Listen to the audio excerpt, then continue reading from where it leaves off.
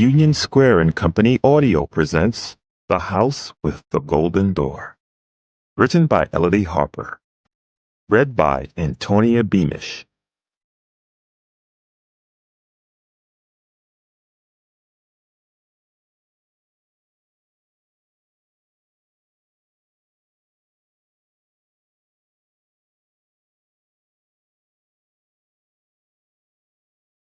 AD 75. Parentalia. Chapter 1. Man alone of living creatures has been given grief, and likewise ambition, greed, and a boundless lust for living. Pliny the Elder, Natural History. The painter stands balanced on a wooden platform, his brushstrokes hidden from sight as he brings the goddess to life. Amara watches him. The rest of the fresco is complete, a hunting scene encircling her small garden. Only Diana's face is unfinished. She breathes in deeply, enjoying the sense of spring. Narcissi lie scattered at her feet like white stars, and the air is sweet with them. Nobody could do justice to her beauty, the painter remarks, standing back briefly from his work to scrutinize it, before busying himself with the brush again. Amara knows he does not mean the goddess Diana. She could have hired anyone to paint a god, but she chose this man, Priscus, because he was once the lover of her friend Dido, and the only artist capable of drawing her likeness. "I know that you will," she replies. Or she certainly hopes so. The rest of the painting has been done by his craftsmen at a far cheaper rate. It cost 10 times as much to hire Priscus, the master of the firm, to immortalize her friend. "She was the most exquisite woman," Priscus says. "There was a lightness to her unlike anyone else. I can still remember the way she sang." Dido has barely been dead 3 months, and Amara feels tears prick her eyes. She blinks, not wanting Priscus to notice. It is strange to have him in her home. The last time they had met, she and Dido were enslaved. Priscus had been a regular customer, paying their pimp to spend the night with Dido, while his friend Salvius paid for Amara's company in the bedroom next door. Now she is a freed woman, paying for his services. She suspects neither of them quite knows how to treat the other after this change in fortune. He stands back from the wall again, looking over his work. "I believe it is finished." Amara steps forward. "May I see?" "Of course." Priscus climbs down from the platform, finally leaving his painting in view. Dido is standing with one hand to her heart, the other pointing across the garden. Amara gazes at her dead friend. Priscus has captured the perfect symmetry of her face, the softness of her mouth, and most of all, her eyes, dark with a sadness she could never hide. Grief hits Amara then, and she turns away. Priscus reaches out, before dropping his hand, perhaps afraid his touch will offend her. It is a while before she trusts herself to speak. "I can never thank you enough for this." "It has been my pleasure," he says. "It gives me some comfort to think her beauty is not entirely lost." Priscus stands next to Amara, leaving enough space between them to show his respect. "But can I ask you something? Why did you choose to remember her like this?" He gestures at the walls surrounding them, and Amara takes in the scene, so different from the woman he has just painted. A stag with a human face is being ripped apart by hunting dogs, their muzzles slick with blood, teeth sharp in wide-open mouths. Through the stag's mangled body, white ribs are poking, showing the red of his heart. It is Actaeon, transformed into a stag by the goddess Diana, only to be torn to pieces by his own hounds, the price he paid for seeing the goddess naked. Diana points at him as he dies, turning Dido's melancholy into a mark of cruel indifference. "She had the purest heart," Amara replies. "Who else could Dido be, but the virgin goddess? They both know she has avoided his question. Priscus bows his head in agreement, too polite to press further. Of course. Amara waits while he collects his paints, packing them carefully into a box, his apprentice taking apart the platform to carry it back to the workshop. Afterwards she walks them both across the atrium to the door. There is no need to hand over the money now. Rufus, her patron and lover, can be relied upon to pay an account at his own leisure. At the doorway, Priscus hesitates. I hope you will not mind if... He trails off, then collects himself. Salvius asked me to pass on his good wishes for your health, and his heartfelt thanks to the gods for your good fortune. He holds you in great esteem. Amara's face betrays no sign of the turmoil she feels at this reminder of her old life. She is conscious of Juventus the porter, no doubt listening to every word, even as he stands silent at his post.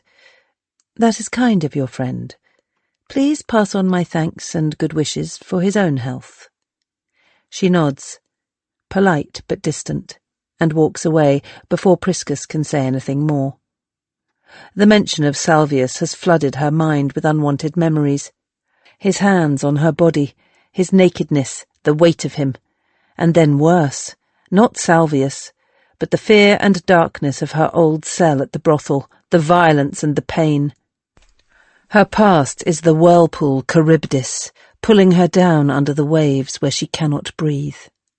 Amara walks swiftly up the stairs to her private study, trying not to run, and shuts the door. Her legs are trembling. She sits down at the desk, hands flat on its wooden surface, trying to crush the rising panic. Her mind is playing tricks on her again, giving her the sense that she is not here, where her eyes tell her she is sitting, but back there, in Felix's wolf den. Blood thuds in her ears as she searches in the drawer for the box that always calms her. It is heavy in her hands. She sets it down and opens the lid. Inside is all the money she has earned since she came to live here, a mixture of loans she has collected and the generous allowance Rufus gives her. She runs her fingers through the coins, feeling their reassuring weight, listening to the sound of them drop, like the gentle patter of rain. She arranged this room to be as unlike Felix's study as possible, placing the furniture at unfamiliar angles, making everything look different. The walls are white, not red. Small cupids balance gracefully at intervals along the walls, one with a harp, another with a bow. Every small, pale figure, each careful brushstroke on their bodies, is more finely drawn than anything in the wolf den, yet somehow the images are less vivid than the bull skulls and black plinths she remembers. If she closes her eyes, Amara knows she will see them. There is something about sitting behind a desk that always makes her think of her old master. Even in her dreams, this is how she remembers him. The sharp lines of his body bent over the books, the tilt of his head glancing up, the strength in his hands. A knock at the door startles her back into the present. "Who is it?" Martha enters. Amara smiles, but her maid only looks at the floor. "Shall I get you ready to see Drusilla, mistress?" Martha's accent is so strong, Amara sometimes struggles to understand her. Martha's shoulders are rounded, her whole posture hunched. At first Amara had thought the girl was shy, but now she recognizes it as the deliberate withdrawal of the unwilling slave. She herself used that same reticence against Felix. Amara has to stifle her irritation. The girl does not know how lucky she is to be here in this beautiful house, not there, in the brothel. Martha is Hebrew, captured in Rome's recent offensive against Masada, or so Philos, the household steward, told Amara. It was Philos who chose which other two slaves should join him here on behalf of his master. Rufus, who owns Martha, has not said anything about her. Slaves are not people to him.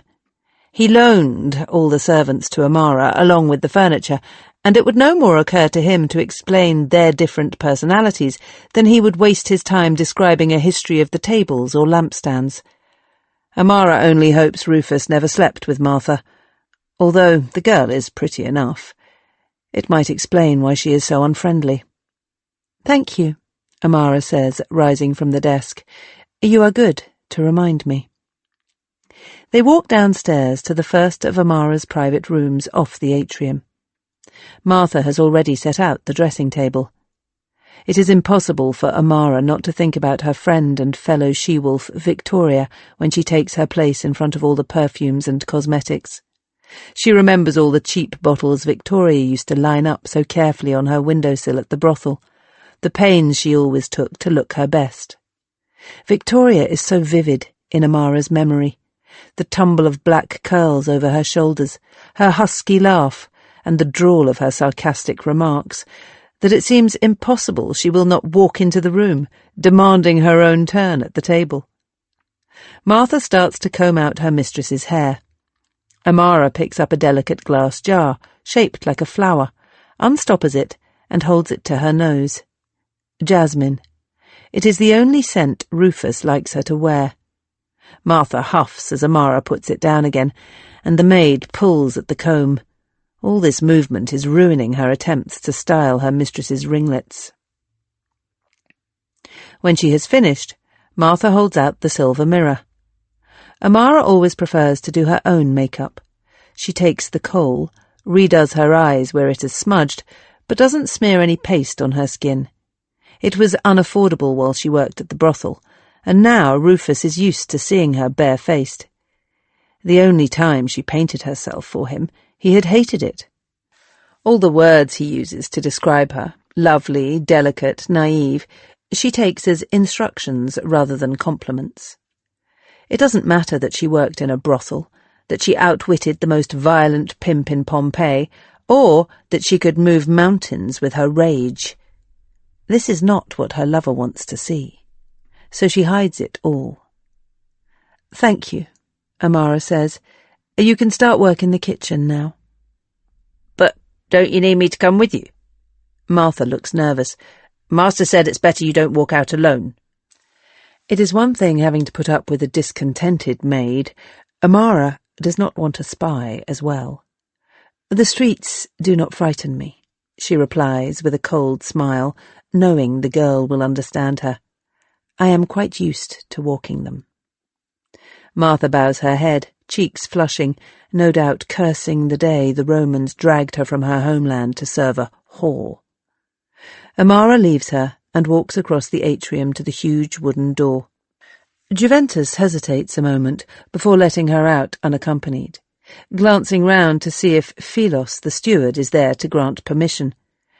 "Philos is with the master today," Amara says impatiently.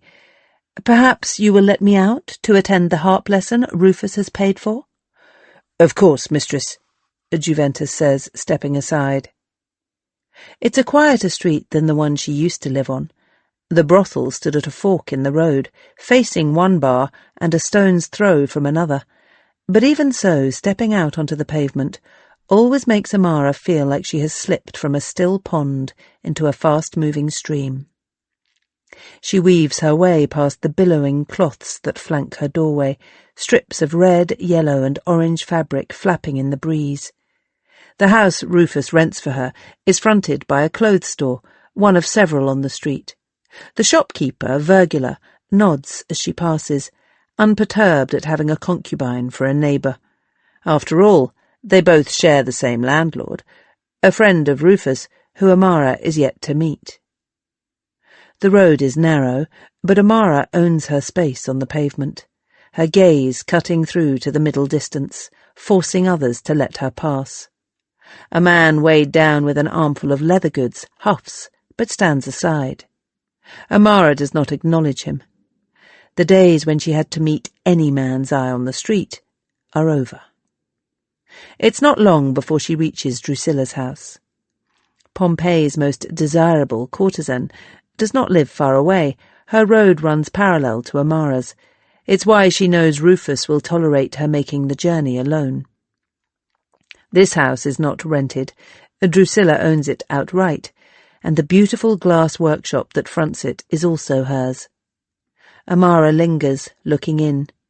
The glassware becomes increasingly intricate the further inside you venture. Plain cups and scent bottles stacked on the counter give way to jugs shaped like fishes, and an urn dripping in green grapes, a pair of nymphs acting as the vessel's arms. Amara's eyes are always drawn to the same place, a shelf carrying small statuettes of the gods. She thinks of the beautiful glass Pallas Athene from her parents' house, wonders who owns it now. Amara feels her heart lift as she steps across the threshold into Drusilla's atrium.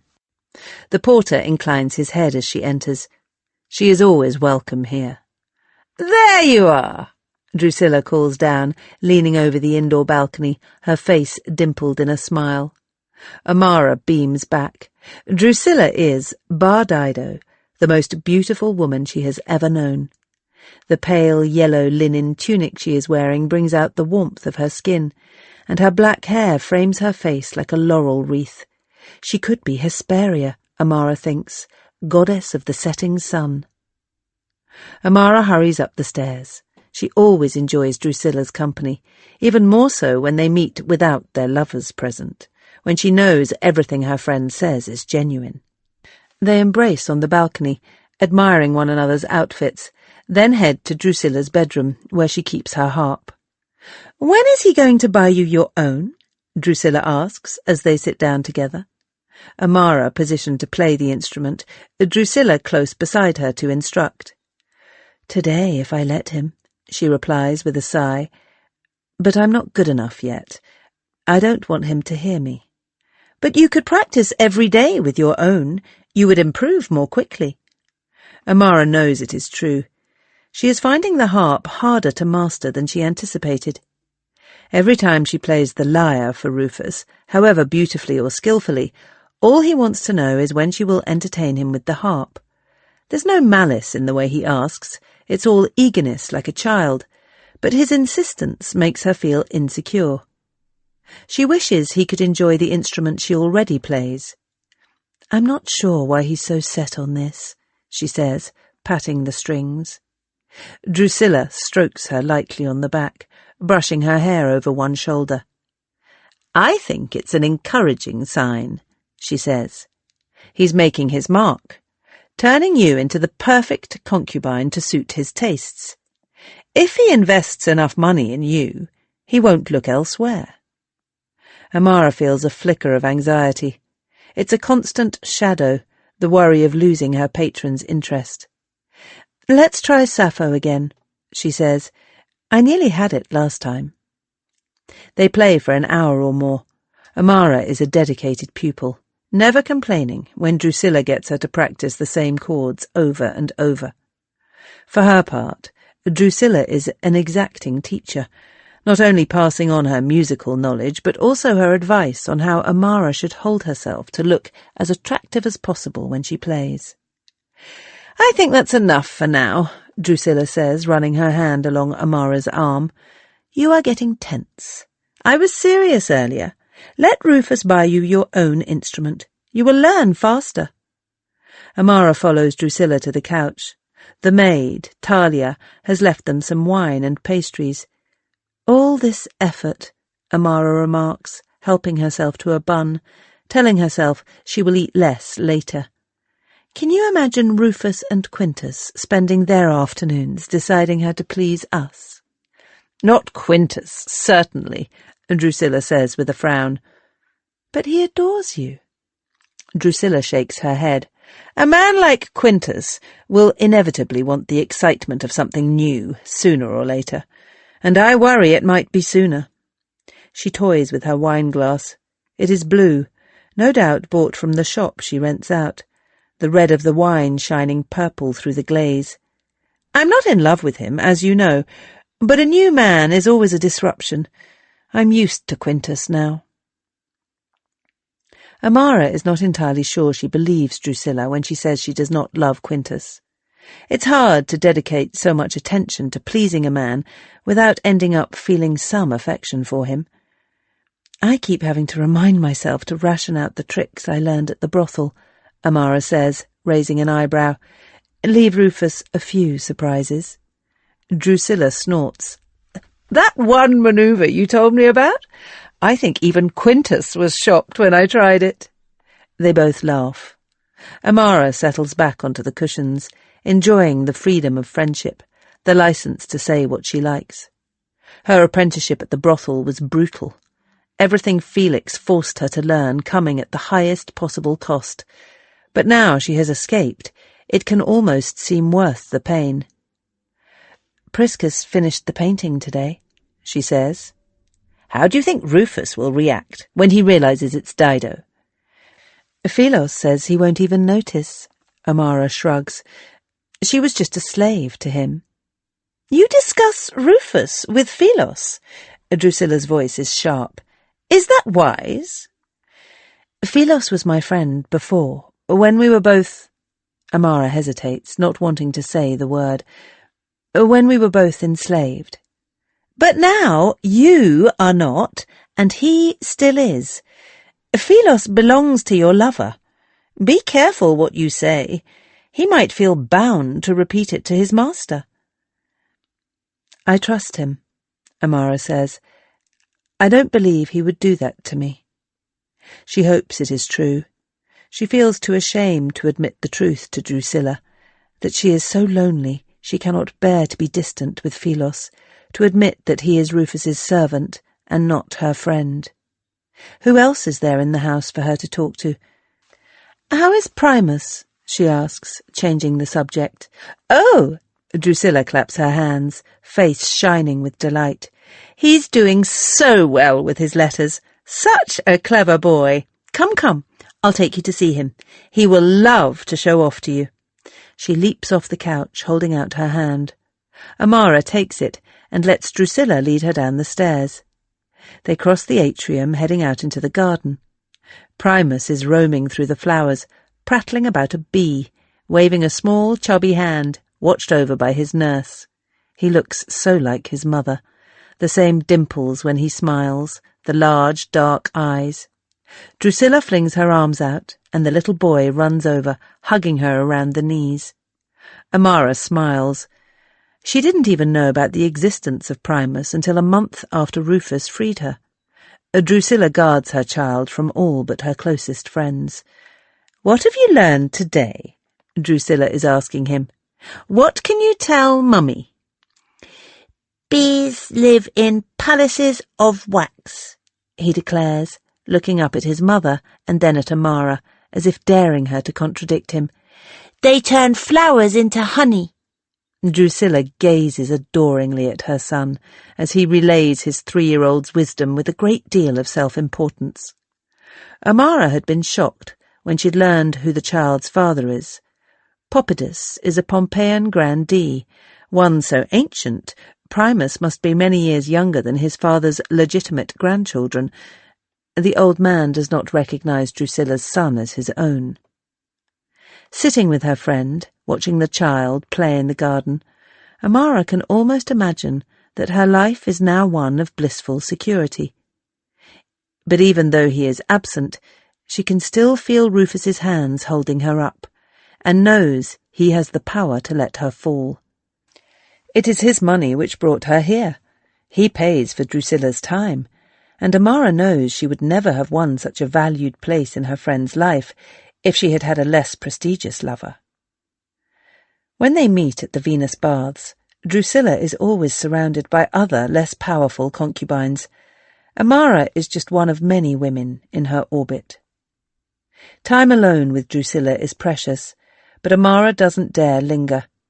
She needs to prepare herself for Rufus's visit in the evening.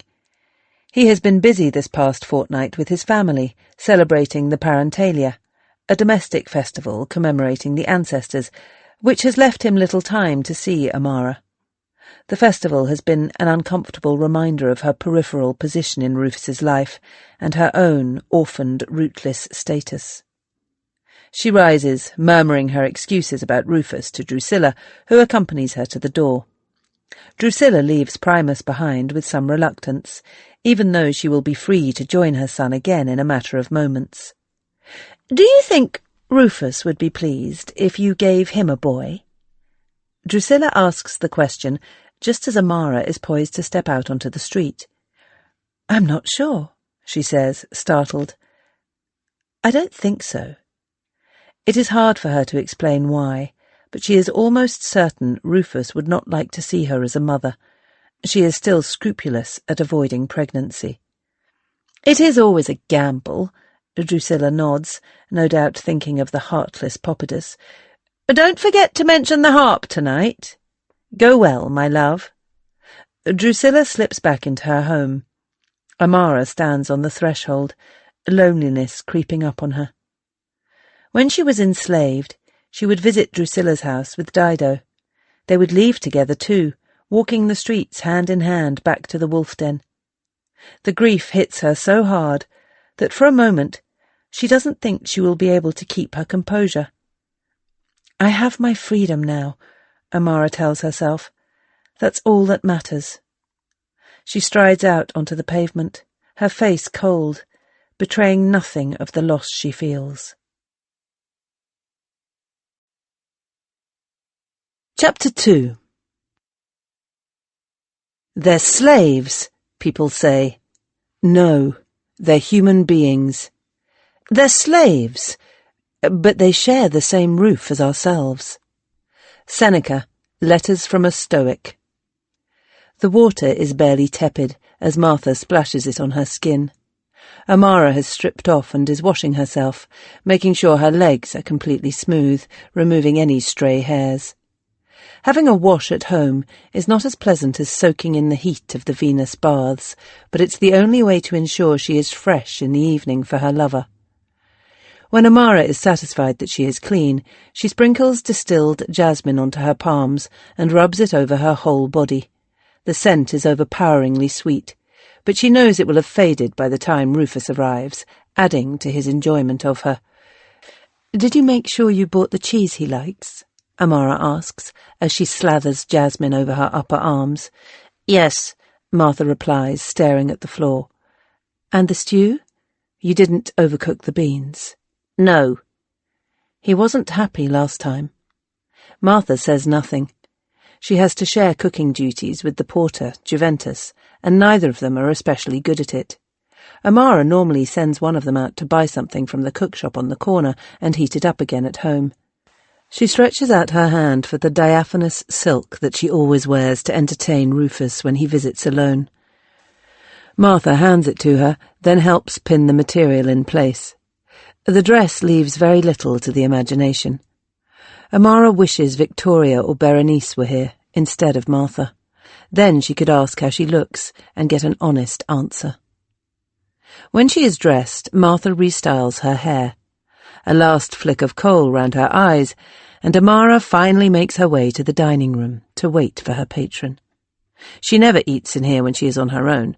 It would be far too grand. Martha has lit the oil lamps which rest at the top of tall bronze columns, illuminating the paintings with their flames. Jupiter's unfortunate mortal lovers sprawl over the walls in various states of undress. Io is being transformed into a cow by the door, while Leda embraces a swan above the couch where Amara is sitting. She never feels at ease in this room. The paintings remind her too much of the brothel, even though the scenes are drawn in finer taste. The house is silent. Nobody is here but her and the two slaves who belong to her lover. Juventus will still be sitting in his cubbyhole by the door, Martha warming the bean stew in the kitchen. The February air is chill, and Amara has draped a shawl round her shoulders to keep herself from shivering. Her heart beats fast with nerves and anticipation. She would love to tuck into some bread, to settle her stomach enough to start drinking the wine. It could be a while before Rufus arrives. She stares through the doorway into the darkening atrium, willing her lover to appear so she can eat. Her stomach rumbles. That settles it. Better a fat concubine than a revolting one. She takes a piece of bread off the plate, tearing into it. Aside from the sweet bun at Drusilla's, it is all she has eaten today. The last time Rufus was here, he tried to encircle her waist completely with his hands, but his fingers no longer came close to meeting round the back. He has always held her like that, complimenting her on how slim she is, and she never thought anything of it, didn't imagine he was actually measuring how fat she was. "At least nobody can say that I'm starving you, little bird," he had laughed, letting go of her. Amara had been mortified, then furious. What did he expect? That she would stay as thin as she had been at the brothel when she could barely afford 1 meal a day? But she had swallowed her anger. Rufus is not unkind, she tells herself. She is lucky to have such a devoted patron, and maybe it wasn't even a criticism. Maybe he was just noticing, making an affectionate joke even.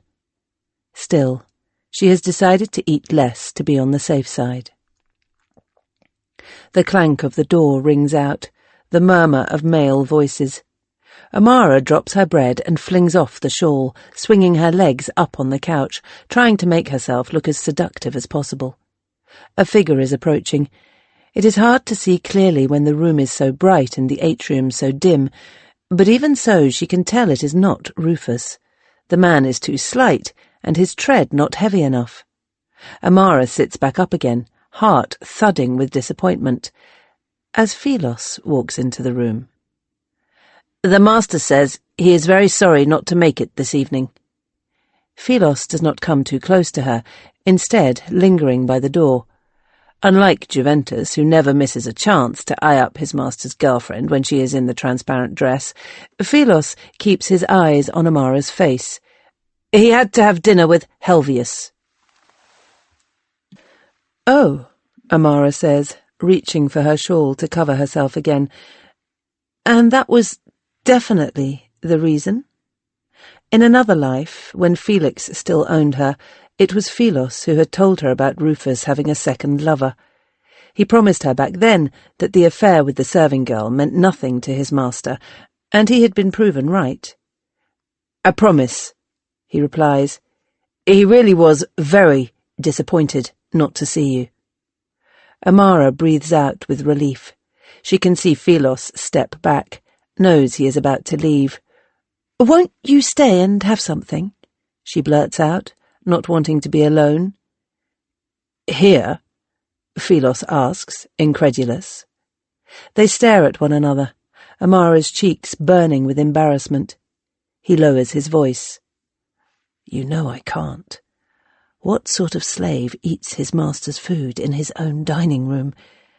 With his own concubine, he might add, but he doesn't." "You're right," she says. "Sorry." The pair of them remain in awkward silence, Amara sitting on the couch, Philos standing by the door. She suspects he is just as lonely as she is, for all his protests about propriety. "If you wanted to have a drink in the garden," he says, speaking slowly as if feeling his way, "then I could stay a while and tell you about the master's day. I think that's an acceptable thing for a steward to do." She cannot tell if he is being humorous with his last comment. There used to be such an ease between them. She can still remember his words when he picked her up from the brothel one night to take her to his master. "Who'd be a slave, eh? When you're young they fuck you, and when you're old they fuck you over." The memory of Philos swearing brings a slight smile to her lips. She picks up 2 wineglasses, motions for him to take the jug. "Very well," she says. Amara walks through to the garden, and he follows. Dido is lost in shadow on the wall. They sit on a stone bench, the wine jug and glasses between them, along with a very sizable gap left by Philos, who is taking up as little space on the seat as possible. He refuses the wine, as she knew he would. "So what are Rufus and Helvius meeting to discuss this evening?" she asks. "The celebrations," he replies. "Rufus has offered to put on a show at the theatre after the campaign. Helvius is happy enough to be spared the expense, but is less generous about taking his name off it." Helvius is standing for election as aedile in Pompeii this year, and almost certain to win. The role is as much ceremonial as administrative, with the expectation that those elected will spend their own money providing free entertainment for the public. Amara's lover Rufus is planning to stand for election next year and wants to get some support in early.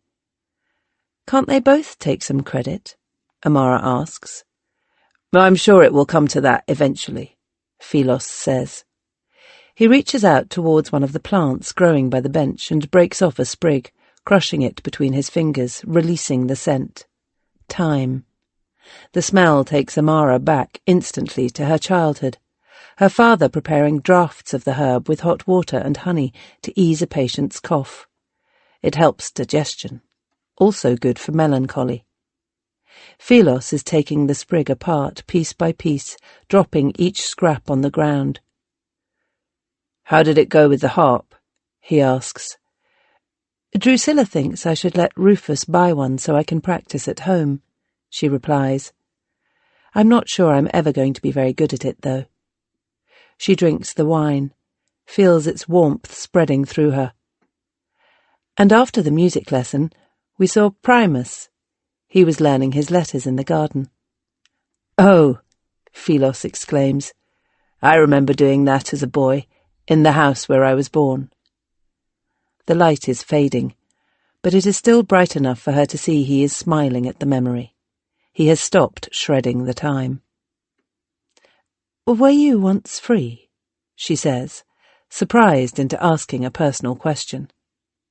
She had been so sure that Philos was born into servitude.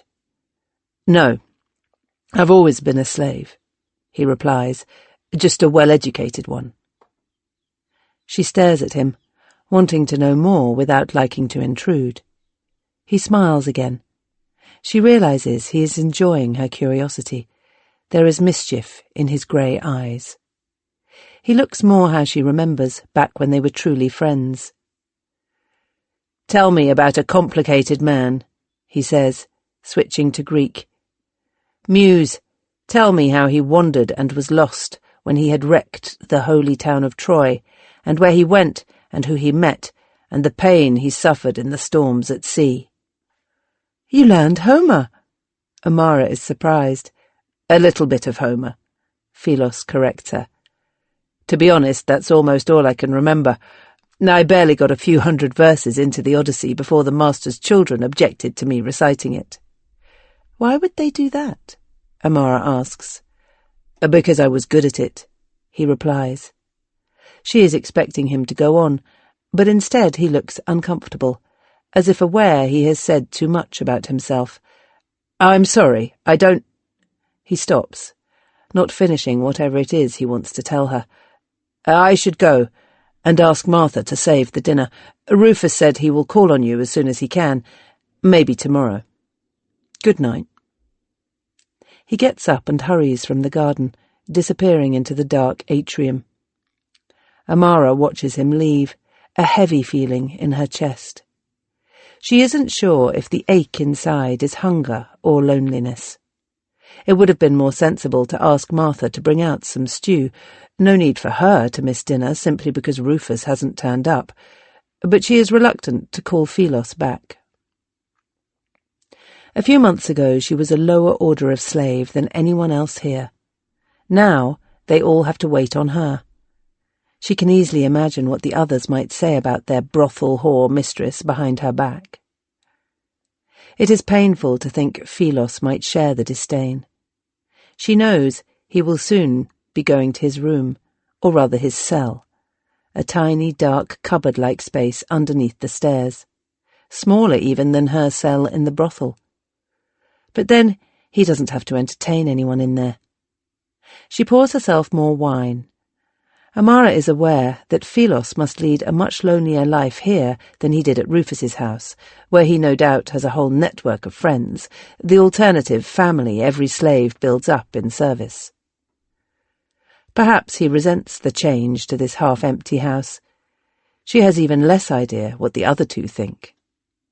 The porter Juventus will be hunched in his cubbyhole all night, unable to leave his post even for sleep. Martha will bed down in a tiny room upstairs.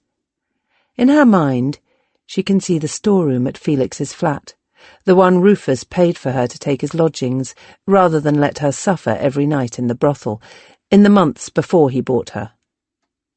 Paris must still sleep there, she thinks, picturing her old roommate hunched on the floor. She never cared for him much. Felix's slave boy and part-time prostitute was very far from being a friend. In fact, Paris and Amara spent most of their time in that room squabbling. But she finds herself thinking of him now with something approaching affection. "Don't be a fucking idiot," she mutters, free to swear because she is alone. Amara takes another swig from her glass. The wine burns. It is not Paris she misses. Her friends from the brothel are so vivid in her mind, they almost feel more tangible than the garden she is sitting in. At this hour, she knows they will be getting ready for the onslaught of customers, joking together to lighten the darkness. She wonders if Berenice still has a pot of gold paste to smear over her eyes, whether she managed to steal any time with her lover Gallus today, or whether Victoria still teases her about it. Amara grips the stem of her glass more tightly. Victoria. The two of them are bound together, not only by love, but a blood debt, a bond as sacred to the gods as it is to men. Without Victoria, Amara would not be alive.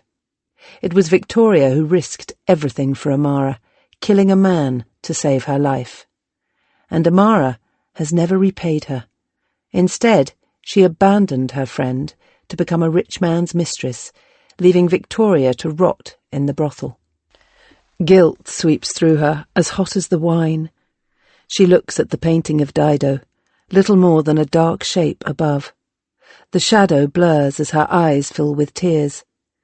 "Good night, my friend," she says to the wall. Amara drains her glass, then stands up, leaving everything on the bench for Martha to clear away in the morning. The study is red. Felix has his back to her, but it is only a matter of time before he turns. She opens her mouth to scream, but makes no sound. She wants to run, but her legs are like lead. She cannot move them fast enough. He is beside her, holding a knife, the one he wielded on the Saturnalia the night Dido died. She knows he will rape her, that she can do nothing to stop him. Felix points the blade at her eye. "I missed you." Amara wakes, gasping for air. Her face is wet with tears. It takes her a moment to remember where she is. Then she burrows back under the blanket, desperate to sob into it, digging her nails into the palms of her hands, clenching her fists. Even in the grip of panic, she knows she cannot risk ugly, swollen eyes. "It will pass," she murmurs to herself, smothered in the darkness, refusing to cry. "It will pass." Nightmares torment her more now when she is safe than they did when she was enduring the horrors in her waking life. It is stuffy under the covers. Amara surfaces, forcing herself to get out of bed. The tiles on the floor are cold. She stretches, willing the fear away, as if she might be able to shake it from her fingertips. Her bedroom is small, with no room for anything more than a bed and a linen chest, but it is calming. An internal window into the tablinum provides the only natural light. Frescoes of flowering branches circle the narrow space, giving it the soft glow of apple blossom. Oil lamps rest in alcoves cut into the walls. When they are lit at night, Rufus says they look like stars shining through the treetops. The thought of her lover is soothing. She rests one hand over her heart. Rufus will protect her from Felix. He always has done. Amara starts to get dressed, preferring to do it herself rather than call Martha in to help. She picks out her favourite outfit from the chest, the white robe Pliny gave her. It is still the loveliest dress she owns, even though the fabric is getting a little worn. If she had not signed over all her rights to Rufus, then Pliny, the admiral of the Roman fleet, would have been her patron instead. It was Pliny who gave her both her freedom and his name. Amara doesn't think she will ever tire of those 4 words, especially the last. Gaia, Plinia, Amara, Liberta. She fastens the white dress at the shoulder, whispering her new title like an incantation. She hopes she will see the Admiral again one day to thank him for all he has done. Amara unlocks her door and steps out into her second chamber. Martha is already there, sitting on a stool, waiting for her. She looks tired. As soon as she sees her mistress, she heaves herself to her feet. "You've no need to get up so early," Amara says, embarrassed. "Please, you can rest until I call you." "Master said I was to wait on you," Martha replies, moving over to the dressing table, gesturing at Amara to sit down so that she can style her hair. The two women are silent while Martha works, teasing the comb through Amara's curls where she has slept on them, making her look presentable. "Were you a maid back in your hometown?" Amara eventually asks. "In Masada." Martha stops so abruptly the tug on her scalp makes Amara wince. "Who told you that?" "You must have mentioned it," Amara says, not wanting to reveal that she heard it from Philos. "I was not a maid, no, I was married." Martha's voice is flat. She resumes her brushing. Amara realizes then that Martha might also have been a mother, that perhaps she has just intruded on another woman's deepest agony, the theft or murder of her children. "I'm sorry," she says. "It is hard to be taken from your home and your family." "It is as God wills," Martha replies. "Not for me to question." "And not for you either," is the implication she leaves unsaid. Amara gives up. Let Martha keep her secrets. After all, the maid owns nothing else. She closes her eyes, imagines that it is her friend Victoria dressing her hair instead, that the fingers she can feel belong to someone who loves her. Victoria always used to wake everyone at the brothel by singing in the morning, however dark the night before had been. Even the memory of her sweet voice makes Amara smile. Martha finishes styling her hair in silence, then holds out the mirror for Amara to draw her eyes. When she is done, mistress and maid part company with what Amara suspects is a mutual sense of relief. She walks out into the garden. The bench is empty now, the jug and wine glasses all cleared away. Above her, the sky is the pale blue of a new day, the sun not long risen. She can smell the dew still fresh in the air. Water falls into the fountain with a gentle murmur, a small marble Venus reclining at the edge of the pool. Amara feels a wash of happiness.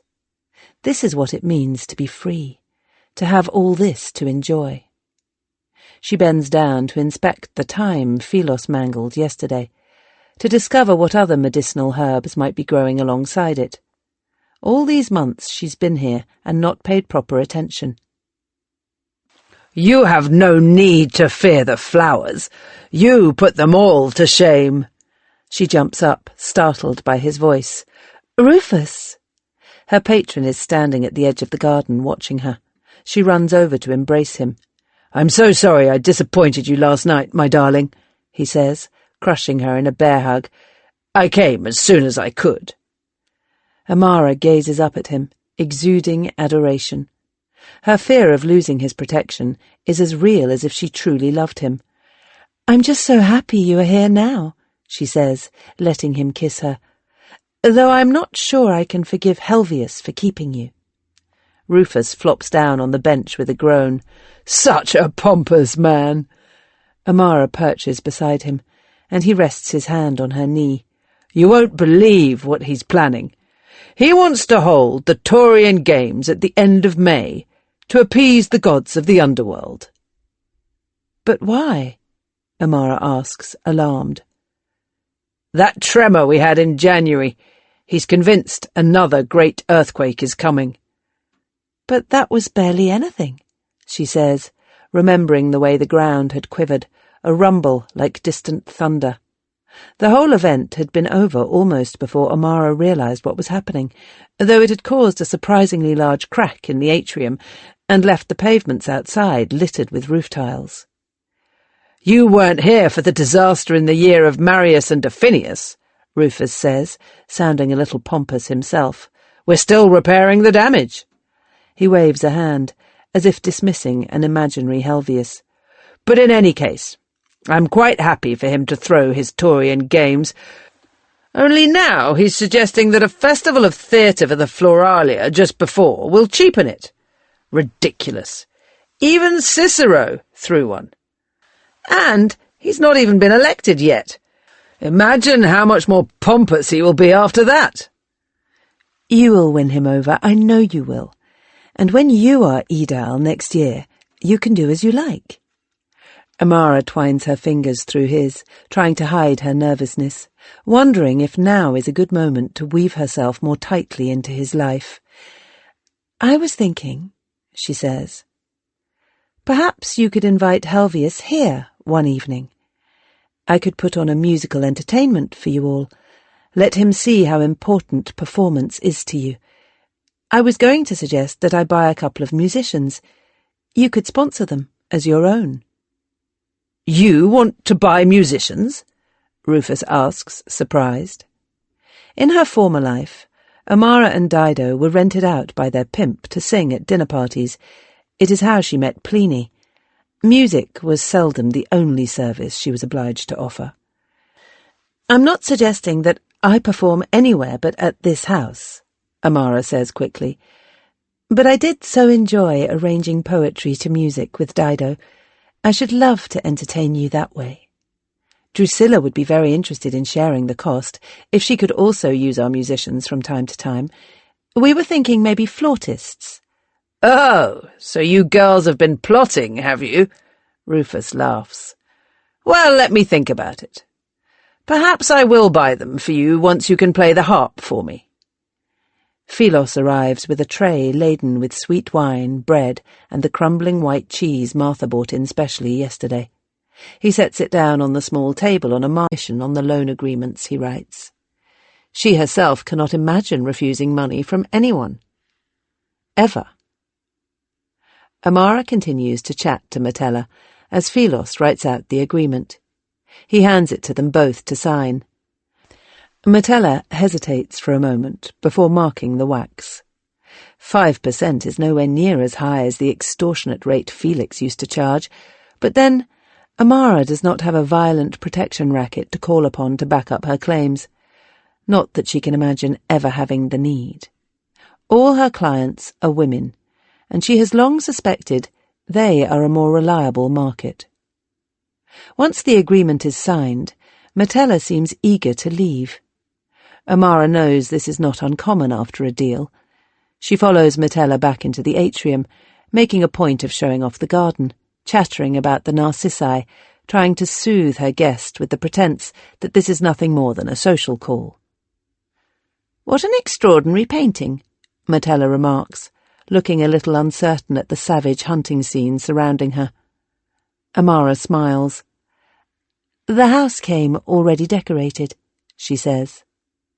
After a few more awkward exchanges about the fountain, Amara walks her client to the door, ignoring the ragged old woman now sitting by the stairwell in the atrium. The hunched figure could easily be mistaken for an elderly house slave unworthy of notice. As soon as they have said their goodbyes and she is sure Metella is safely out of sight, Amara turns back to the old woman. The figure stands up, brushing the hood from her face. It is Fabia, the brothel dog's body, a former prostitute and Felix's oldest slave. "Thank you for coming," Amara says, taking Fabia's outstretched hands in her own. "I've missed you." Chapter 3. And all this time the poor slaves are forbidden to move their lips to speak, let alone to eat. The slightest murmur is checked with a stick. Not even accidental sounds like a cough or a sneeze or a hiccup are let off a beating. Seneca, Letters from a Stoic. Amara and Fabia sit in the garden. Last night's bean stew and a heap of bread on a table beside them. They both eat like wolves. Fabia, ravenous from near starvation, and Amara from her self-imposed fasting. She knows what they must look like, an old whore and a young one, slaking their appetites, stew dripping from their chins. but she doesn't care. "That's good, that is," Fabia says, rubbing another hunk of bread around her already polished bowl. "A good cook you have there." "I'll tell Martha you liked it," Amara replies. "Look at you," Fabia says, sitting back slightly and squinting at her, finally able to focus on her companion now the edge of her hunger has been blunted. "How well you have done. I can hardly believe it."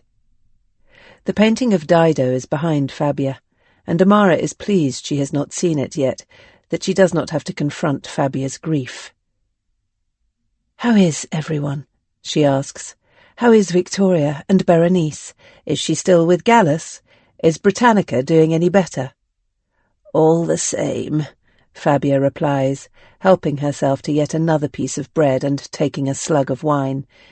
"Berenice still thinks Gallus will marry her. Maybe he will. Who knows? And the boss finally got replacements for you and Dido. A couple of Greeks, a girl and a boy. So my Paris is pleased. Less time in the brothel for him. Though they're a bit young for it, if you ask me. Put Victoria's nose out of joint." "And does Felix still have her stay nights upstairs?" Fabia nods. "Such a bastard. He'll keep her up there a week at a time, like some sort of wife. Then back she goes to the brothel. Victoria's a strong girl, but it's enough to break anyone's spirit, having your hopes dashed all the time. It's a trick he learned from—" The old woman stops herself. "His father?" Amara asks. "You know I can't," Fabia mutters. Amara pours her more wine. "My friend, I promise you, Felix has no spies here." "I suppose so," Fabia says, knocking back her glass. "Yes, he learned it from his father. It's what the old master did to Felix's mother, to Felicula." The name is like the brush of cold fingers on Amara's skin. She can remember it carved into the brothel walls. "I fucked Felicula here." How that silly girl loved the old man, Fabia says with a sigh. Always making pathetic excuses for him. She was a tiny little thing, surprisingly popular with the customers. I could never understand it. Not very sharp. Where did Felix live back then? Wherever his mother was, Fabia replies, always hanging off her like a squirrel. I know he's a shit now, but he was the most beautiful child. Those big brown eyes. She sets down her empty wineglass, and Amara tops it up again. Even prettier than my Paris at that age, if I'm honest. Amara knows that if Fabia starts talking about her son Paris, it will be impossible to get her off the subject. What happened to Felicula? Is there any more stew? Fabia looks at Amara, and understanding passes between them. They are not just two old friends meeting up. Everything has its price. Of course, Amara answers. She lifts the lid from the large tureen Martha left them, ladling out a third portion. Felix can't find out that I've told you all this, Fabia says, watching her bowl fill up. More than my life's worth. You weren't followed, were you? No, Fabia replies. I always check. Not that anyone really bothers where I go, not some old bag like me. She pauses the conversation to eat. Amara watches her. Fabia's hunger is a reminder of what her life could have been if Rufus had not rescued her. The disgrace and destitution of a prostitute, once her looks have gone. Helping the old woman is a way of acknowledging her own good fortune, a reminder of the knife edge they all live on. And of course, if it weren't for Fabia, she would have no way of knowing what is happening to her friends, or what Felix is up to. Amara is not sure what purpose all this information on her old master will ever serve, but she still feels compelled to gather it. The last few beans are gone, and Fabia scrapes her spoon around the side, determined not to miss a drop. That's so good. Keep me going all week, that will. She glances up at Amara. It's a long time since I've thought about follicular. Why are you so interested in this old stuff anyway? Amara shrugs. So what did happen to her? If you think Felix is bad, you should have known the old master. Fabia shudders. That poor little boy saw his father beating his mother, and who knows what else over the years. Felix was even there when she died. Amara is about to ask what happened, when understanding hits. Fabia nods, seeing the look on her face. I don't suppose the master meant to kill her, but she was such a frail little thing. He broke her neck. In her mind's eye, Amara can see Felix kneeling on the floor, staring at his father's desk, and remembers what he said about his mother. She died when I was 10. The horror is too much for her to speak. She stares at the fountain, letting the gentle murmur of the water drown out the pulse in her ears.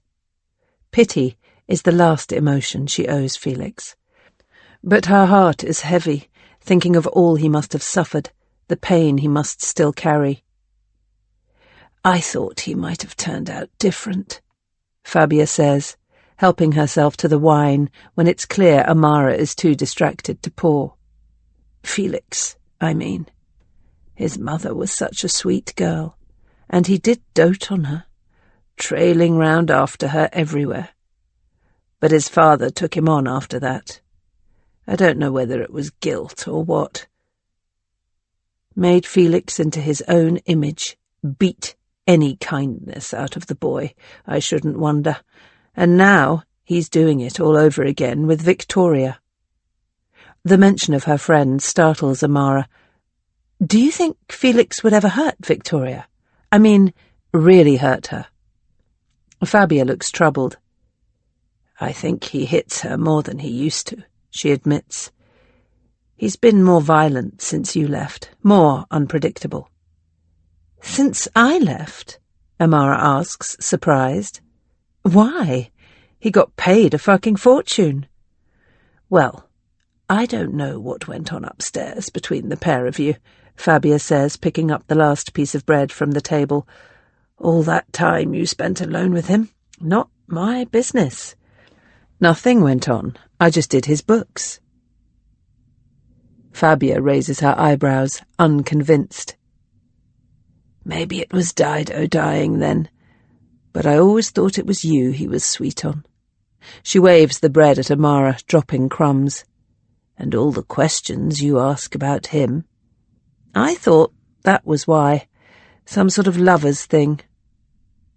Fabia's words take Amara back to the red study. She is facing Felix again, his voice in her head. I missed you. Perhaps she has always chosen not to understand what he meant. There was never anything like that, she says, dismissing the memory, shutting out the shame. Perhaps you'd like some fruit now, and then you must tell me what Paris is up to. Fabia's visits always last hours. Eventually, Amara is forced to invent an excuse for her to leave, claiming Rufus is due for an assignation. She lets Philos escort the old woman to the door, keeping up the flimsy pretense that these meetings are purely out of charity, not friendship. She can hear Fabia exclaiming as she crosses the atrium, trying to eke out her stay a few moments longer, and the murmur of Philos's indulgent replies. He is always unfailingly polite to Fabia, calling her mistress as if she were a respectable woman. Fabia titters in delight whenever he uses the term, as if forgetting she is no longer a pretty young flirt. Amara is left alone with Dido. She looks at her friend. But the painting's gaze is directed instead at the dying stag. Dido will never meet her eyes again, not even as a shade. Before she was freed, Amara had promised to do everything in her power to buy Dido, to bring her to live in this house. Now she is dead, but Victoria is still alive. Your old friends doing well, are they? Philos is cheerful as he wanders back in to clear up the lunch. Fabia always seems to amuse him. Amara instinctively gets up to help, but he recoils when her hands touch his. "Sorry," she says, sitting back down again. "I don't like—" She trails off. Amara finds it hard to explain why she finds it difficult to watch Philos serve her. "If it makes you feel better, I wait on you because that is what Rufus has commanded," Philos says, stacking the bowls. His face is impassive, impossible for her to read. "Just as you live here at his pleasure. Nothing for either of us to question or feel bad about." Everything he has said is true, but Amara does not find it comforting. "You must wonder why I still see Fabia." "Not at all," Philos says, looking up at her. His expression is kinder this time. "Why shouldn't you help an old woman? Not her fault she's hungry. Most natural thing in the world, friendship." "That's true," Amara says, his words adding weight to the idea forming in her mind. She gestures impatiently at the tray. "Can you leave that? There's a purchase I need to discuss with you." "Now?" Philos is startled by her change in mood. "Yes, I need your advice." Amara stands up again, agitated. Having decided what needs to be done, her sense of urgency is overwhelming. Right away. She hurries upstairs to her private study, and he follows. Philos stands in the doorway, looking on, as Amara drags her money box out of the drawer. She flings open the lid, rifling through it, counting up the total, even though she already knows it by heart. "What is this?" His voice is low, and now they are alone, his manner is more familiar. "What are you doing?" "Fabia told me Felix is becoming more violent with Victoria. He takes her upstairs for a while, and then sells her again, exactly as his father did to his mother." She holds up a pair of earrings Rufus gave her, squinting at them, trying to guess their worth. "Felix saw his father kill his mother. Did you know that?" She glances back at Philos. "Imagine what he might be capable of, what he might do." Philos sits down on a chest without permission, an unthinkable liberty he would never take with Rufus. He looks completely calm in the face of her anxiety. It is infuriating. "I'm sorry to hear that about Victoria," he says, "but it doesn't mean Felix is going to kill her. He is not his father." "He's a fucking monster!" Amara shouts. Her hands are shaking too badly to continue counting the money. She puts one hand to her throat, remembering the pressure of Felix's fingers. "You don't know what it's like to be owned by someone like that." As soon as she has said the words, Amara realizes that Philos does, in fact, know exactly what it's like. All the years of abuse he endured when his owner was not Rufus, but Rufus's grandfather, Terentius. "Felix does not own you now," Philos replies. He is looking at her with such sadness, it makes her want to weep. "You are safe from him. You are safe here. He cannot hurt you any more." "But he is hurting Victoria." Philos does not contradict her. "That's not your fault, or your responsibility." His acknowledgement of Victoria's distress does nothing to allay her own. Amara turns away, trying to calm herself. She needs to convince Philos, not cry over him. "I owe my life to Victoria," she says, her voice colder. "I would be dead without her. It's a blood debt. I have no choice." "No," he says, already understanding. "You can't do this." "Why not? I told Rufus I wanted to buy some musicians. He didn't say no. Victoria is a great singer." "You said flautists." "You were listening?" "I'm not a doorpost," Philos says with irritation. "I have ears, and you were talking." "Rufus never pays that much attention to me," Amara replies. "He won't remember, and why should he care anyway? What difference does it make to him whether it's a singer or a flautist?" Philos frowns, and she remembers Drusilla's warning about where his loyalty might be. I meant no disrespect, she stammers. I know that, he says, cutting her off with a look of distaste at the fawning tone to her voice. I'm not going to report you. I'm not your jailer.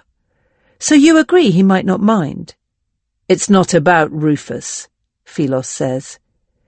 Even though I don't think it's clever to make a show of independence. He doesn't much like that sort of thing. What is it, then? It's you, he says, exasperated. Think of how hard you've worked to be free of Felix, and now you want to be in debt to him? He gestures at the coins and jewellery spilled all over the desk. Felix is never going to agree to a reasonable price. And then what? You have to troop round to the brothel every month to pay him off? What sort of risk is that? Rufus might pay, Amara says, wavering. I doubt the price Felix will demand is one you will want to admit to Rufus. Maybe I could ask for half? Please don't do this. But I love her. Can't you understand that? What is my freedom worth if I don't help somebody I love? You cannot buy everyone you once cared about as a slave. Not everyone, no. But I might be able to rescue Victoria. If you were free, isn't there anybody you would buy? There must be someone you love that much. The obvious distress on his face almost makes Amara wish she had not asked. My sister, he says. I have no family left. Dido is dead. Victoria is my sister. Amara and Philos stare at one another. He is the first to look away. I still think it's a bad idea, he says. You might be safe from Felix now, but what happens when you invite him back into your life? If you owe him all that money, it could ruin everything. Think of how much he frightens you. She runs her fingers over the coins, but the usual feeling of reassurance does not come. The thought of spending all that precious security, even on Victoria, gives her the urge to pile every last piece back in the box and lock it. You think I'm a coward? No, Philos exclaims. That's ridiculous. I would be afraid of him if he had been my master. Do you think I wasn't afraid of Terentius? That I'm not still afraid of him, even though he's dead? Amara thinks of the nightmares, the constant weight she carries, the burden of all Felix did to her. She feels her resolve falter. Does it never go away?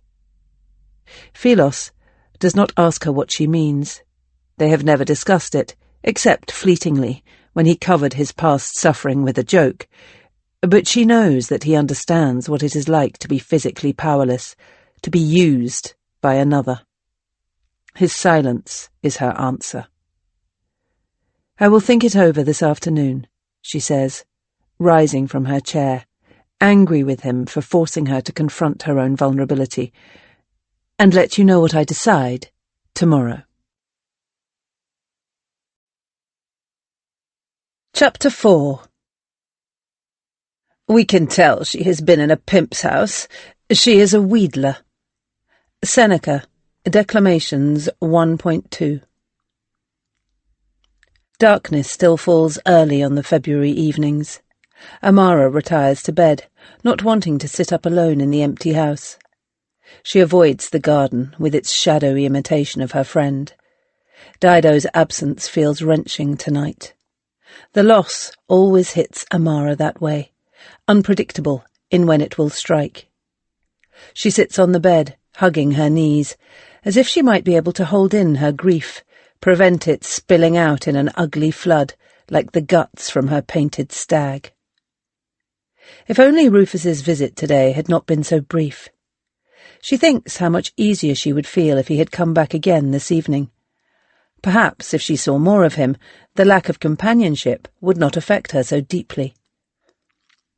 Amara resolves to practice the harp for hours when it arrives, anything that might succeed in luring him here and fill her days with purpose. And yet even if he visited every night, she knows Rufus could never mean half as much to her as Dido did. Amara can picture her friend, sitting in their old cell. She imagines calling Dido's name, seeing her turn and smile, the affection in her eyes, the knowledge that she was loved completely by another. You escaped the wolf den, Amara tells herself. You are free. Be grateful for what you have. She lies back on the bed, watching the light flicker over the apple blossom from the single oil lamp. She keeps it burning at night to chase away the darkness. Thanks to her generous lover, she can afford to waste the fuel. The air is cool here, the space peaceful. Her door is locked, but even if it weren't, she knows nobody is going to stumble in and maul her. This is not the brothel. All those nights she schemed for her freedom, desperate to escape to somewhere like this. How is it that now all she can think about is the friends she left behind? She can imagine them here, how they would laugh together, filling the garden with their voices. She turns over on the bed. It is not only out of guilt that she wants to free Victoria, although the guilt is crushing enough. The thought of her friend in this house gives Amara a sense of joy almost as great as her fear of Felix. She knows Philos understood, even though he tried to persuade her otherwise. It was plain from his face when he mentioned his sister. She stares up at the shadows dancing on the ceiling, knowing that he will be lying alone now too, perhaps thinking of his family, just as she is thinking of Victoria. She hopes she did not hurt him by reminding him of his losses. Or maybe that is all he thinks about, every night. The covers are suffocating, and Amara pushes them off, sitting up again. The image of Philos lying so close by disturbs her. He is a much slighter man than Rufus, yet somehow his presence in a room always registers. She is constantly aware of him, of where he is in the house. I'm just lonely, she thinks. That's all it is. Loneliness. Amara breathes out and closes her eyes. She tries to think of Rufus. In her mind, she counts up his kindnesses, much the same as she counts the coins in her money box, the gifts he has given her, the house he has rented for her, and, above all, the freedom he granted her. She lingers on the last, but her memory of the Saturnalia, the night she gained her freedom, is slippery. Images slide from Rufus's face to Dido, to her lover's cold response to her grief. And then there is Menander. That night was the last time she saw him. Where the image of Rufus feels hazy and difficult to grasp, all her memories of Menander are as sharp and clear as glass, and just as cutting. She humiliated the man she loved, brutally and publicly, rather than risk losing her wealthy lover. Even thinking about it now makes her want to sink into the ground. She tells herself it was her only choice. Menander is enslaved. They could have done nothing for one another, whereas Rufus had the power to transform her life. But the knowledge of what the decision cost makes her feel older and wearier than Fabia. Amara slumps back on the bed again. Freedom has already exacted a heavy price. She cannot give up everything, or she will have nothing left of herself. Amara is conscious of Philos approaching with the tray before she turns towards him. The morning is chill, too cold to be sitting in the garden, but it is in the public part of the house where she feels most at ease. She is swathed in an expensive red cloak, another gift from Rufus. "Have you decided?" Philos asks, setting down the food. "Yes." "And I really cannot persuade you otherwise?" "No." She thinks he will argue, but instead he sighs, as if this is no more than he expected. "Then we'd better think about how it's done." They sit together on the bench, the tray between them, discussing the matter in low voices.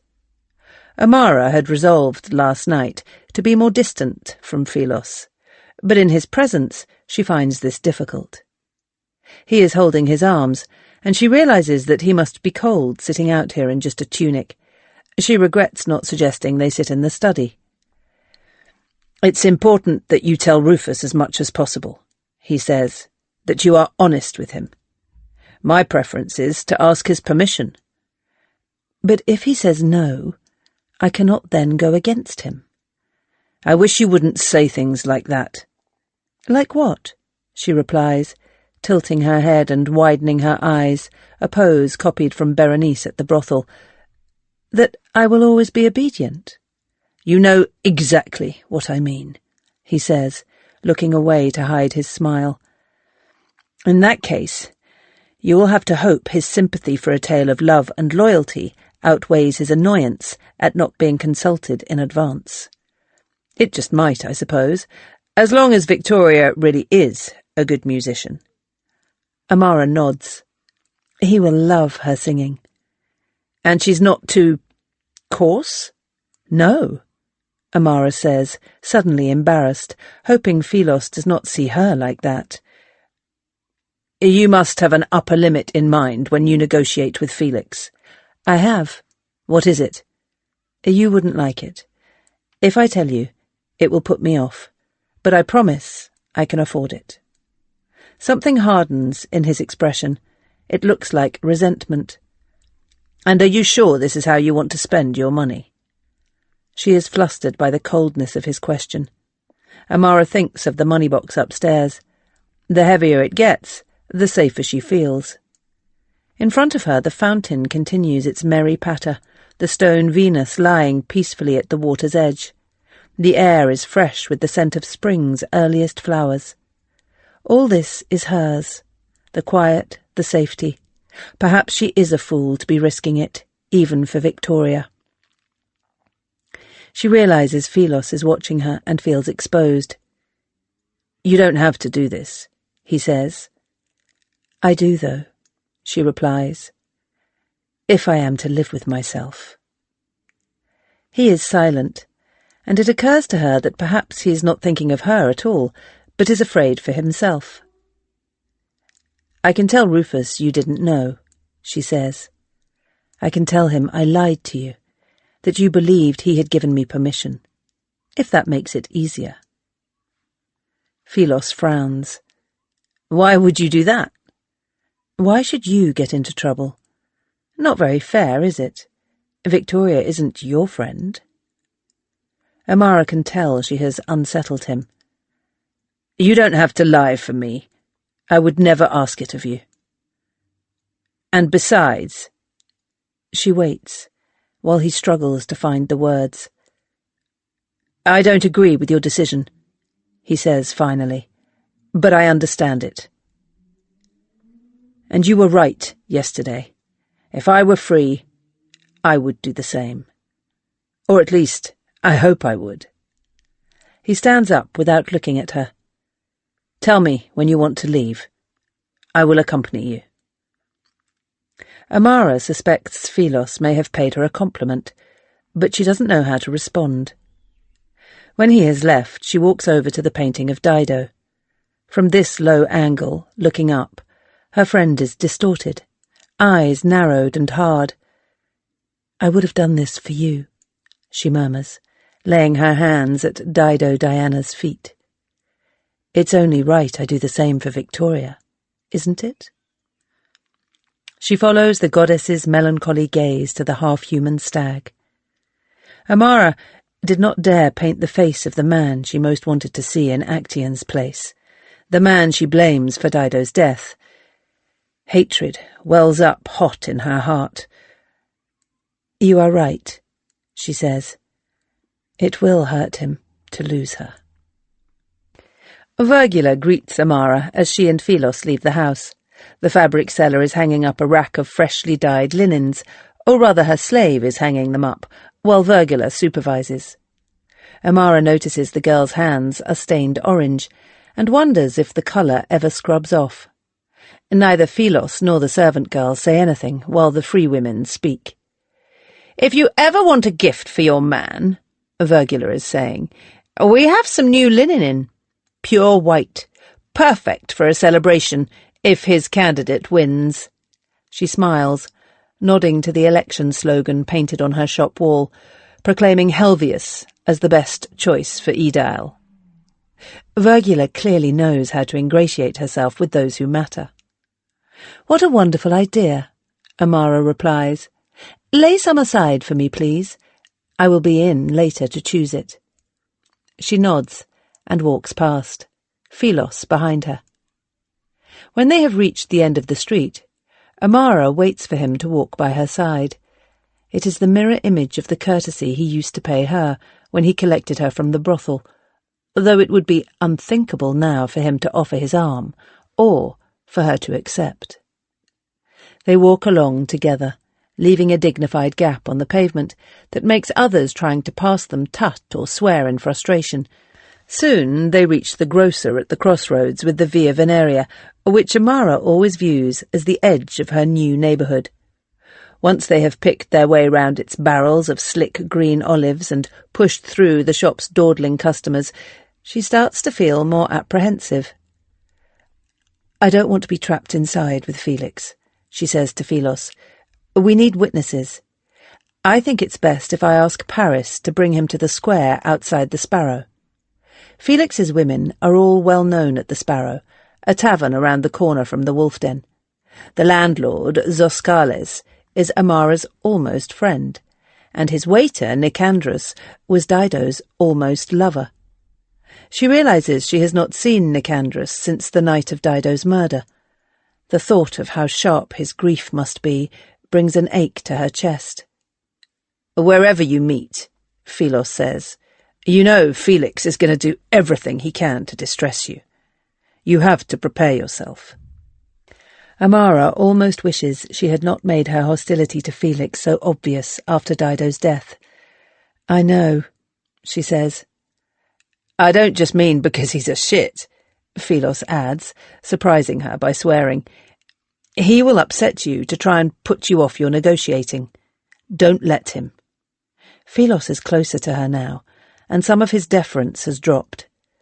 "It's a while since anyone has spoken to you the way he once did. You will always be a slave to Felix. I hope you won't budge on that maximum price." "If I have to walk away, I will." "Even if Victoria begs you?"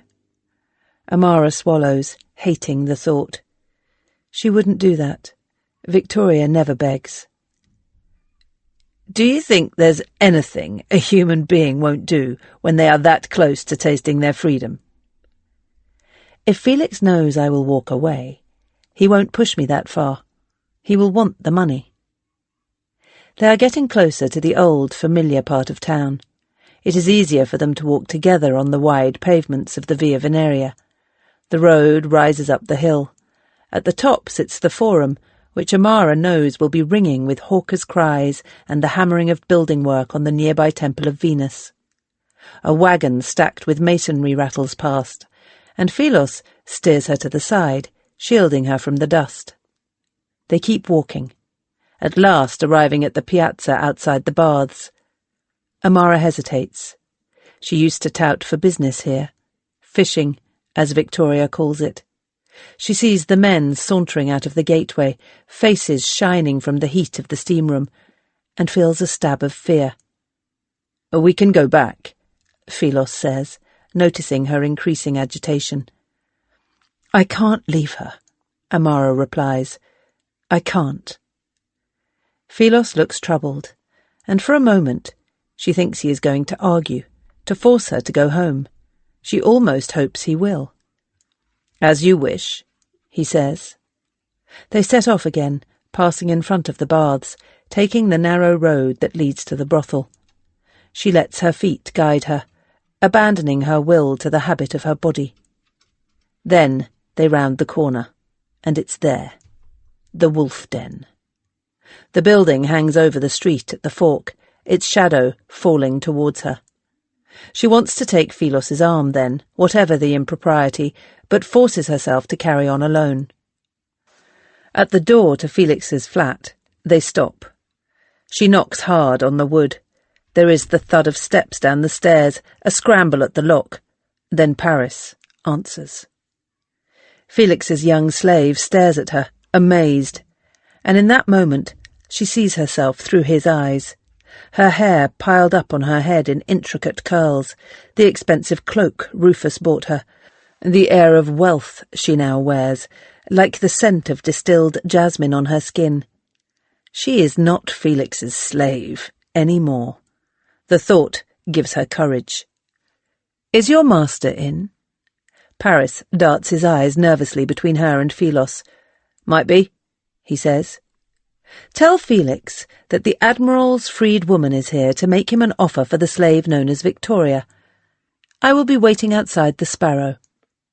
Paris nods slowly and closes the door. Amara turns to Philos.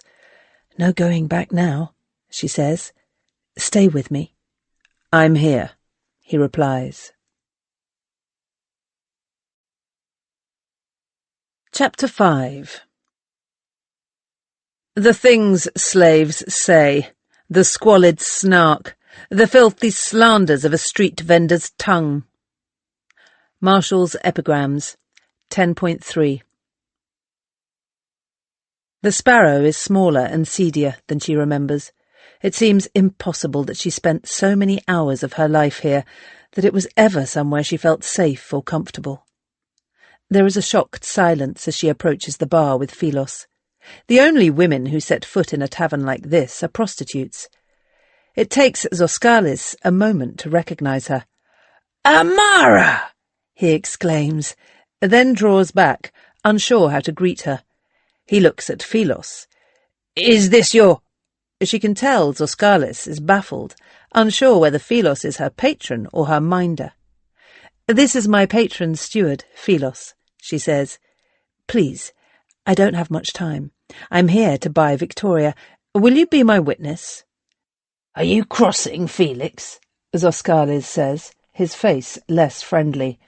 "You know I won't help you there." "No," she says, forcing herself to laugh. "As if I would dare.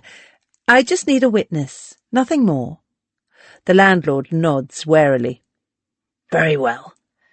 I will ask Felix if he minds. And now I think it best if you wait outside. This is no place for you." "Is Nicandrus not here?" she asks, trying not to feel hurt by her old friend's reaction. "I sold him," Zoskalis replies. Amara puts her hand to her mouth. It is like losing another part of Dido, to lose the man who loved her. Zoskalis sees her distress and relents. "It was for his own good, my love," he says, lowering his voice. "I was afraid of what he might say to Felix after Dido died. He works at Asalina's place now, on the Via Veneria." Amara nods. "Thank you." She and Philos walk outside. The crowd in the square parts slightly, leaving them some space, looking at them both with a mixture of curiosity and aggression. Amara begins to worry it might have been safer to have done the deal in Felix's study after all. She stands at the edge of the road, looking towards the brothel.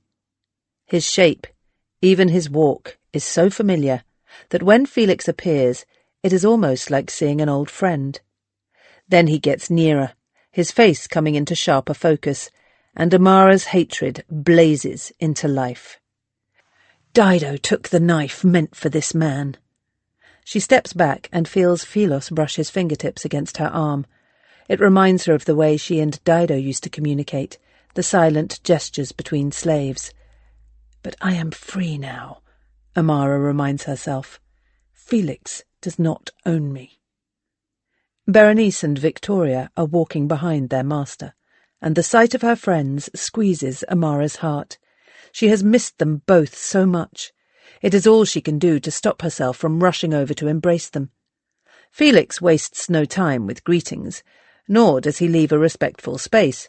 He comes so close to her she can sense Philos tense up by her side. "Which one do you want, then?" Felix says, gesturing at his women. "Or are you here for both?" Amara looks at Victoria and Berenice's hopeful, desperate faces and feels a rush of anguish. Felix has immediately wrong-footed her. "I came," she falters. She cannot admit the truth to Berenice. "I came for both of them." "That will be 15,000 sesterces, then," Felix says. There is laughter from the men standing in the square, seeing the pimp put the posh girl in her place. Don't be a fucking idiot, Amara says, anger making her more like her old, coarser self. Too high? Felix raises his eyebrows. They aren't worth that much to you? Look at you, putting a price on friendship. He turns back to his women. Seems she doesn't love you after all. Felix is looking sidelong at her, expecting her to crumble, and anger numbs her to the pain. Nobody ages faster than a whore, she says, her voice as cold as his. That's what you once told me. This pair are going to do nothing but lose their value with each passing year, and you know it. So I wouldn't stand there sneering. Not if making a profit is still important to you.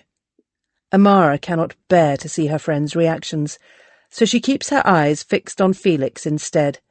A slight twitch betrays that he is clenching his jaw. Nothing will annoy him more than being disrespected in front of an audience. Like I said, the price is 15,000. 3, Amara replies, choosing the amount she had hoped Felix might agree to accept for just one of the women. Now who's the fool? Felix laughs at her. You clearly can't afford them both. Don't waste my fucking time. Which do you want? He pulls Berenice forwards by the elbow. This one's younger. She'll last me longer. But she's also lazier. Berenice fingers a cheap cameo at her neck, a present Amara remembers her getting from her lover Gallus. The look of hurt bewilderment on her face makes Amara want to cry. Or you can have my hardest working whore.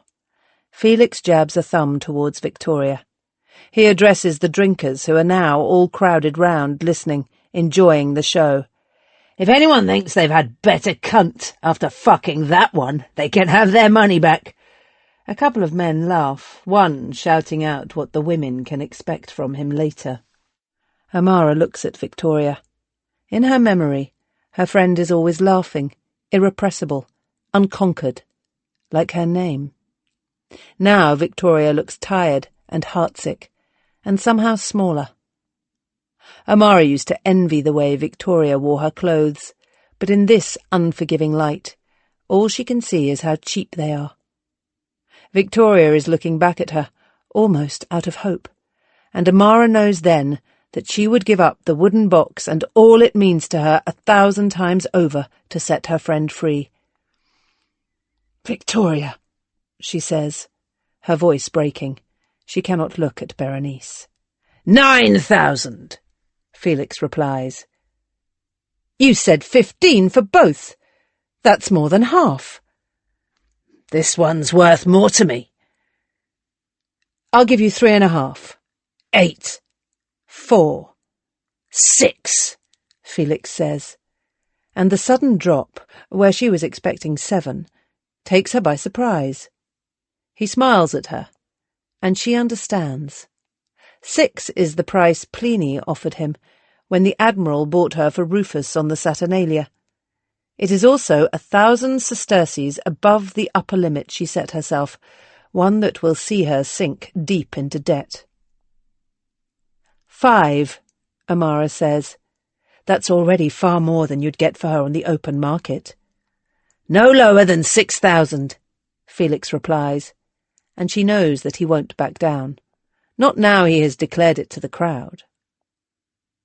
In that case, I want Britannica too, as part of the deal. Britannica? Felix frowns, surprised and suspicious. Why do you want the Briton? Because she's my friend, and I don't want her to die here. We both know she was a bad investment for you. She makes nothing but a loss. What if I say no? Then I walk away. Felix stares at her, assessing whether she means it. She keeps her face still, giving the lie to her wildly beating heart. Done, he says at last. Good luck putting the British bitch to any use, though I'm sure your patron will be delighted to have yet another greedy whore to feed. Amara turns to Philos to take the tablets from him. His face is inscrutable, but she knows he must be afraid of what his master will say about 2 brothel slaves, not to mention how she is ever going to pay back this enormous debt. "Before I sign," Amara says, "there is one last condition. The sale will only mention Britannica. I want you to free Victoria, not sell her to me. The 6,000 will compensate your generosity." Victoria cries out, almost falling to her knees with shock. Philos steps forwards, grasping Victoria's elbow to steady her. Felix says nothing. Amara cannot tell if she has surprised him or not. "Why not free her yourself?" he asks, even though he knows the answer. "But of course! You were too recently a slave yourself to do that." Felix clicks his fingers at Amara the way he did when she was still his property. "Sign for the money first, and I will free her." "Free her, and then I sign." "If I may suggest," Philos says, stepping in before Amara and Felix can begin haggling again, "I will write up a different contract. The payment will be both for transferred ownership of the slave known as Britannica and to compensate Felix for granting the slave known as Victoria her freedom. That way both the money and the gift of freedom are legally binding. If the payment is not made, Felix will take back both women. If Victoria is not freed, or Britannica not handed over, no payment will be made." Amara can see Felix does not like taking suggestions from a slave, but Philos is looking at her old master with a mild, unchallenging expression that gives no trace of the dislike she knows he feels. He looks at Rufus like that, she realizes. "Write it," Felix says to Philos, "and when we have both read it and signed, I will free her." "I would like to call Zoskalis as a witness," Amara says. Felix shrugs in answer. "Call whoever you like." One of the drinkers staggers off to fetch the landlord. Felix and Zoskalis sign first, then Philos hands the tablet to her. She scans the agreement, trying not to focus on Felix's extortionate rate of interest, and signs. Philos does too, then stamps it for her. Felix turns to Victoria and takes her by the hand. Amara can see she is trembling. "Victoria, in front of witnesses and in the sight of the gods, I grant you your freedom," he says. "You now take my name as Gaia Terentia Victoria Liberta." Victoria starts to cry, overwhelmed. Amara remembers the moment Rufus freed her, the way time stopped, her heart unable to take in the magnitude. Felix pulls Victoria closer and kisses her. "And now you are free," he says tenderly, stroking the hair from her face. "Will you be my wife?" There is a shocked silence. Victoria gazes back at Felix, and in that terrible instant, Amara knows she will say yes. "No!" Berenice screams. "No!" She grabs Victoria, tearing her from Felix's astonished grip. "Don't do it!" Berenice shouts, shaking her by the shoulders. "Don't throw it away! Don't do this to me!" She points at Amara. "She chose you! I could have gone with her! It could be me leaving now! It could have been me!" Berenice breaks down, sinking to the ground, sobbing, and Amara rushes forwards. "I'm sorry," she cries, taking Berenice in her arms. "I'm so sorry. I owed her. I had to choose her. I had to." Victoria looks down at them both, her two friends weeping in a heap, Amara's expensive cloak now crushed in the dirt. Then she looks up at Felix. "The answer is no." Chapter 6. He still feels his master's slap and wants to give himself a good time. Petronius, the Satyricon. Amara stares at Victoria. The kohl around her eyes is smudged with tears, and she looks terrified. Yet she is still managing to hold Felix's gaze. Victoria has loved him so long and endured so much cruelty, it seems impossible that she has finally found the courage to let him go. Amara can scarcely believe it. From the expression on his face, it seems Felix cannot believe it either. A few men in the crowd titter to see the pimp rejected by his whore. Amara is afraid then, knowing her former master will never forgive the humiliation. Felix does not acknowledge Victoria's answer. Instead, he bends down to wrench Berenice to her feet before slapping her hard on the back of the head. Amara cries out, and Philos steps forwards, as if to intervene.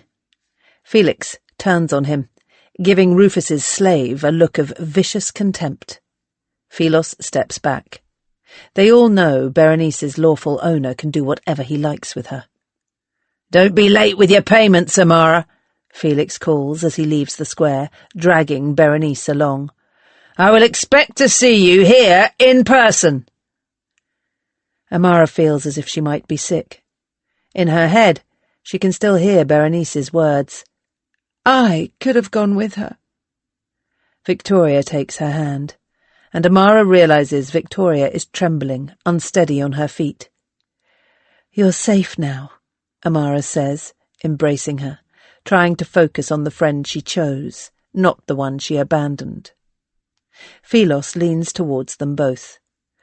"We need to collect the other woman and go," he whispers, "before things turn." Amara looks round. A number of men are still standing about the square, watching. She has just revealed herself as having several thousand sesterces to spare, an inviting target for robbers. Zoskalis seems to share their anxiety. He flaps his hands at the men still milling about. "Show's over," he declares, shepherding customers towards the tavern. "Plenty of drink left inside." Philos takes advantage of the distraction, hurrying her and Victoria down the road to the brothel. Thraso, Felix's henchman, is standing guard at the door. The sight of him there, exactly how Amara remembers, is like walking round the corner to her past. Behind him, the building is a malevolent presence, saturated with unhappiness, the stench of soot and the sense of fear. She can hear Berenice sobbing inside. "The Briton," Thraso says, shaking his head as she approaches. "You want the fucking Briton?" "Give her to me," Amara says. She cannot bear to stand here at the threshold of her nightmares, listening to Berenice's suffering for a moment longer. "She's mine." Thraso stares down at her, until the memory of his slap is so acute she can almost feel it on her skin. "Wait here." A few moments later, Britannica emerges, blinking into the daylight. She is almost as tall as Thraso, and even more unkempt than Amara remembers. Her red hair has been hacked short like a man, and a ragged tunic exposes her pale, muscular arms. Britannica's face breaks into a grin when she sees Amara. "You came for me," she rasps out, barging past Thraso to join them on the pavement. "It talks!" Thraso exclaims. Britannica's refusal to speak a word of Latin had always been one of her many forms of resistance to life in the brothel. Britannica spins round, bristling with aggression. "Yes, I talk," she spits at his feet. "Fuck you." If she did not have the advantage of Thraso's complete astonishment, Britannica would undoubtedly have felt his fist in her face. Instead, Philos uses the split second of surprise to yank her out of harm's way. They break into a run, ignoring the threats Thraso bellows after them. Amara looks back. He is not following, staying instead at his post on the brothel door. Felix must have given orders to let them go. The wolf den disappears as they round the corner, joining a crowd of women queuing to get into the baths. They weave their way through, trying not to trip over anyone's feet or trailing hems. In the crush, Amara can feel hysteria rising in her chest like a bubble seeking air. Her horror at leaving Berenice is fading. overwhelmed by a growing sense of elation at their escape. She grips Victoria's hand. The enormity of freedom is just starting to sink in. She can see it in the drunk way Victoria is staring at her surroundings, as if only just noticing them, understanding that her life now belongs to her. On the Via Veneria, people turn and stare at the strange trio of women, with Philos trailing after them. A group of customers emerging from the baker's openly point and laugh. Amara finds she doesn't care. Ever since Rufus freed her, she has enjoyed all the luxury of being a kept woman, but also its isolation. Now she is no longer alone. They turn into her street. She is delighted by Victoria's look of wonder at all the fabrics on display as they reach the row of dress shops. "Here! You live here!" Victoria says, running her fingers along the length of some fine red wool hung from the entrance to Virgila's store. Virgila comes out to greet Amara, then stops, perturbed by the state of her neighbour's new companions. Philos is standing in the doorway waiting for them, gesturing at Amara to hurry. Brass studs protruding from the half-open wooden door gleam golden in the light. Amara apologises to Virgila, promising to return, and leads her friends into the narrow hallway. As soon as they are inside the atrium, Philos orders Juventus to lock up, then turns to face her. He looks wrecked. "What have you done?" "What I planned to do," she retorts, not liking his tone. 6,000 sesterces, he says, his voice rising. "That's twice what they are worth and twice what you own." Philos gestures at Victoria. "Do you think she will ever be safe, now she's made an enemy of Felix? Do you think any of us will? And how do I explain—" He stops, lost for words, to describe Britannica. "Rufus will be furious. You've made a fool of him." Amara has never seen Philos angry before, and she is surprised by the passion in his voice. "I'm sure I can talk Rufus round," she says, dismissing his temper with a shrug. "And I didn't mean to deceive you. Britannica was an afterthought." "You are not the mistress of this house," Philos replies, lowering his voice so that Juventus cannot hear. "You have nothing. Everything here belongs to him, including you. All you own is his love, and you are squandering it." He walks off, too enraged to speak further. She watches him leave, feeling her anxiety rise. "Well," Victoria says, raising an eyebrow in the arch way Amara loves and remembers, "charming slave you have there." "He's not my slave," Amara says. "No," Victoria agrees solemnly. "He just made that point." Amara can't help smiling, even though the joke makes her uncomfortable. "All I can say is, it's very fine, this house that you don't own." Victoria turns to gaze round at the atrium. Amara sees it with her, as if for the first time. The ceiling high above them, with its small square open to the sky, the shaft of sunlight falling on the pool of rainwater beneath. On the walls, painted columns deceive the eye, and scenes from the life of Venus sit in small squares between them. The pool is not marble, but lined with shards of amphora pots, and the house is tiny compared to the grand homes where she and Dido used to perform, but Amara knows it is a palace compared to the brothel. "When we've explored the place," Victoria says, eyes shining with excitement, "maybe one of the servants who aren't yours could get us a drink. And then we can enjoy our non-existent freedom." "Drink first." It is Britannica. They jump at her voice with its harsh, unfamiliar accent. She is standing in the doorway, legs akimbo, unmoved by the mosaic of stars under her feet. Behind her, Amara can see Juventus staring, unable to hide his curiosity about the strange woman. "Is she coming with us?" Victoria whispers, taking Amara's elbow, trying to move out of earshot. "Of course," Amara replies. "We can go to my rooms, have some wine, get you both new clothes. Then we can see the house." Victoria raises her eyebrows, but doesn't complain. Britannica strides over to join them. Amara feels uneasy that, even now, on a day which should bring nothing but happiness, the pair cannot hide their antipathy. She calls for Martha, asking her to bring water for a bath, then heads to her rooms. Her two friends follow. Amara's first room is just big enough to receive guests, with a couch and side table, as well as the dressing table where Martha does her hair. She looks at the black frieze running round the walls. Pale nymphs gambol along it, singing and playing the lyre, swells of pink and yellow silk circling their limbs like smoke.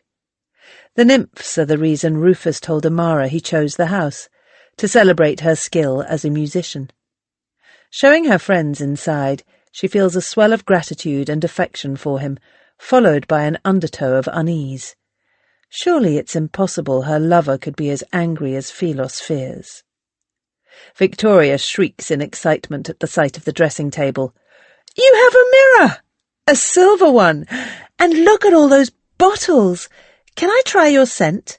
What is it? Oh, let me see."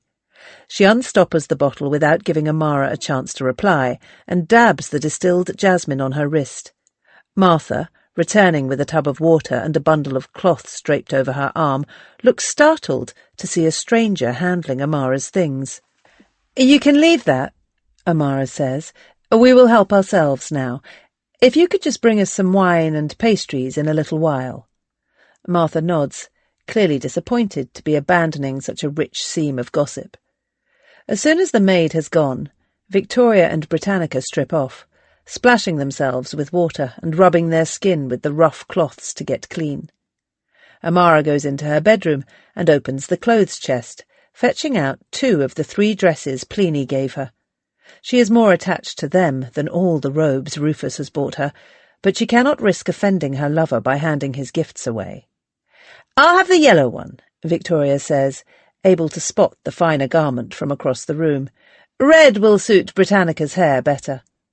Britannica heads over to inspect her new robe, lifting it from the couch with a doubtful expression. Her naked body reminds Amara of Felix. She is all muscle and hard edges. A rough leather amulet is hanging from her neck, a dark stain against the chalk-white skin. It is the gift Amara chose for Britannica on the Saturnalia, a token dipped in a gladiator's blood. She remembers buying the amulet with Dido, and has to suppress the thought that follows, if only Dido were here instead. Britannica bunches the red material of Pliny's robe against herself, her movements awkward, then puts it down. "Tunic." "This is nicer than a tunic, though," Amara reassures her. "Tunic, better for me," Britannica insists. "She is a slave. She's right. A short tunic might be better," Victoria says. "Maybe Philos has a spare." "Yes, much better," Britannica says, misunderstanding the teasing. "I ask him." "No, please don't," Amara says, horrified by the thought of a naked Britannica hunting down Philos to demand his clothes. Victoria is helpless with laughter. "I will ask Martha to buy you a new one. In the meantime, please try wearing this. Look, I'll help you." She fusses around Britannica, folding the material, pinning the red robe into place. The hem barely reaches her calves. Victoria, in the meantime, has dressed herself in the yellow outfit. It is more flattering to her figure than it ever was to Amara's. Victoria holds out her arms to see how the material falls, stroking the fabric, and Amara realizes that she is struggling not to cry. She remembers how her own freedom first caught her like that, the sudden moments of joy and disbelief. "You look beautiful," she says. Victoria puts her hand to her heart. "Thank you," she says, "for everything. I can never, ever repay you." Martha returns with the tray and almost drops it when she sees Britannica sitting on the couch. I thought," she stutters, "sorry, I thought it was a man." "I would hardly have a strange man in my private chambers, would I?" Amara snaps. "Just leave it, Please? Martha fumbles with the tray, clanking it down on the side table, spilling some of the wine. Then she hurries from the room. Victoria is almost hysterical with laughter, and this time Amara joins her. Even Britannica smiles. "I look like man?" she says, standing taller to show off her strength.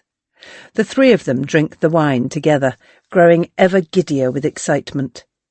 Britannica does not speak much, clearly understanding more than she can say, but Victoria asks Amara endless questions, desperate to know all about her life. Most of all, she wants to know when she can finally meet Amara's patron. What a generous man he must be to let you buy me. He doesn't know yet, Amara admits. I told him I was thinking of buying some musicians. I thought you could sing for him.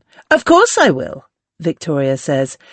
I can sing every hour of every day, if that's what he enjoys. Will he want anything else from me?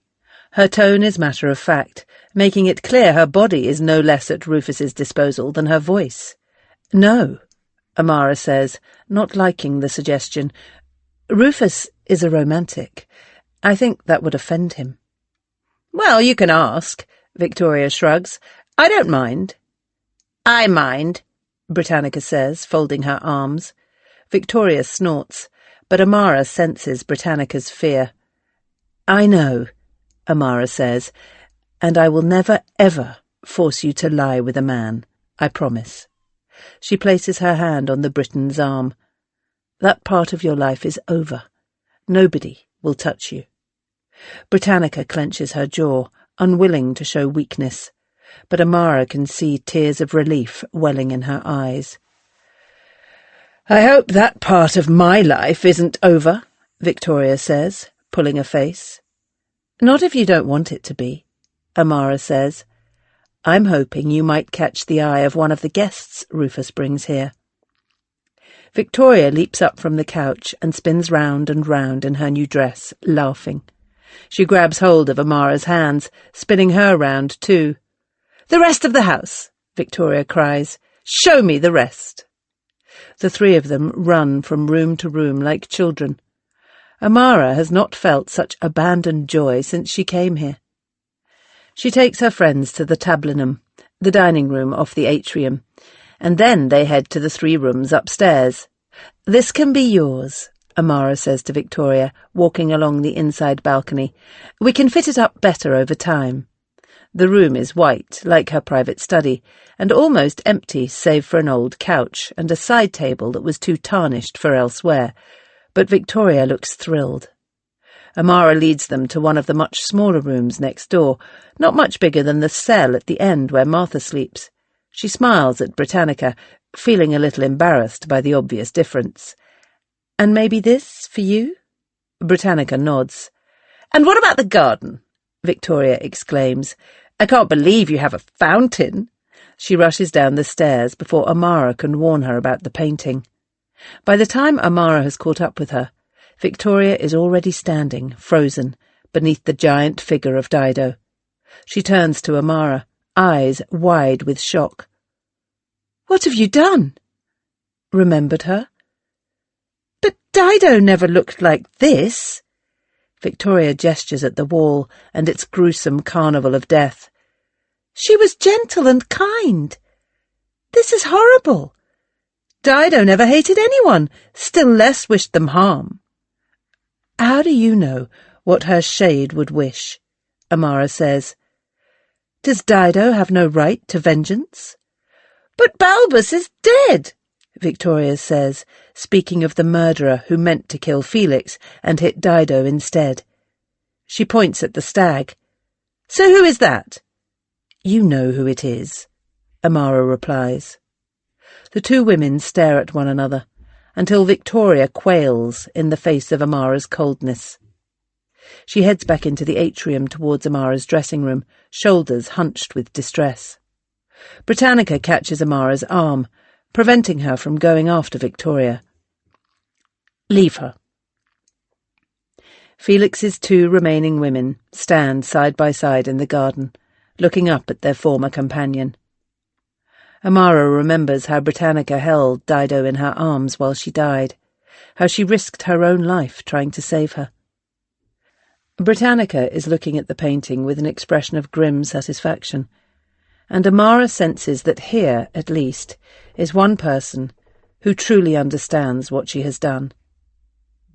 Then Britannica turns to her. "What is afterthought?"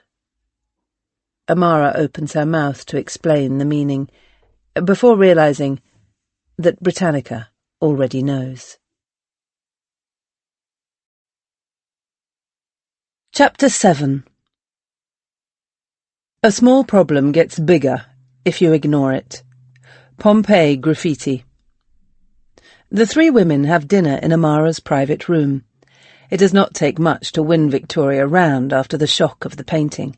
She is too happy at being free. Britannica, on the other hand, seems to grow warier the more Victoria relaxes. Amara can sense the Briton's increasing withdrawal. She leaves soon after eating and heads to her small cell, where Amara knows Martha has laid out a straw pallet and a new tunic. Victoria dismisses Amara's unease. "Oh, don't be ridiculous." She sighs, leaning back on the couch beside her. "She's lucky to be here. Why on earth did you buy her anyway?" "Felix wasn't going to give me Berenice. I thought I might be able to persuade him to part with Britannica instead." "But what will you do with her?" Victoria persists. "I can't imagine she's very musical, unless it's to bellow out a soldier's marching song." "I trust her," Amara says. "She's here for my protection, and yours. I used to watch her in the brothel. She knows how to fight. I'd like to learn how to protect myself." "You've got men for all that, though," Victoria grumbles. "It would be almost kinder to sell her on. And you'd make back some of the money." Amara sits up abruptly, jolting Victoria from where she was leaning against her shoulder. "Don't ever say that again." She is prepared for a row. She and Victoria clashed often enough in the brothel. But instead, Victoria just rolls her eyes. "Fine," Victoria replies. "You're the boss now." "I didn't mean it that way," Amara says, not liking the feeling of outranking her friend. "I'm asking you not to say it because it upsets me, not ordering you." "Sorry," Victoria says, reaching out to embrace her. "I didn't mean to be a bitch."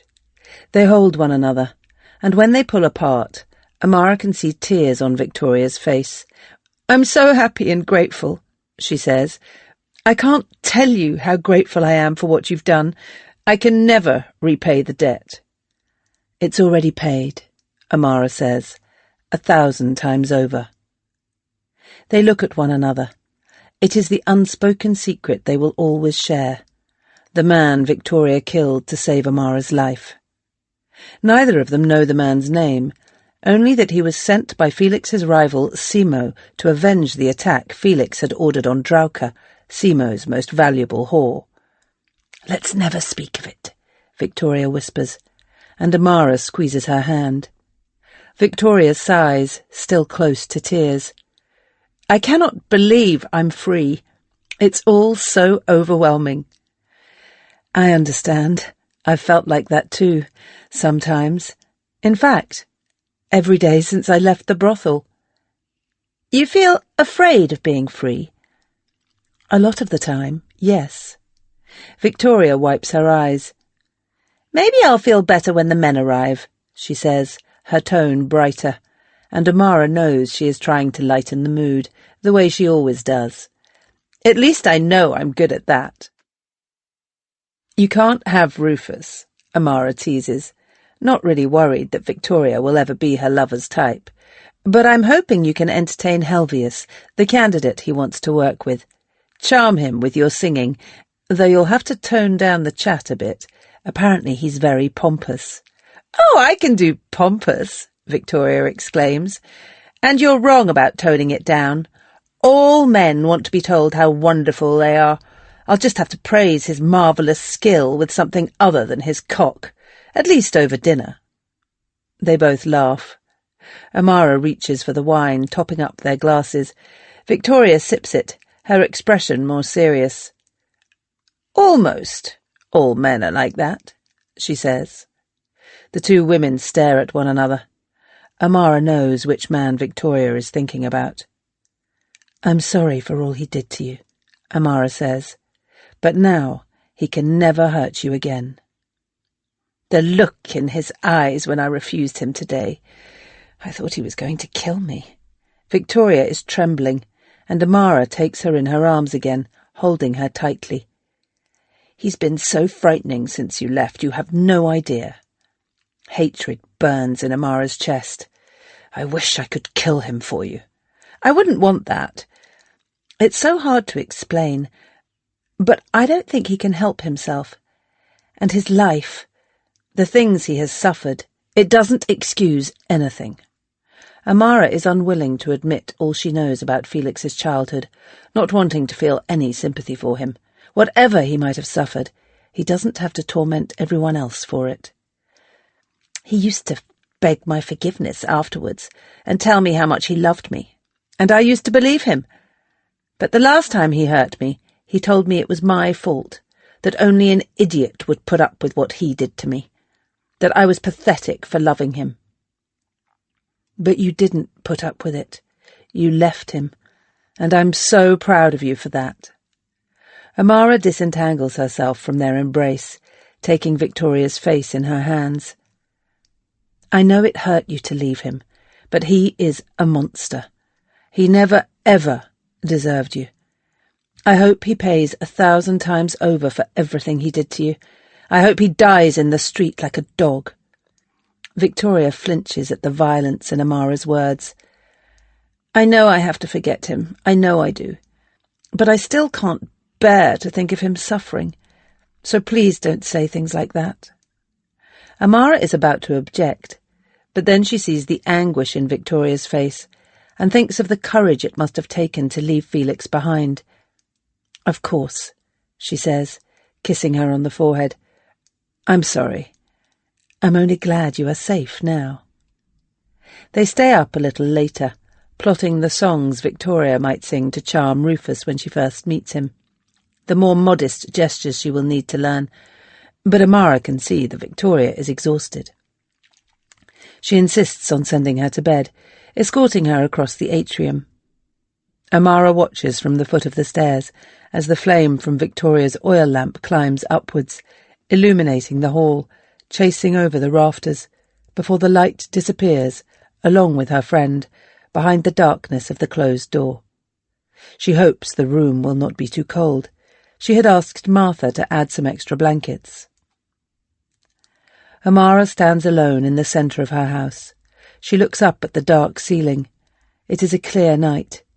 In the square of deeper black, which marks the opening to the sky, she can see the stars shining. Outside, the streets are almost silent.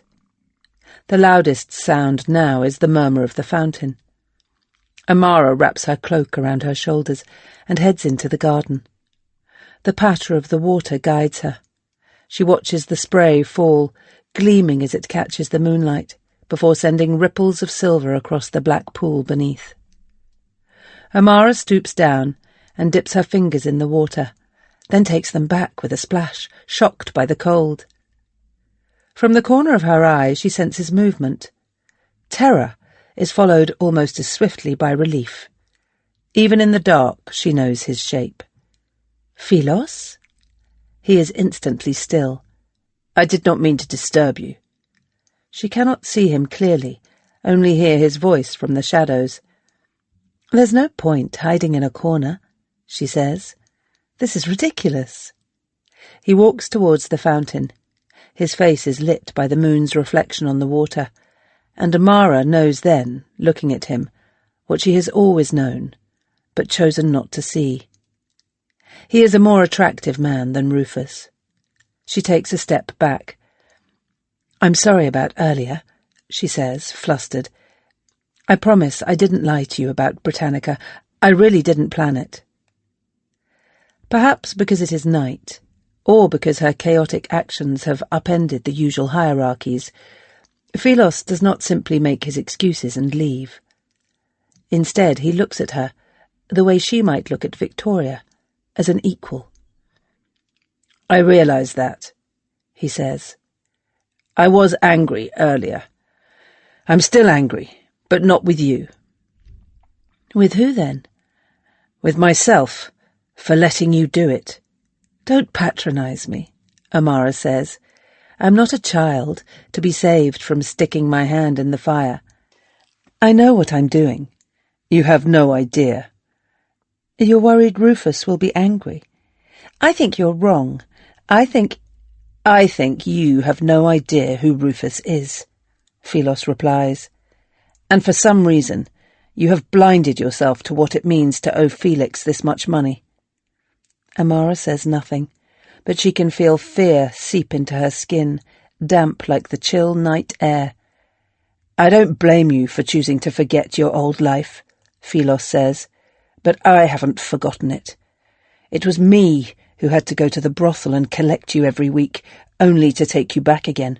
Leaving you in that place was agony, Amara. Rufus left you there for months." He stops. Again, the only sound she can hear is the splash of the fountain, but this time it does not soothe her. She cannot speak. "Rufus could have bought you at any point," Philos continues, "and he chose to wait until the Saturnalia, because it was more enjoyable for him. All that time, Amara, all that time he left you with Felix, who he knew was violent, when he was supposedly in love with you. You would be a fool to feel complacent about your influence over a man like that." "But this house, all the money he spent moving me in here, the harp lessons, the clothes, setting me free, that's not nothing." "No, it's not, I agree. It's more than I've known Rufus give any woman, and perhaps that means he will keep you for years. But in the past, his infatuations have been short-lived. At some point, all this may stop. You don't want to be in debt if that happens." Amara's eyes have adjusted to the dark, and she can see the outline of the bench. She walks over to it and sits down. "I have to find some way to pay Felix back," she says, "and I can't ask Rufus." Philos sits beside her, leaving a less obvious gap than usual. "Would Victoria sing at parties for you, the way you and Dido once did? That could earn you a fair amount." "But it's not enough to send one woman on her own. Victoria needs an accompanist, and I can't do it. Rufus would never agree." "Might Drusilla put up the money for a flautist?" "I will ask her, but I don't know what she'll say when she realizes I've already bought a singer, especially an old friend of mine. That's not what we discussed." Amara turns towards Philos. He is much shorter than Rufus, and their eyes are almost level. "You're right. This wasn't a clever thing to do, but I've done it, and now I have to make it work. I know you say I can't rely on Rufus, but it's Felix who worries me more. I have to pay him back. I have to." For a moment, she thinks Philos is going to put his arm round her, but instead he shifts further away. "You've outsmarted him before, and you will again," he says. "And of course I will help you if I can." Amara does not reply. Instead, they sit together in silence. The space between them feels like a third physical presence. She is acutely aware of how easy it would be to bridge it. She remembers the way Philos brushed her arm with his fingertips outside the Sparrow, a gesture so slight it was almost imperceptible. She clasps her hands together, confused by the sudden, overwhelming impulse she feels to reach out and touch him. Philos gets to his feet. "Please forgive me if I said too much this evening. I hope I didn't upset you." "You didn't upset me," Amara lies. "Good night." His tread is so light, she loses all sense of him, almost as soon as he has walked away from the bench. She waits a moment longer in the garden. Her mind spins with images of Victoria laughing, Felix waiting in his study, Rufus turning his face away from her, cold, like the night Dido died. And the words Philos let slip, perhaps without realizing the implication. Leaving you in that place was agony. Chapter 8. In the estate of Julia Felix, daughter of Spurius, to let, elegant Venus baths for respectable people, shops with upper rooms and apartments. Notice, in Pompeii, on the predia of Julia Felix. The harp arrives early the next morning. It is delivered along with a message for Amara inside Rufus's familiar wax booklet, its wooden case engraved with the figure of a swan. Amara reads the note at the door, before inscribing her reply and handing it back to his waiting slave. It is Vitalio, who she knows never liked her much. "He sends you gifts!" Victoria exclaims, hurrying after Amara as she carries the gilded instrument to her rooms. "Gifts for nothing, just because he loves you." Amara is a little flustered. "It's not for nothing. He's inviting Helvius for dinner tomorrow night. He wants me to perform for them both." "I can sing for you," Victoria says, almost tripping Amara up in her eagerness to get close to her. "I can sing anything you like. Teach me anything." Victoria has, in fact, been singing for much of the morning, her sweet voice ringing out through every room in the house. Amara has never seen her look more beautiful. Victoria's body almost shimmers in her excitement at being free, like a flame dancing from a lamp full of oil. Even Philos was enchanted earlier, watching her in the garden. He looked foolish, gawping away, as if Victoria were performing for him. In contrast, he barely met Amara's eye. Their late-night conversation might never have happened. "I need to invite Drusilla," Amara says. "Rufus will be expecting her to attend. I'm hoping we can all three perform together." "Oh, I can't wait to meet her," Victoria cries. "Shall we go now?" Amara feels a pang, looking at Victoria's eager face. "I think I had better go alone," she says gently, "just to tell her what's happened. Drusilla is much grander than me. Then, when I've explained, I will bring her round to meet you." "Of course," Victoria replies, still smiling, though Amara knows her well enough to understand she is disappointed. "She's your friend. Better you go on your own."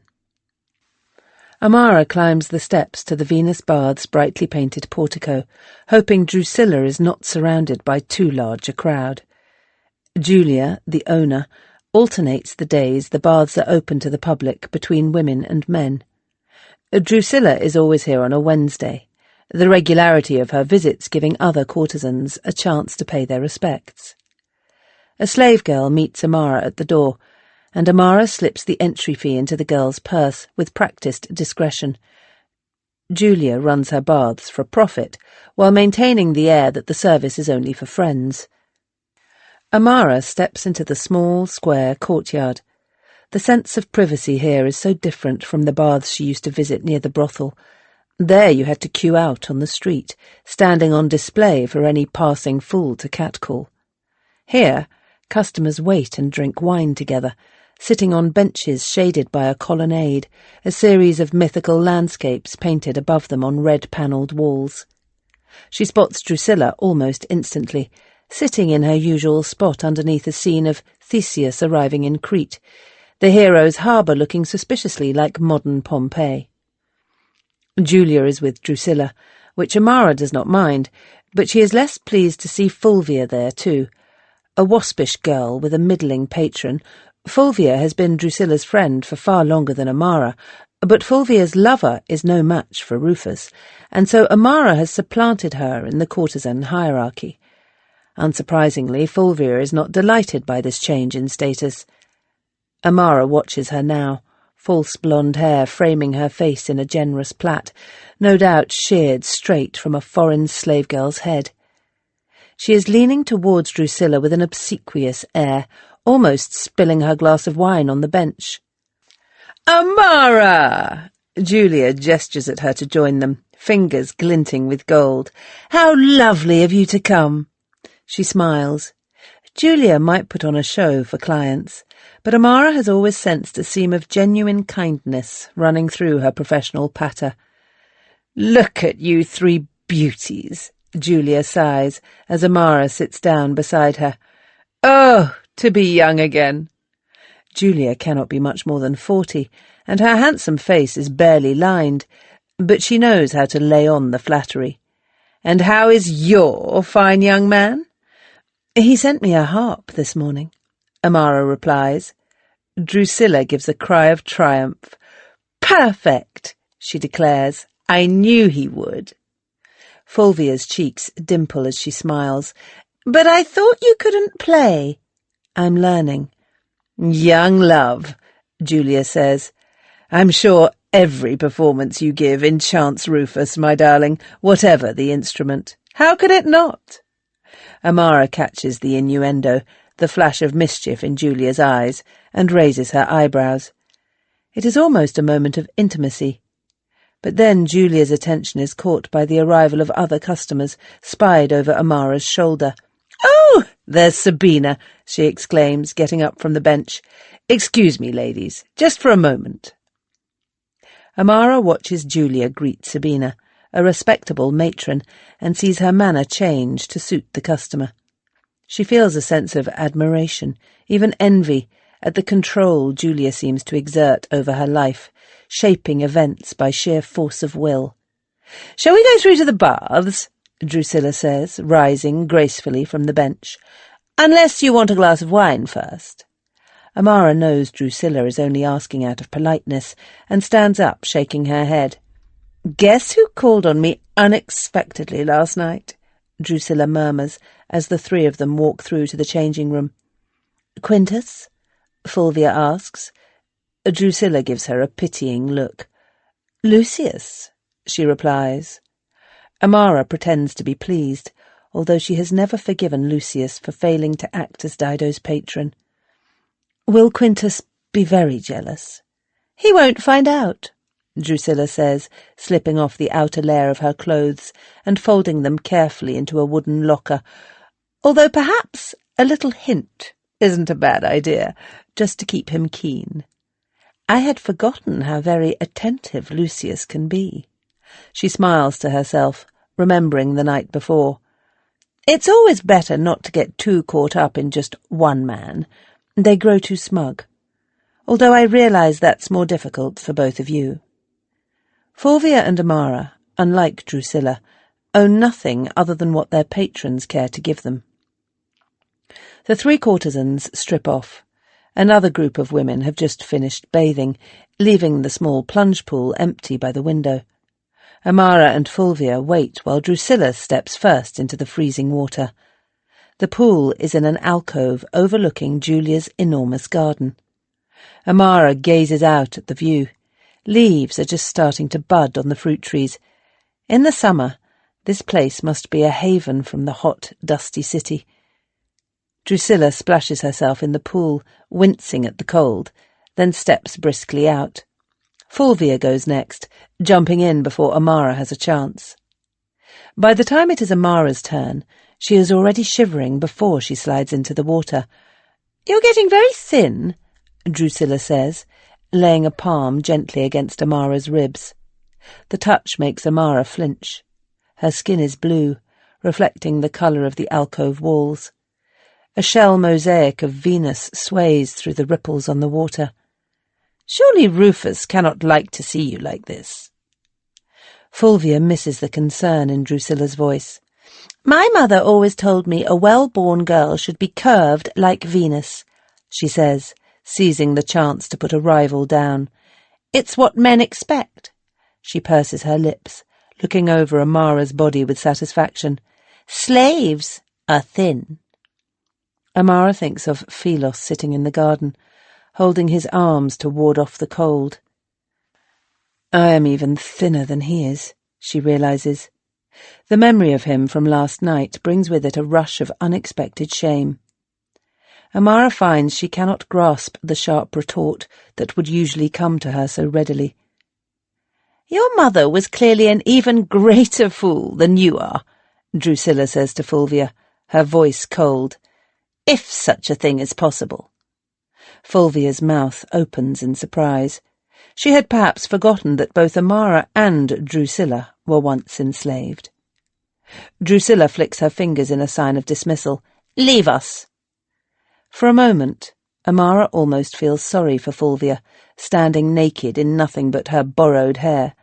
But then she is gone, flouncing back to the lockers, and Amara's shoulders sag with the relief of finally having Drusilla to herself. So what is it? Drusilla asks, helping her out of the pool. Why aren't you eating properly? Rufus told me I was getting fat. She is conscious of the water sliding off her body, puddling onto the floor. Drusilla touches the gold serpent curled around her upper arm, a gift from her late master Veranius. Amara knows he left it to Drusilla in his will, along with her freedom. Drusilla murmurs her former lover's name, almost as if Amara were not there. Did Veranius like you, Slim, too? Amara asks. Drusilla stares, an unfamiliar darkness in her eyes. Amara thinks of her own unhappy past as an enslaved concubine in Greece after her father died, and guesses the reason for her friend's silence. I'm sorry, she says. I should not have asked. Drusilla does not reply. Instead, she leads Amara towards the warm room, as if she had not spoken. They strap on wooden shoes, left at the doorway to protect guests' feet from the hot floor, then walk through the arch to be embraced by tendrils of stream. The wall feels warm against Amara's back as they sit on a stone bench. Other bathers are similarly dotted about the room, and there is the murmur of women's voices, the hiss of water as it drips onto the burning tiles. Fulvia is a fool, Drusilla says at last. But what she says is true. Only a slave should be as thin as you are. Her gaze, when she turns to Amara, is sharp. Are you absolutely certain Rufus wants you that way? Amara knows there is no sentimentality to Drusilla's view of men. Patrons are there to serve their purpose, to be indulged and, if possible, manipulated. Yes, she replies.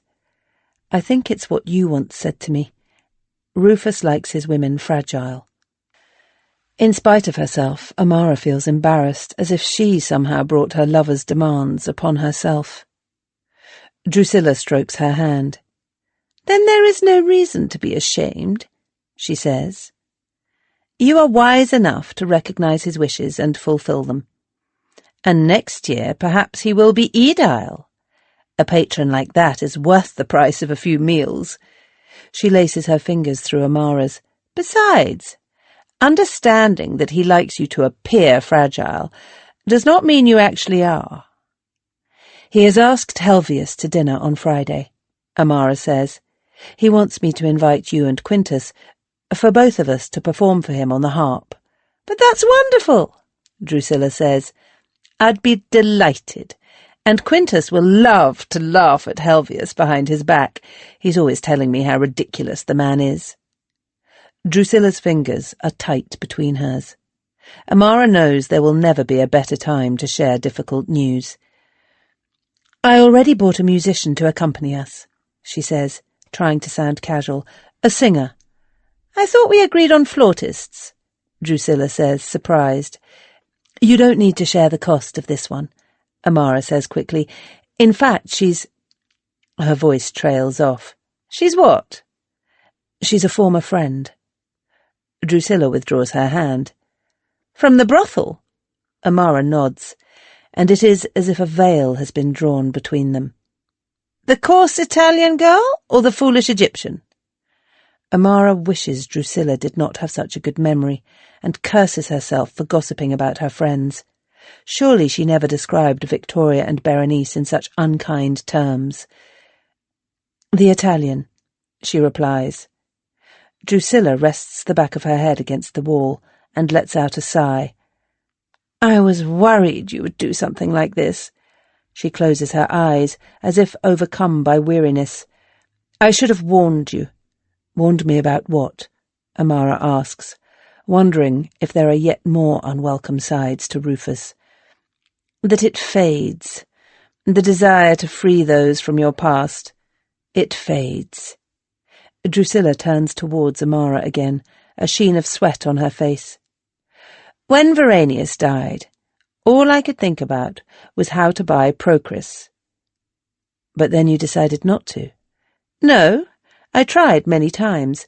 Verenius's widow would never sell her to me. Drusilla looks uncomfortable. She almost never speaks about Procris, the fellow slave who mothered her after Drusilla was brought to Pompeii from Ethiopia as a child, and who Drusilla later replaced in their master's affections.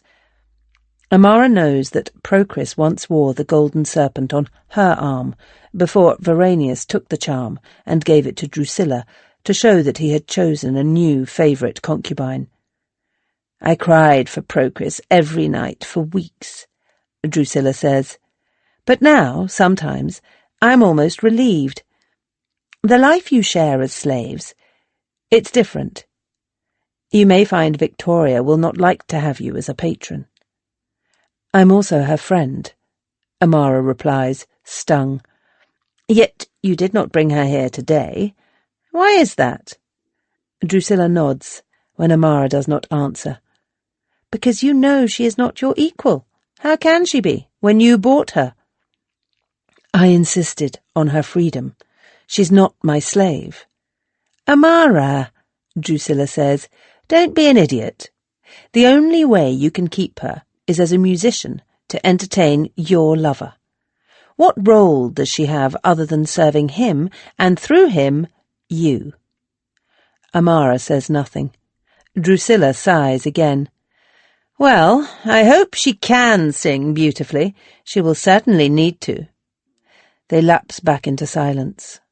Amara knows now is not the time to ask for money to help buy the flautists, still less the moment to share her plan to rent Victoria out at parties, but she is encouraged that at least Drusilla is not angry.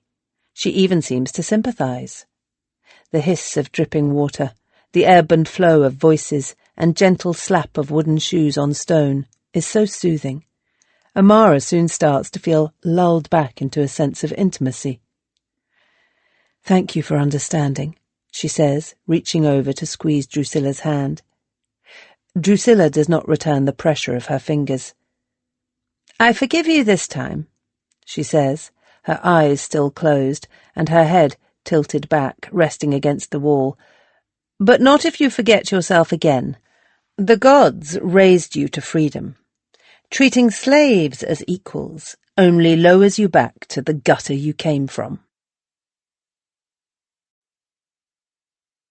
Chapter 9. She was welcomed by the kisses of the whores, taught to wheedle, shown how to make all kinds of movements with her body. Seneca, Declamations 1.2. Amara stands in the doorway, watching Martha dress the dining room. It is hours until the men will arrive, but already her nerves are stretched tighter than the strings of the harp she dreads playing. Martha is arranging armfuls of spring flowers, letting the blooms spill artfully from various vases. The air is heavy with their scent. Amara sent Britannica out at first light to buy all the stems she could carry. If Martha's frustrated efforts at fluffing them out are anything to go by, it seems several got crushed on the journey home.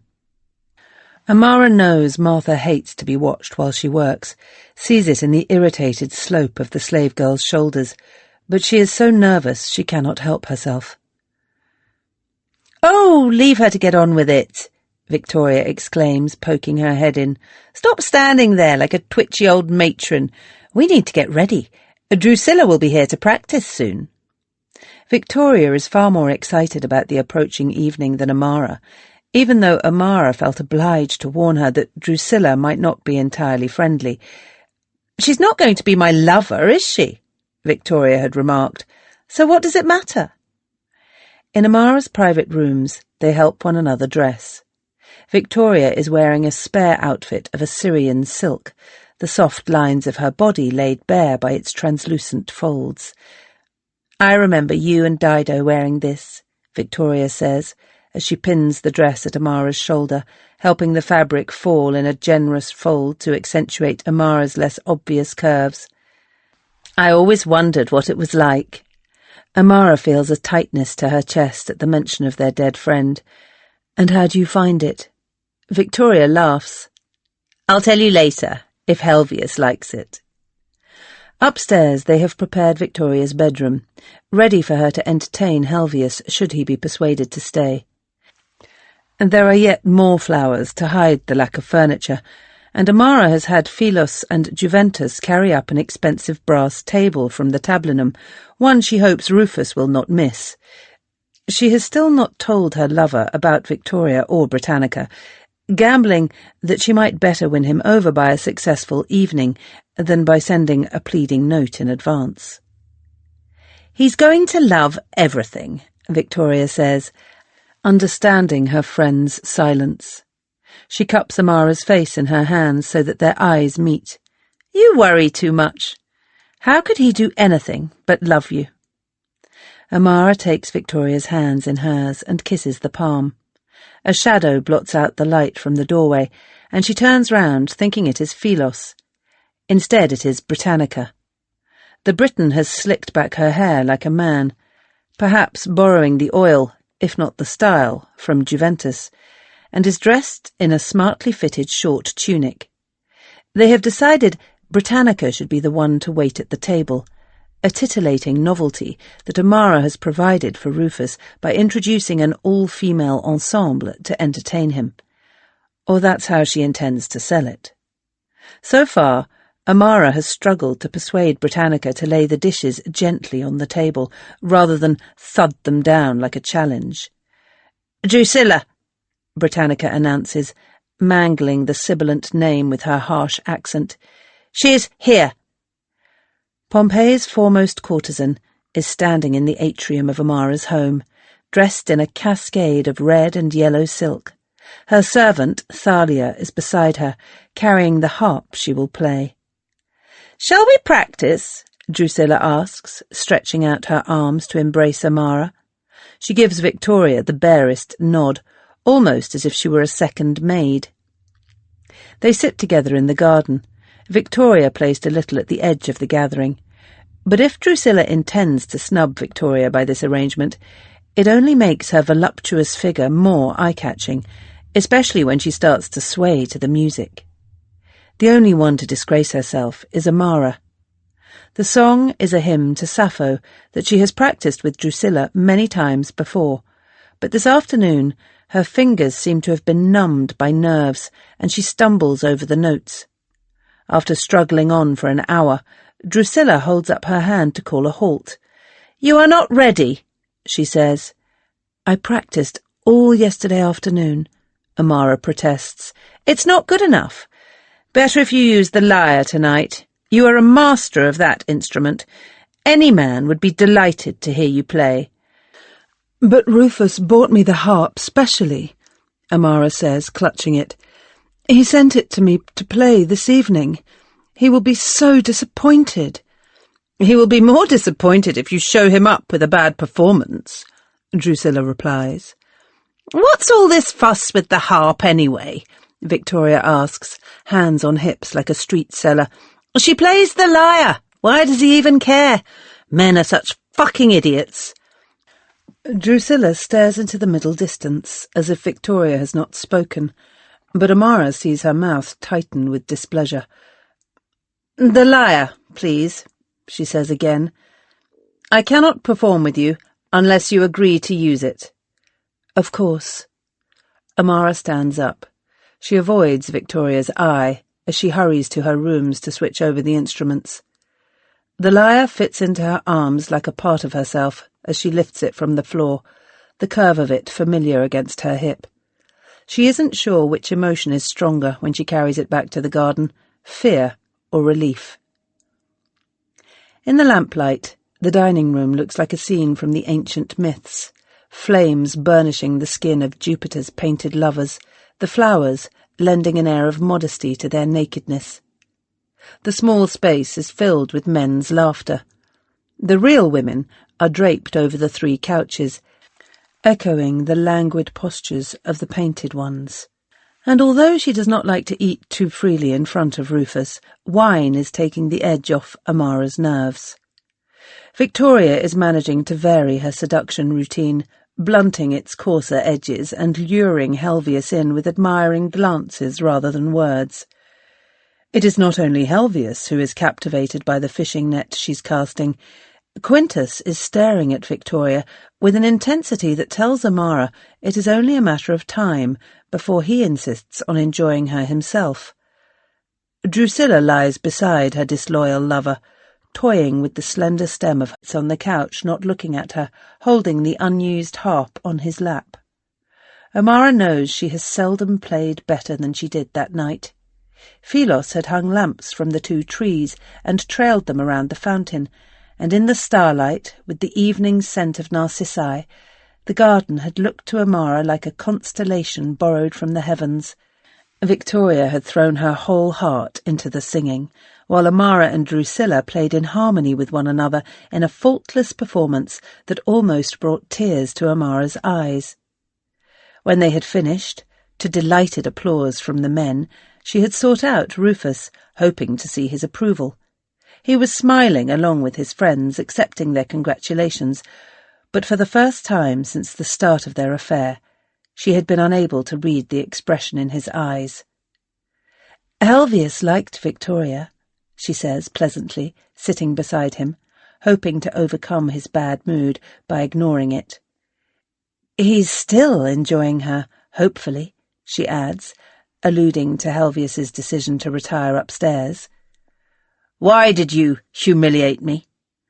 Amara's mouth feels dry. Humiliate you? She pretends to laugh. How difficult you men are. I did everything possible to please you. Don't mock me, Amara, Rufus says. I don't understand. The harp. The gaggle of women you decided to buy without telling me. That creature you had serve us rather than the steward I left for you to use. What were you thinking? I just wanted to make the evening special. Don't lie to me, Rufus says, raising his voice. You never used to lie to me. What's happened to you? How dare you? Amara exclaims. How dare you call me a liar? A display of anger has always tamed Rufus before, and she is about to flounce off to the bedroom, expecting him to follow, pleading apologies, but instead he catches her by the wrist. You forgot yourself. His voice is quiet, and she is about to argue, but something in his face stops her. Instead of pulling her arm away, Amara presses herself against him, her expression beseeching. Rufus has never been able to resist an appeal to romantic drama. Please, she begs. Please, my love. I didn't want to upset you. I had to free Victoria. She would have died in the brothel, Britannica too. I had to save them. I really had to. And Victoria is such a talented musician. I thought you would enjoy her singing. I meant nothing bad by it, I promise you. To her shock, Rufus is completely unmoved. All this disorder you've brought to the house, he says, his voice hard. It's like you're determined to drag the brothel back here with you. Amara gazes up at him, this man whose love underpins the foundations of her life, and feels afraid. He looks like a stranger. In desperation she seizes his hand, holding it against her heart, wanting to bring back the man she knows. How can you say that? How can you think it of me, Rufus? Please. What were you doing, going back to the brothel? Why couldn't you leave it alone? He snatches his hand back like a petulant child. I hate to think of you there, cheapening yourself, and getting Philos to help. Rufus disentangles himself from another attempted embrace, an impatient gesture that reminds her of his father. Thanks to you, I'll have to have him flogged, and I absolutely loathe disciplining the slaves, but if I don't, they lose all respect. You've humiliated me in my own household. The blood pounding in Amara's ears is like the roar of the sea. In her mind's eye she can see Philos, imagines the blows falling on his shoulders, flaying the clothes from his back, or worse, the skin. All because of her. "But it wasn't his fault," she bursts out, unable to contain the anguish. "It wasn't his fault. I tricked him." "What do you mean?" "I told him that I had your permission to buy them." She falters, wringing her hands, unable to meet the disgust in Rufus's eyes. "Philos had no idea you didn't know. That's why he helped me. I told him it was on your orders." "You mean you lied?" Rufus says, taking her chin between his finger and thumb, making her look up at him. "You're a liar. You lied." "I lied," Amara repeats, unable now to contradict him. Rufus releases her. "I thought I'd never met a girl like you," he says, scooping the harp back into his arms and cradling it. "I couldn't believe how lucky I was. Even though I knew where you'd come from, I told myself it didn't matter. You were so sweet, so fearful and innocent, just as you must have been in your father's house, the doctor's daughter. It was like the brothel never touched you." "I'm not any different now," Amara protests, unnerved by where the conversation is leading, by her lover's use of the past tense. "But you're tainted by it," Rufus says. "It's tainted you. All the lies you learned there, all the wheedling, all the tricks." He sets down the harp. "Come here." It's something in the way he places the instrument so carefully on the floor. Amara has experienced too much violence not to see how it sits in the tension of his shoulders, the slow deliberation of his movements. For a wild moment, she imagines disobeying him, pictures herself escaping, tearing out of the house into the night.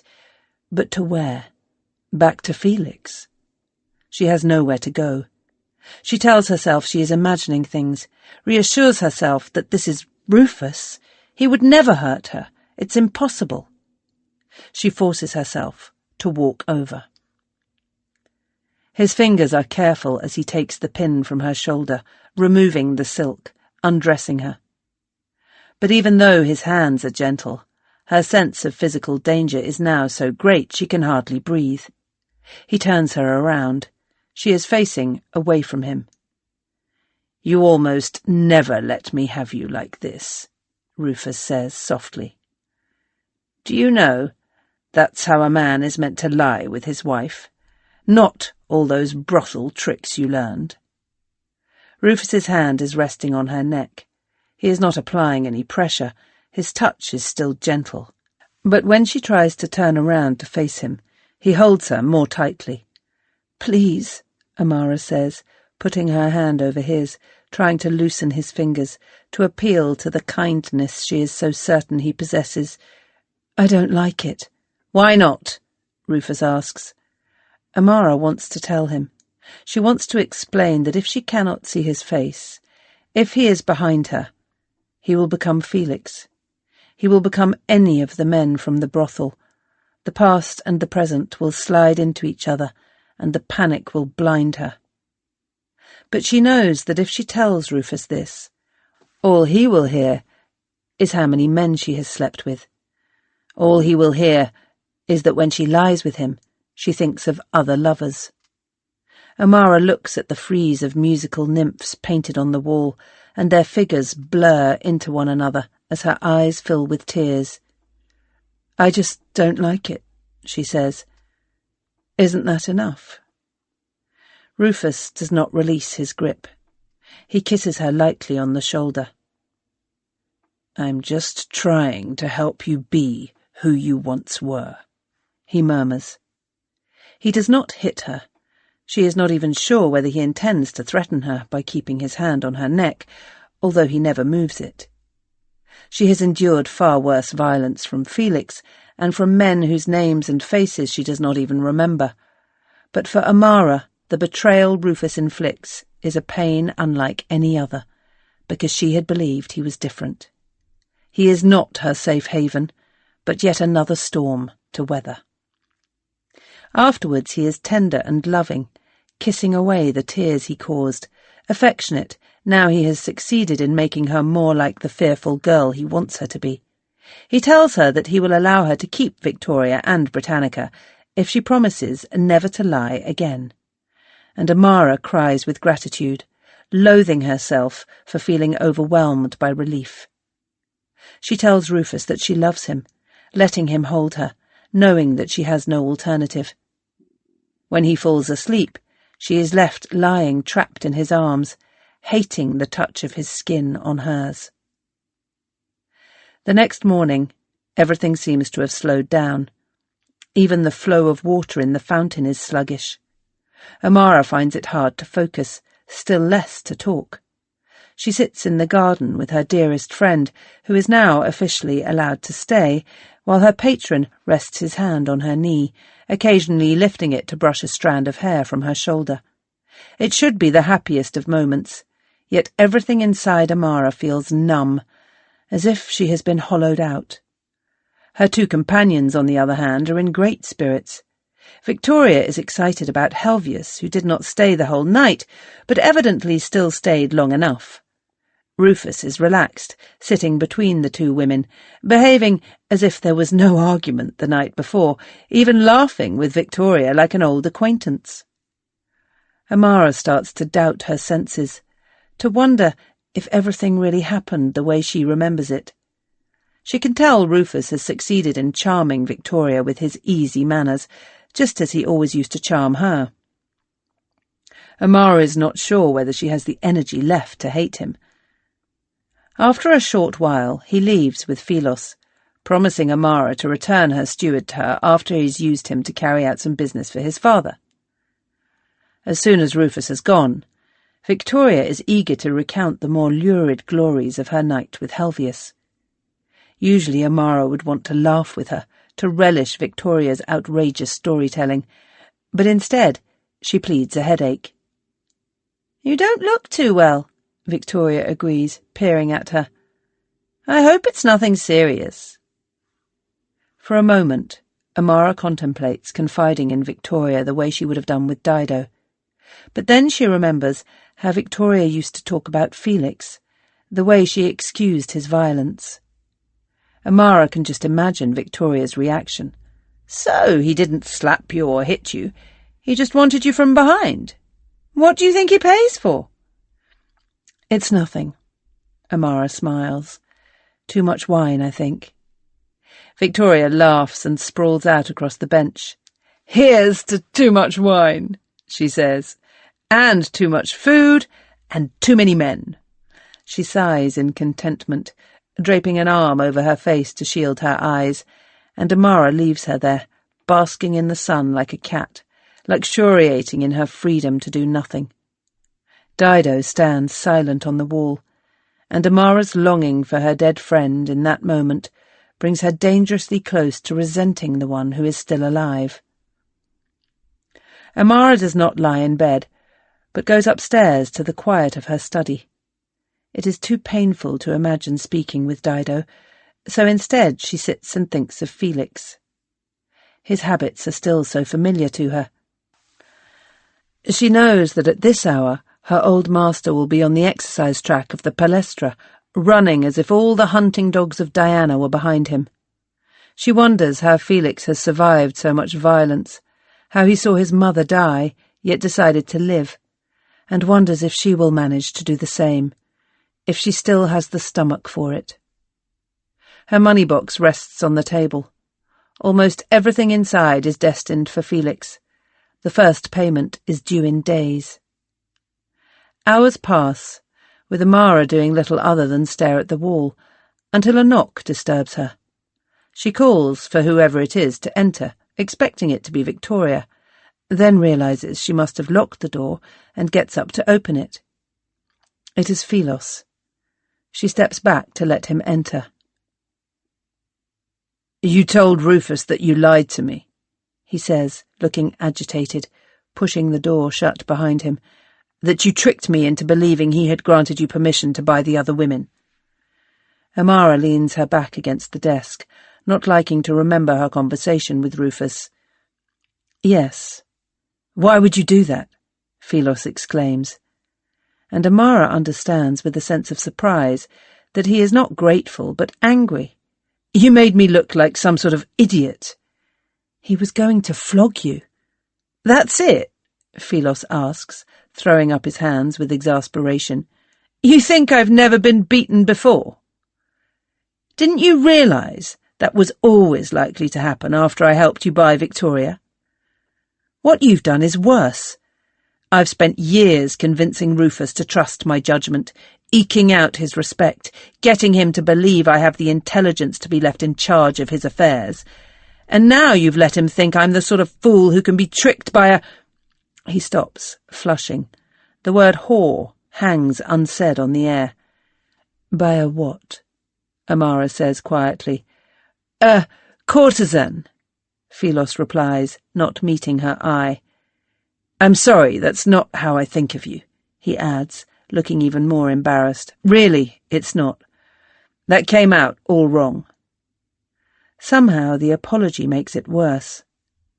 Amara feels her whole body flush with shame. She remembers the way Rufus humiliated her, making her feel so small and worthless, all to protect a man who doesn't even care. Amara holds her arms around herself, as if that might dull the pain. She realises Philos is staring, his grey eyes wide with dismay, and turns her face from him. Did he hurt you? The distress in his voice, and worse, the thought he might pity her, make Amara furious. How dare you ask me such a question? She shouts. Get out! Instead of doing as she asks, Philos takes a step towards her. I'm sorry, Amara. Please forgive me. I didn't realise. She shrinks from the sudden onslaught of kindness. Philos is not going to see her cry. Instead she thinks of Felix, remembering the coldness of his rage, the way it chilled anyone who dared come too close. I said, get out! Philos stops, as abruptly as if she had slapped him. The only sound is the click of the latch as he steps outside, leaving her alone. Amara stands rigid, her eyes filling with tears. She can still feel the pressure of Rufus's fingers on her neck, and the weight of him, almost as heavy as the knowledge she will never have the freedom to resist. Amara picks up a clay oil lamp from the desk and hurls it at the door. The shards explode outwards, skittering across the tiles, leaving a dark stain on the wood. Chapter 10. Give me the pimp's accounts. You will find the entries balance. Seneca, Declamations 1.2. A light rain falls through the square in the ceiling onto the pool beneath. The atrium is damp, and the overcast sky makes it as dark as dusk, even though it is morning. Rainwater is seeping out over the sides of the pool, staining the terracotta shards that line it a darker shade of red. Amara stands with Victoria and Britannica, huddled by one of the 4 pillars surrounding the water. Are you sure you don't want me to come? Victoria asks. Perhaps I can persuade him to be reasonable. Better I go, Britannica says. He not try anything with me. I protect you. Amara looks at her 2 friends, at their earnest faces so full of concern. Their love goes some way to counterbalance the regret she feels, now that her first reckoning with Felix is finally due. I think seeing you again might make him angrier, she says gently to Victoria, and I will take both Juventus and Philos, I promise, she adds, pressing Britannica's arm. I better man than them, Britannica says, jerking her chin at the 2 waiting servants. Give me knife. I prove you. It occurs to Amara that both Victoria and Britannica have their own unfinished business with Felix, quite aside from any concern they feel for her. How gratified their old master would be to know the influence he still exerts over his women's lives. I will be fine, Amara says. He will never harm me, not now I have Rufus as a patron, and I will get Juventus to close the doors behind us, so you can bolt them until our return." Britannica shakes her head. "At least take knife." Amara ignores the remark, embracing them both before joining the two men. They pass through the narrow hallway, and when they have stepped out onto the street, Juventus closes the tall wooden doors. Amara can hear the scrape of the bolt from inside, and for one wild moment feels as if she has been locked out of her own house, that she will never get back in. She rests her hand on the brass studs that protrude from its surface, more grey than gold in today's dull light. "Ready?" Philos asks. She knows he is trying to hold her gaze, to communicate with her beyond the words he says. Their relationship has been strained ever since he guessed that Rufus had hurt her. She accepted his apology shortly after their row, but has avoided any private conversation since. His compassion embarrasses her. She doesn't like being reminded of her own weakness. Amara nods at Philos, then turns away from him. The three of them set off in single file, Philos in front, Amara in the middle, and Juventus, as the most formidable figure, taking up the rear.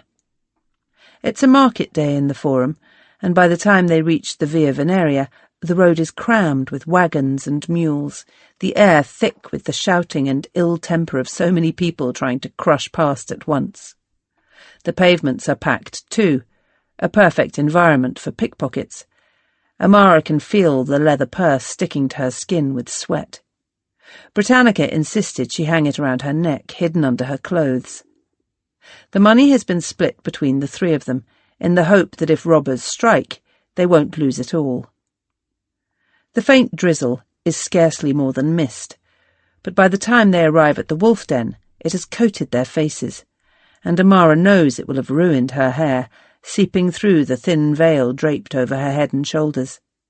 She only hopes the coal has not smudged around her eyes. Juventus slams his fist on the wooden door, knocking so loudly that a couple of passers-by laugh, yelling a joke about being eager to get in the brothel.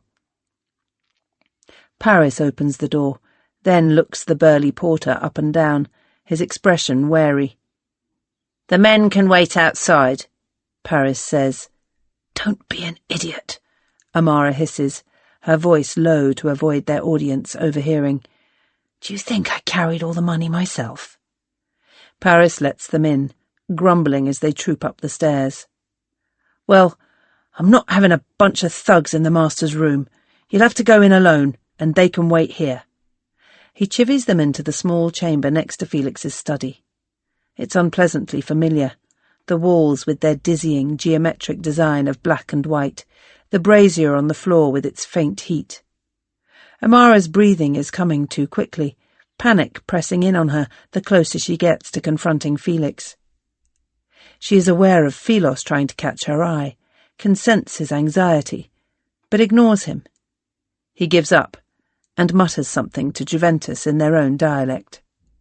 The porter starts fumbling under his cloak for the purse. Juventus is the only one who looks unafraid. Instead, he is gaping round, incredulous. If he hadn't known his new mistress was a brothel whore before, he certainly does now. Paris sticks his head round the door. "Move it!" he barks. Amara's body obeys the old habit of jumping to Felix's orders. She takes the rest of the money from Philos and hurries into the corridor. She realizes too late she has not removed her own purse, that she will have to fish it out from between her breasts in front of Felix. Then she is stepping over the familiar threshold into the red study next door. Paris bangs the door shut behind her. Felix and Amara stare at one another. It is the first time they have been alone since she won her freedom. He is sitting at his desk, the way she has imagined him 1,000 times, and she is standing in her old place by the door. Amara's every nerve is taut, her whole being alive with readiness to fight. She expects Felix to sneer, to threaten, maybe even to grab her. Instead, he waves a hand towards a chair as if she were an old friend. "Have some wine with me," he says pleasantly, Zascalis claims it's his best, which means it might almost be drinkable. You don't drink, Amara says, surprised into rudeness as she sits down. So why would I want to blunt my wits while you keep yours? Fine, Felix says with a smirk. I suppose you know best. You've eavesdropped on me often enough. He nods towards the place she used to sit doing his books. None of the new whores any good with accounts, then? She asks, glancing round and noticing the table is no longer stacked with tablets. No, he smiles. You're irreplaceable. Are you trying to be charming? Amara is amused in spite of herself. Surely you can't think I'm that easily fooled. I've had to sit here while you told me you had Drauker's eye cut out. I think it might be a little late for charm. She can see his smooth expression start to wrinkle, a curl of irritation forming at the edge of his mouth. Felix always did hate to be laughed at. That's better, she says. Why not get angry and call me a bitch? Then I'll start to feel at home. You are at home, Felix replies. My favourite whore. Amara can see him absorb her discomfort, the smile on his face genuine this time. It has been so long since she was in his presence, she had forgotten how attractive he is. Victoria always used to say he looked like Apollo with his sculpted physique, all hard edges and sharp lines, but thanks to Fabia, Amara knows Felix is all too mortal. He was the most beautiful child, those big brown eyes. I don't believe a place can truly be your home, she says, unless you grew up there. From the way his smile tightens, Amara suspects her blow has landed. Perhaps you could get Posh Boy to take you back to Greece in that case, Felix says, his tone brisk, though not before you've paid me. Would you pursue me over the sea? I would pursue you anywhere. When did I ever forget what I'm owed? Then it's as well I have a rich patron to pay you off. Amara shrugs, not wanting him to see that he has unsettled her. Rufus says Victoria has a delightful singing voice. She performed for him and his friends at dinner the other night. Is that supposed to make me jealous? Felix laughs. You think I'm going to care if other men fuck a woman I rented out to all comers as a whore? They're welcome to her, especially since I got twice what she's worth. Amara thinks of Victoria breaking her heart over this man. If her own recklessness achieves nothing else, she will at least have spared Victoria from untold brutality. You don't deserve her. You never did. I could say the same.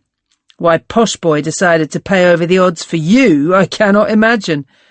It was the Admiral who bought me, Amara says, answering too quickly and betraying more emotion than she intended. Felix raises his eyebrows. And then he left you here for another man? Or will Pliny be sending for you one day to join him and the fleet in Misenum? No, I didn't think so. Amara says nothing. She has seen Felix with his clients, the way he unspools their lives, tugging at threads, groping his way to the weak points. No doubt he can sense her vulnerability now, even if the exact cause eludes him. You told me Posh Boy was violent. What a little liar you are. Perhaps he is. He will be if he's wise. It's the only way to control a woman. The hatred Amara feels is searing. Rufus is not a man like you, she says, even though she is no longer sure if that is wholly true. Let's hope not, Felix replies. And I don't begrudge you keeping Victoria. I know she's not the one you really wanted. Amara has been waiting for him to mention Dido, to strike where it hurts the most, and forces herself to stay calm. Where did you bury her ashes? What makes you think I buried her? Because even you cannot have left her on the town rubbish dump. You can't have done. Not after what Pliny had just paid you for me. Whether I buried her or didn't bury her, you will never know. She opens her mouth, about to retaliate, but Felix cuts her off. "Enough now! Give me the money!" Amara stares at him in impotent rage. She thinks of Dido painted on the wall, her hand raised in vengeance. Whatever this man did to her friend's beloved body, she hopes Dido's shade curses every remaining day of his life. Felix snaps his fingers, as if to break her from a trance. "Well, where is it?" Amara stretches over the desk, placing the 2 purses from Juventus and Philos in front of him. Watching Felix count out the coins, grasping her hard-won fortune in his fingers, makes her feel nauseous. "That's not enough for a first payment," Felix says, looking up sharply. "Where's the rest of the fucking money?" Amara rises and walks behind the desk towards him. Felix doesn't quite manage to hide his surprise at her uninvited approach. At the very last moment he stands up. She has never willingly come this close to him before. His eyes do not leave hers, neither of them sure in this moment who is the predator or the prey.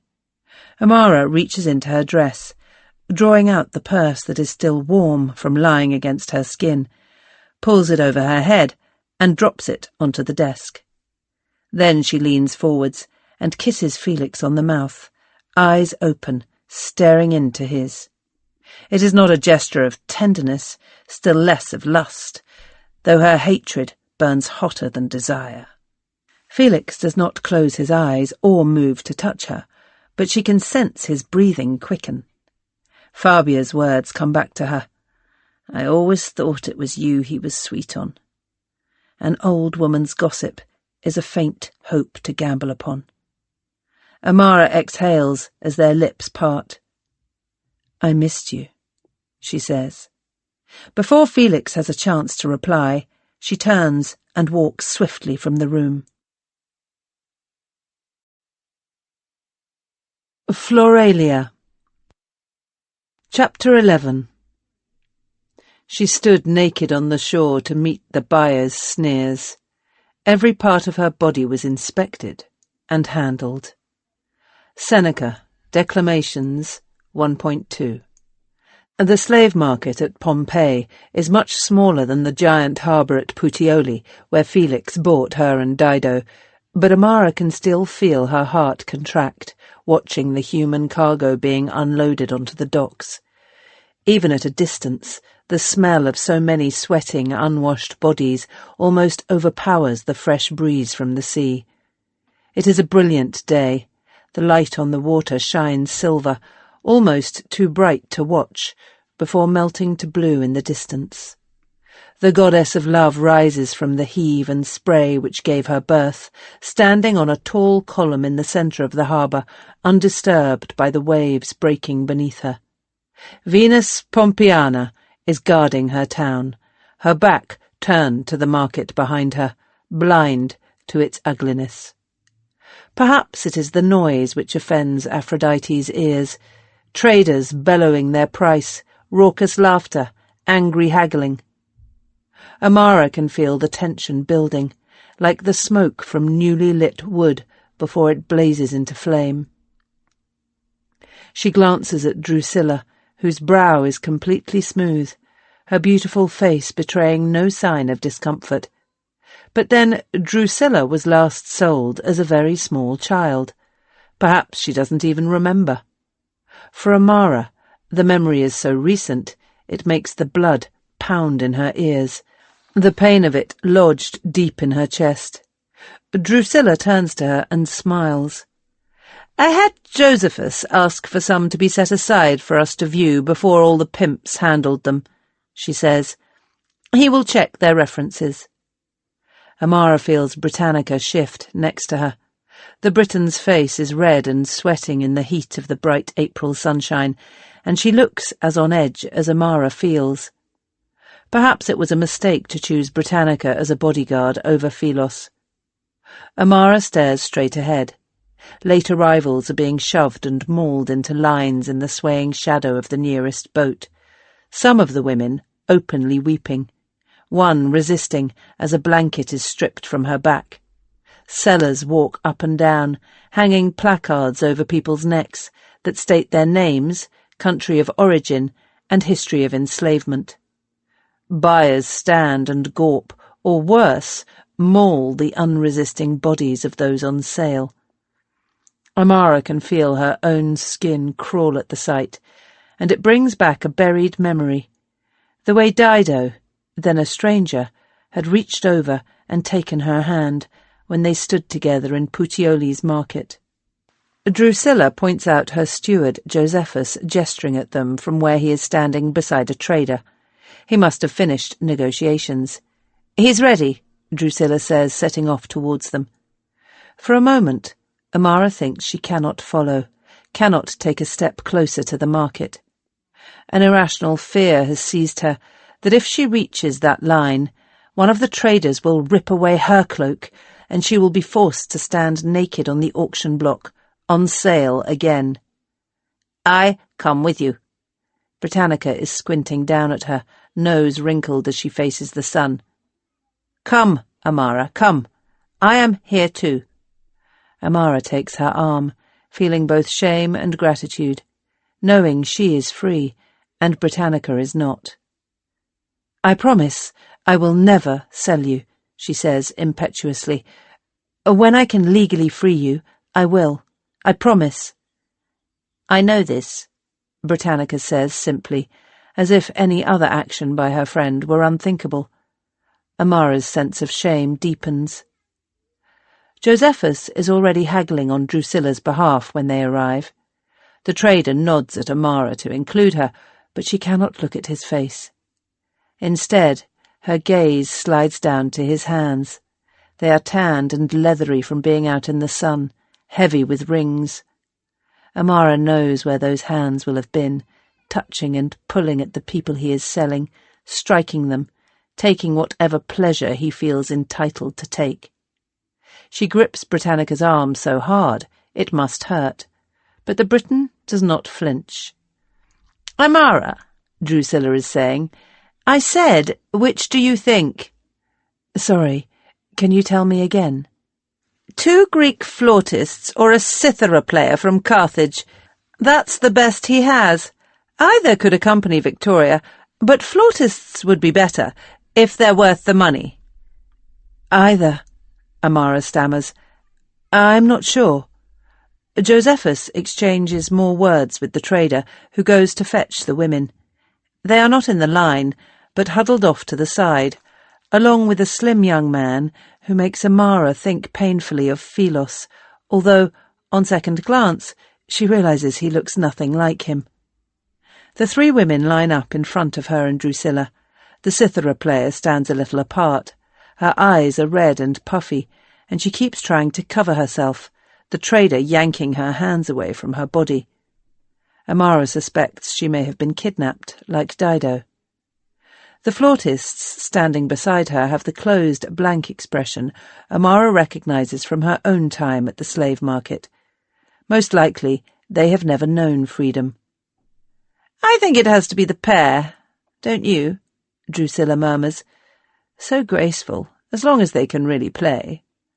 Amara looks at the flautists again, and this time, for a moment, she sees what Drusilla sees. She imagines them performing at one of their dinners, entertaining Rufus and Quintus, adding to the decoration and entertainment, making money for her to pay back Felix. "Shouldn't we ask to hear them perform something?" Drusilla nods. Josephus again speaks with the trader, who goes off to retrieve the women's flutes. Amara realizes the cithara player is staring at them, her eyes round and desperate. "Maybe we should take all three," Amara says, suddenly afraid of leaving her here. "We can't possibly afford to," Drusilla replies in a low voice. It is true. Amara is already reliant on Drusilla to make the bulk of today's purchase.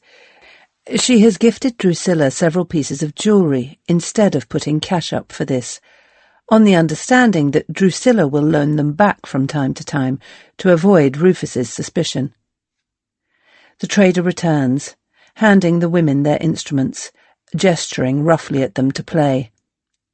One of the flautists gives him a look of dislike, but only when he is not looking. They start piping together, their music cutting over the background swell of weeping and shouting, the ugly noise of the marketplace. It's only a simple melody, but enough to show that they are skilled at the flute and understand how to move. Set alongside Victoria, they would make an undeniably seductive trio. Amara wonders how much Ignatius might pay her if he saw these girls, remembering how he reacted when he first booked her and Dido to perform at last year's Floralia. Gradually, Amara starts to lose her shame, staring at the girls' bodies, calculating what they might be worth to her. When the performance is finished, Drusilla beckons her over to discuss the sale out of the trader's earshot. "I think we should take them," she whispers. Amara nods her agreement. "Have you already told Josephus what we can afford?" "Of course, and if the man won't accept, we can come back another day, and there will always be more." They return to where Josephus and Britannica are standing. Drusilla's steward understands from the incline of his mistress's head that she would like to buy. Amara cannot take her eyes off the two flautists while the men haggle, wondering what they make of it all. Again she remembers her own public sale, her foolish sense of relief that Felix seemed to have a pleasant face, that he had not groped at her roughly like some of the other customers. She had not understood then that his gentleness sprang from a desire to examine his goods as thoroughly as possible. Impossible to feel a woman's body when she's flinching. Neither flute player returns Amara's gaze, instead staring into the middle distance. For the first time, Amara reads the names on their placards. Phoebe, Lais. "Whereabouts in Greece are you from?" she asks Lais, switching to her native language. "Athens," Lais replies, with an insincere smile.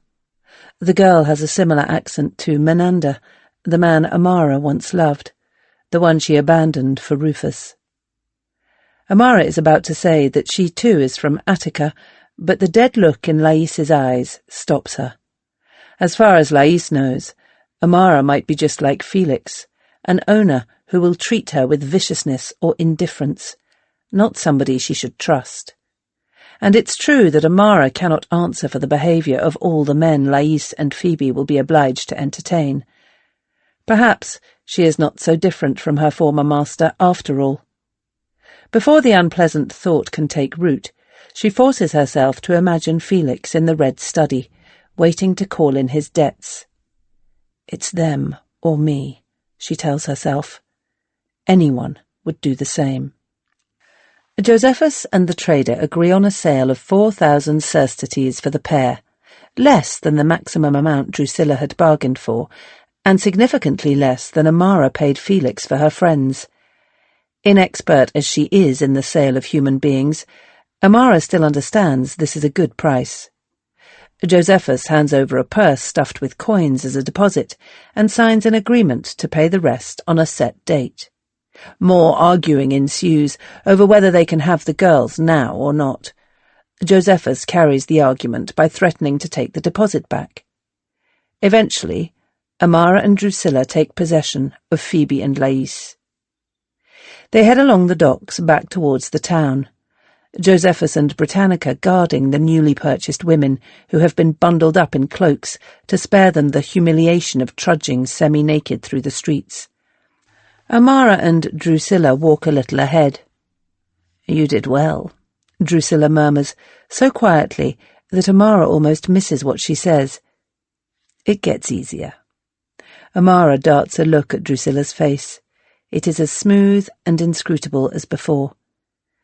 "If it is the will of the gods, they shall find their freedom, as we did," Drusilla continues. "Those who are destined to rise, rise." Light spray splashes onto Amara's face as a wave hits the harbour wall. The sea stretches out on her right, roiling and glittering in the sunlight, beautiful yet treacherous. Amara thinks of her friend Cressa, drowned in this harbour, choosing to end her own life rather than continue to live as Felix's slave, unable to bear the pain of losing the child she was carrying. It would be so easy for Amara to believe her own good fortune is fated, but she does not. "My freedom was partly your doing," Amara replies. "You gave me the confidence to ask Rufus to buy me." Drusilla gives a small, gracious shrug. "You had already decided," she says. "I saw it in your face the first time we met, and I saw it in his. I had never known Rufus so enamoured of a woman before." Amara thinks of all she has learned about her lover since that time, and says nothing. The walk across town is exhausting in the heat. Amara's house is at the opposite end of Pompeii from the harbour, and by the time they reach its golden door, she is sweating heavily. Even Drusilla looks a little flustered. They step into the cool darkness of the atrium. Amara blinks, adjusting to the dimmer light, and Victoria rushes through from the garden to meet them, embracing her. "You found some!" she exclaims, looking curiously at Phoebe and Lais. "Yes, there they are." "Lovely," Victoria says, smiling at the two newcomers. Amara is conscious of Drusilla watching and feels awkward. Victoria was not invited to the market, her status sitting somewhere uncomfortably between slave and freedwoman. Her lack of a patron, and the huge debt owing to Felix on her behalf, means she will have to go out and earn her keep with the flautists. It's unlikely the men using the three women will care much about the legal distinction between them. Phoebe and Lais are huddled together by the pool, looking nervous now the shock of the sale is over. "You must be hungry," Amara says to them both. They glance at one another, uncertain. Phoebe licks her lips. "Please, no trouble," she says, in her heavily accented Latin. "Just water." "Nonsense," Victoria says warmly. "You must be starving. Come with me. Martha will get you something. Some bread, maybe, and some cheese?" Victoria leads the two flautists to the garden, smoothing over their fear with a flow of friendly chatter. Amara watches them go, touched by her friend's kindness. "Good," Drusilla says, when the three women are out of earshot. "They will need to work together." "Will you stay and have something?" Amara asks her. Drusilla shakes her head. "I need to get home," she says. "I promised Primus I would spend the afternoon with him." She reaches for Amara, kissing her lightly on the cheek. "Let me know what it costs to feed and clothe them. Then we can set it against the lump sum of the sale. Make sure the balance between us is fair." Amara nods. "Of course," she says. "Kiss your little boy for me." Drusilla walks back across the atrium, joining Josephus, who is waiting silently in the doorway beside Juventus. When she is gone, Amara is left with Britannica. "You must be hungry too," she says, embarrassed not to have thought of this before. Britannica shrugs. "If you not need me now." "Go and eat," Amara replies. "I will join you all in the garden in a moment, after I have spoken to Juventus." The porter watches Amara as she approaches, his eyes lingering on her body. Ever since he went with her to the brothel, when he saw the low place she came from and heard the contemptuous way Paris spoke to her, Juventus has been more open in his leering, although never quite insolent enough for her to have to say anything. What could she say, in any case? A virtuous woman would surely not even recognize the sleazy look on his face. She stands a little apart from him, wishing now that they were not alone. "When is Philos back?" she asks. Juventus sucks his teeth. "He has business with the master until the afternoon." "When he returns, please tell him I need to see him." Juventus stares until she is overwhelmingly aware, as he surely intends, that only a short while ago he would not have been limited to looking. He could have paid for her services himself. "Whatever you wish, mistress." Chapter 12. The body seeks that which the mind has wounded with love. Lucretius, On the Nature of the Universe. Amara and Philos walk the back streets to get to Cornelius's house. Buildings are lit with the last orange glow before dusk falls. The air is cool. Some shopkeepers are already packing up, moving the overspill of baskets and jars from the pavement back into the store. The cookshop, where Martha often collects their dinner, is busy. Customers crowded around the bright yellow counter, getting the last of the hot soup. Philos looks tired. Amara had expected him to try to speak to her about Rufus again, but she has perhaps rebuffed him so many times he has given up. She feels both relieved and disappointed. "What do you think of Phoebe and Lais?" she asks, when they are further from the house and walking closer together on the pavement. "I didn't see them for more than a moment, but I'm sure you and Drusilla chose wisely." A street seller strung with clanking baskets of pots and pans barges his way past, forcing them both to flatten against the wall. Philos puts his arm in front of Amara to prevent her being scraped or struck. She knows it is a gesture any slave is forced to use, obliged at all times to sacrifice his own comfort for others, but the way Philos turns to her afterwards is more like a friend. "You didn't get hit, did you?" he asks. Philos has lowered his arm, but they are still standing close together. Amara reaches instinctively for his hand, half hidden by the folds of her cloak. "No," she says. "I didn't. Thank you." Philos returns the pressure of her fingers, holding her hand so tightly that for a moment she thinks he is not going to let go. He runs his thumb over hers, slowly enough to be obvious it is not an accident. Then he releases her and steps away. They keep walking, not looking at one another or acknowledging the contact. He cannot have held her hand for more than a heartbeat. The street seller has barely passed them, but it feels to Amara as if time has jumped. It was strange seeing the slave market from the other side. Her heart is thumping so hard, she does not pause to think about what she's saying, or why she suddenly feels the need to share something so personal. Although Felix bought me at Puteoli, not here, I still dream about it. The things people do when they know you don't matter, when they know you are nothing.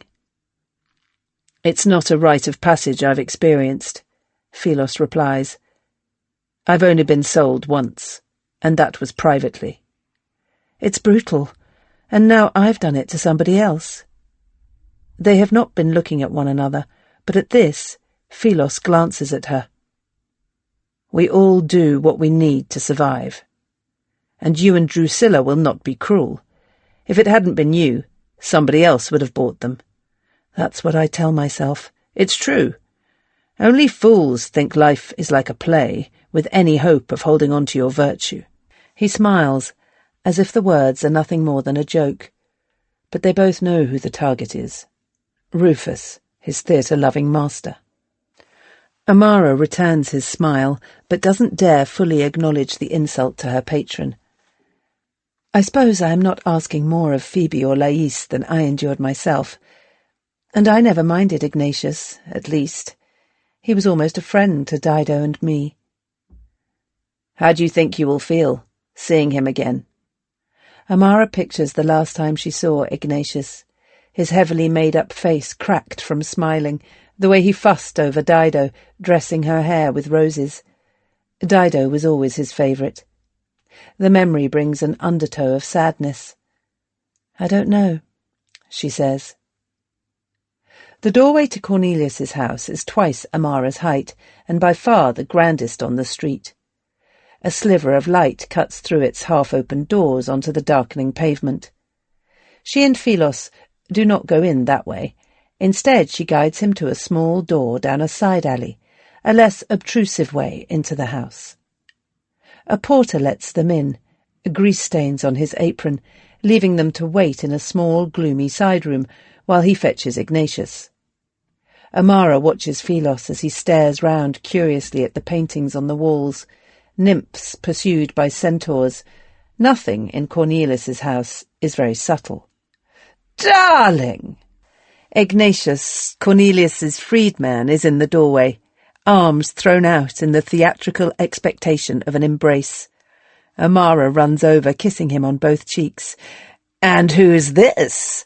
Ignatius eyes Philos up and down, lips pursed, an unmistakable look of appraisal on his face. Amara is embarrassed, fearful that Philos will be offended, but instead he seems amused. "The steward," Philos replies, "here to draw up the contract." "Very pretty for a steward," Ignatius whispers to Amara with a wink. To her annoyance, rather than managing to think of a witty reply, she finds her cheeks growing hotter. Ignatius laughs. "Well, my fine pair, let's have some wine and talk about parties. And contracts," he adds, glancing back at Philos, one eyebrow raised. They follow Ignatius into another slightly larger room, perhaps his own private chamber, with 2 couches and a small table set with wine. The walls are painted a deep red, with images from the legend of Hercules. Iron lamps blaze in each corner, and a small brazier is lit. Amara has been to Cornelius's house many times, but always as a hired entertainer. She does not suppose the master of the house even knows she is here. The business of buying in women and performers is surely beneath him. "Sit down, darling, sit down," Ignatius exclaims, waving his hand.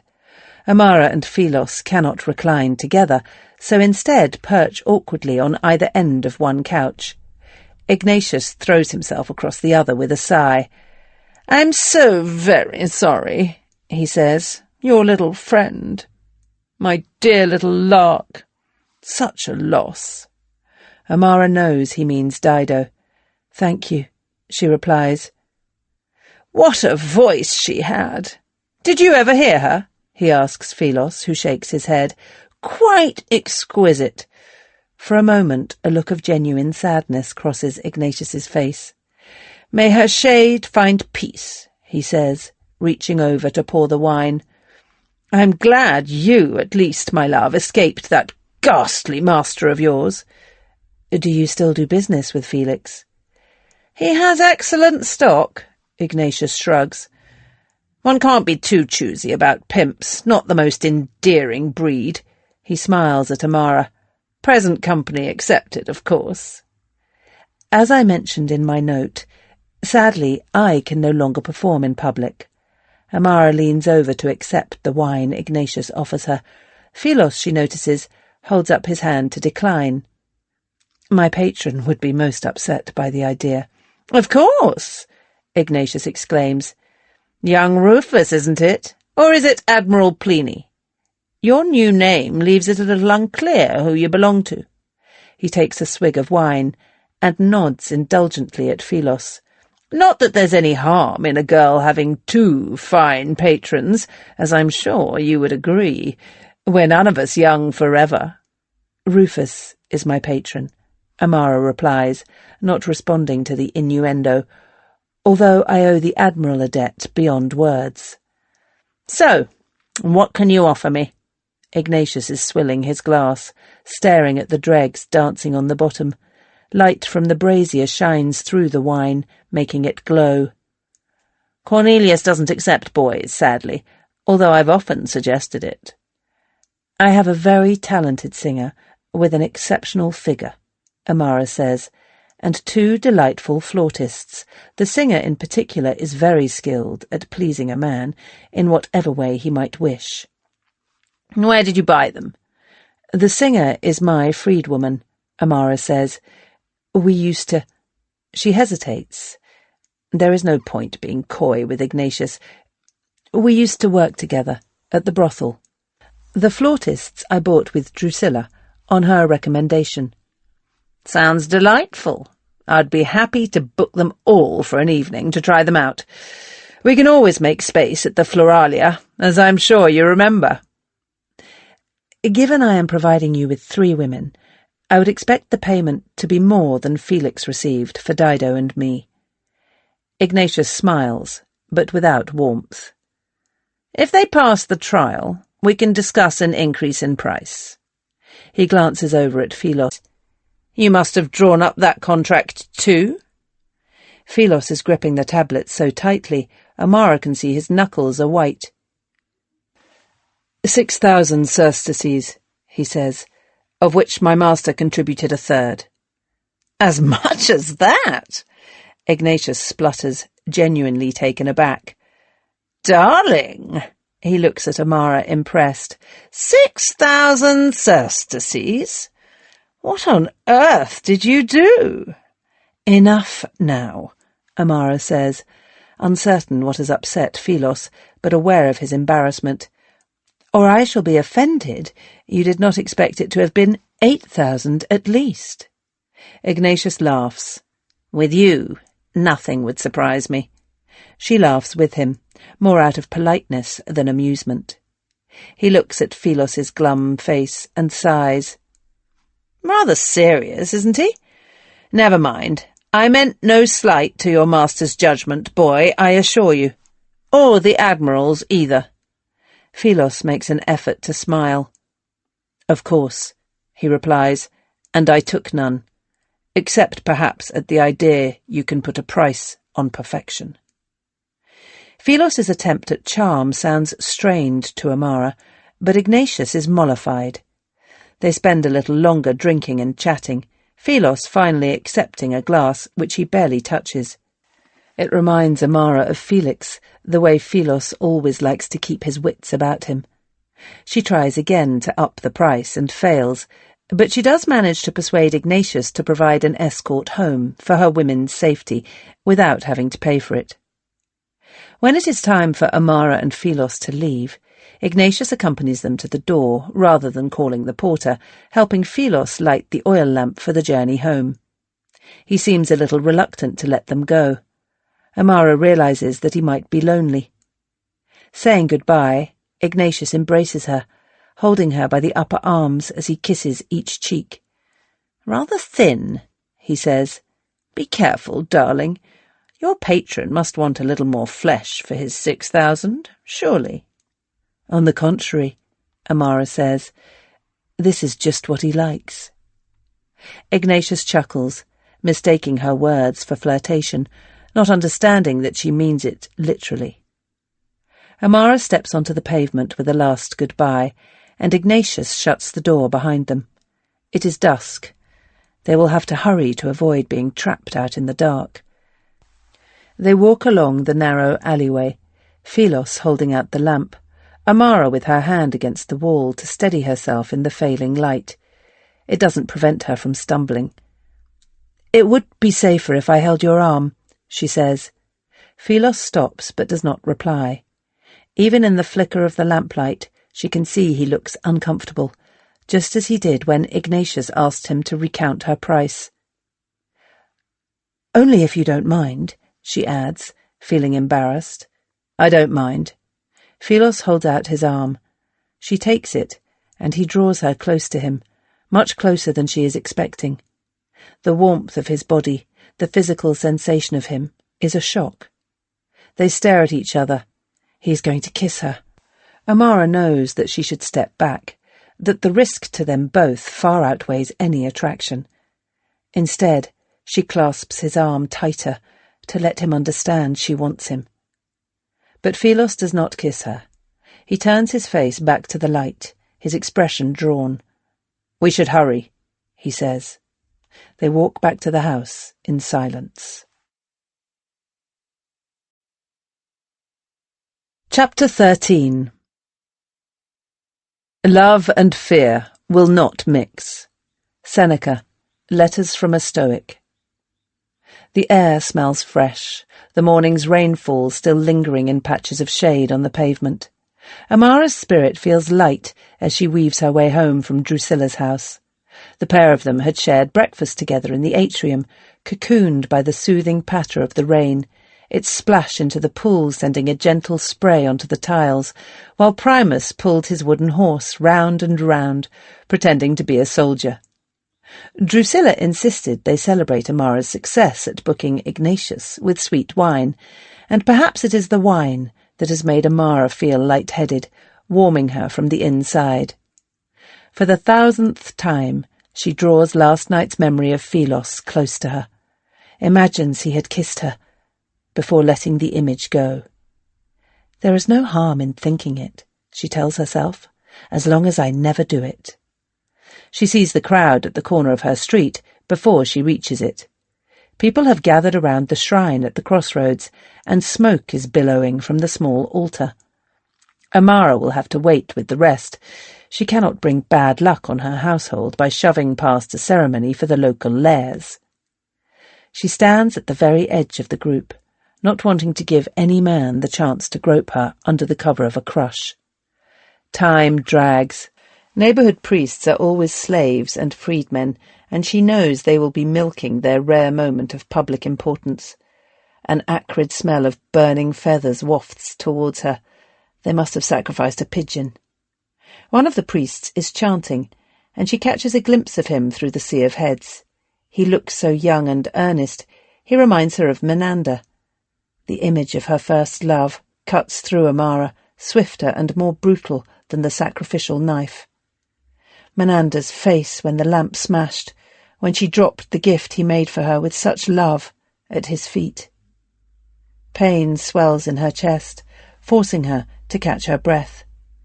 She wonders what she would feel if Philos ever looked at her like that, then realizes with surprise that she cannot picture it. Such a betrayal might not even shock him. Amara thinks of Philos's inscrutable expression whenever Rufus addresses him, the darker currents beneath his stillness, and feels a pull of recognition. He is a slave, she reminds herself, recalling Drusilla's warning, and I left that gutter. The crowd starts to disperse. Amara quickens her pace, trying to keep her mind focused on Rufus as she skirts past the lines of fabric. There is no point imagining anyone else. Better make the most of the man she chose, rather than wish for one who would disgrace her. At the doorway of her house there is no porter to prevent her slipping into the shaded hallway. Juventus has his back to her, watching the atrium instead of the street. Beyond him she can hear laughter and shouting. She brushes past Juventus's shoulder, making him jump. "I was still on guard," he protests, looking back at the door. Amara ignores him, uninterested in his oversight. A scuffle is going on beside the pool in the atrium. To her surprise, she sees Philos and Britannica are sparring, brandishing the wooden knives the Briton has been using to teach Amara how to defend herself. Britannica lunges forwards, and Philos scrambles out of the way, splashing through the shallow water to avoid a blow. Britannica laughs. "You dead?" she yells.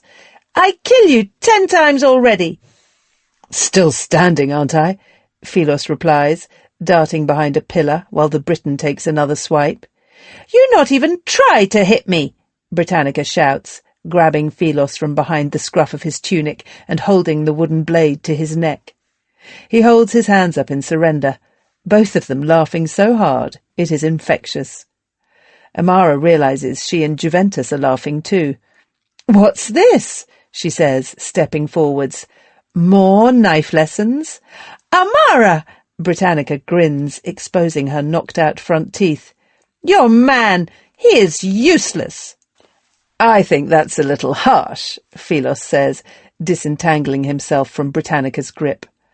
Amara hears Juventus snort with amusement beside her. He yells something at Philos in their own dialect. Philos rolls his eyes, replying with a phrase Amara does not understand. Then he glances at Amara, as if not wanting to exclude her. "I said, it's not like being beaten by an ordinary woman." Britannica throws her knife at Amara, who catches it, then grabs the other blade from Philos. "I show you, even she better killer than you." "I don't doubt it," Philos says. "Not now," Amara says, embarrassed by the thought of an audience. "You not try, you never improve," Britannica says. "Now, catch me with the sneak move while I look away." "Hang on," Philos protests. "There was none of that for me. I might have got somewhere." No sneaking for a man, Britannica scowls. Cheating! She turns her face from Amara. Now you try. Feeling foolish, Amara tries creeping up on Britannica a few times, each attempt more half-hearted than the last. She is conscious of Philos and Juventus watching, unimpressed. Britannica snorts with impatience. You copy me, she declares, facing Amara. There is no longer any trace of laughter to her voice. Britannica uses a short, swift upswing, as if to stab Amara below the ribs. Strike first, she says. Amara copies the movement, her eyes not leaving Britannica's face. Strike first, she repeats.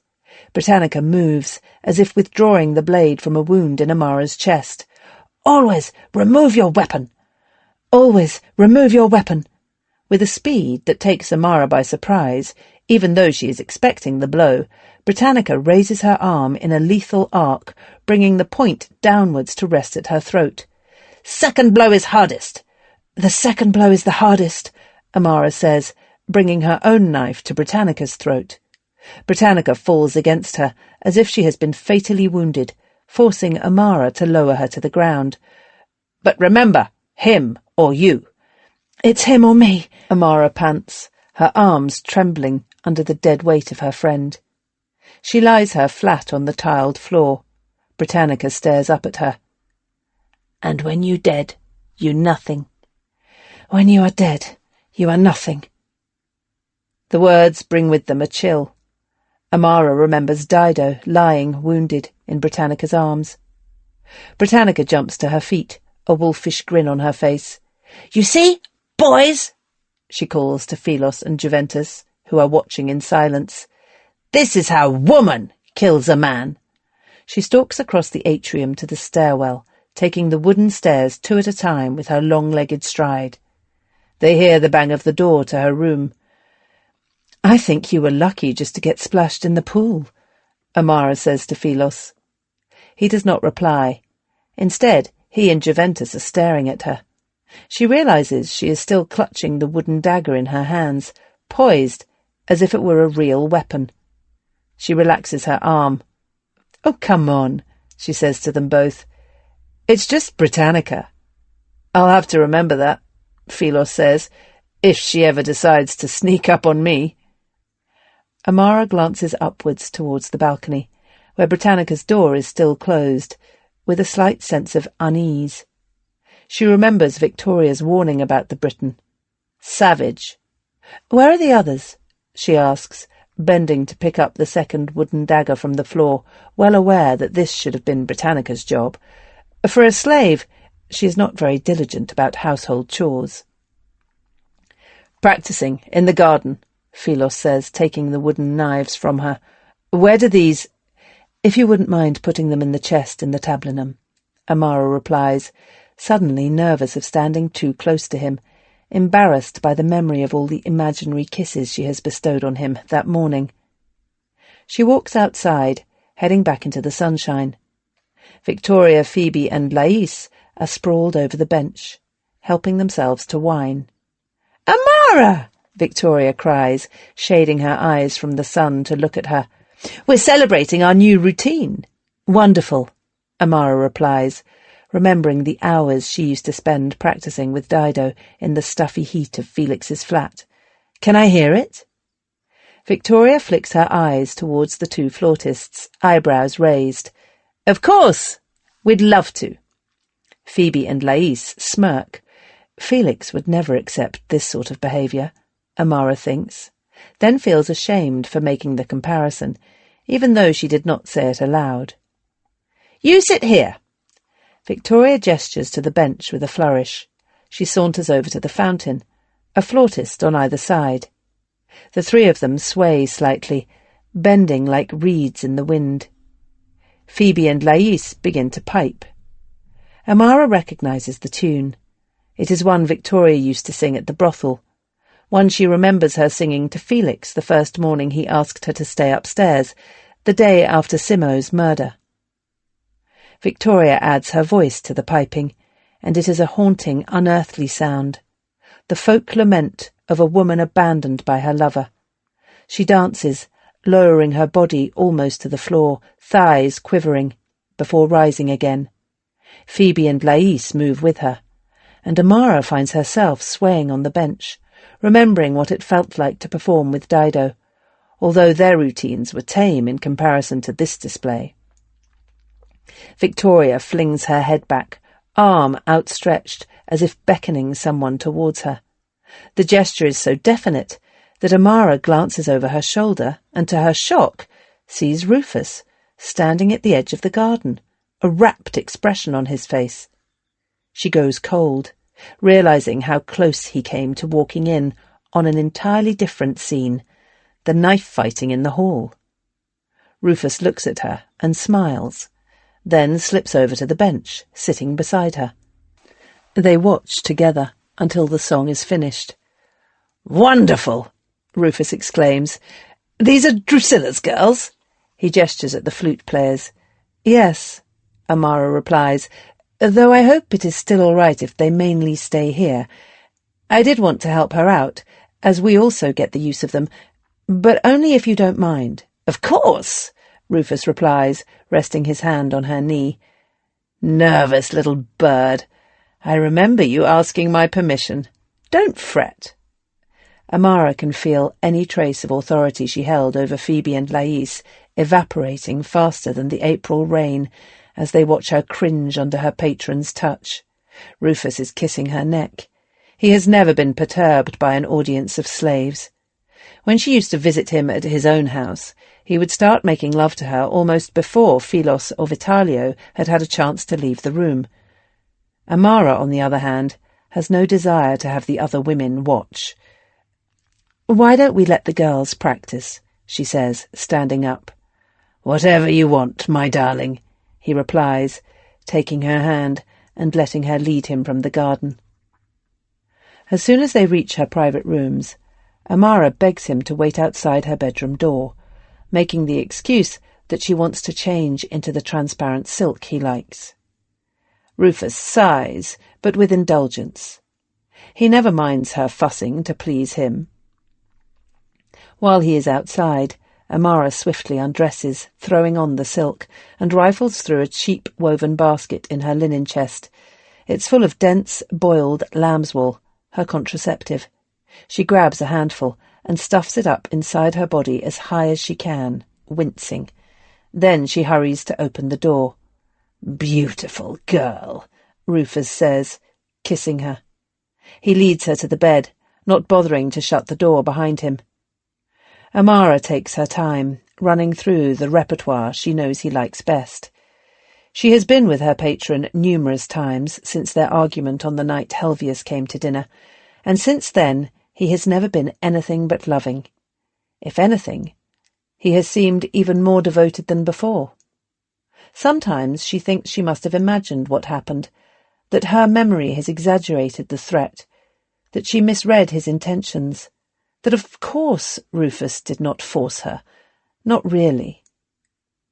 But whatever lies she tells herself, her body remembers. Her heart beats painfully fast when he holds her, and a sick feeling churns her stomach. She fakes her sighs of desire, moving her body to excite him, and when he is lost to passion, breathing heavily in her ear, Amara stares wide-eyed up at the ceiling. She tries to blot out the present, imagining herself somewhere else. She thinks of Philos, pictures him being chased by Britannica across the pool, his laughter, the way he held her hand so briefly in the street, the look in his eyes when she took his arm. "I love you," she murmurs, surprising herself. "I love you too, darling," Rufus answers, although the words were not for him. He rolls off her body, kissing her tenderly. "Dear little bird." Amara smiles. She has smiled at worse men, after all, and her comfortable life depends on his continued affection. Surely Rufus is an easier master to manage than Felix. And he does not own me, she reminds herself.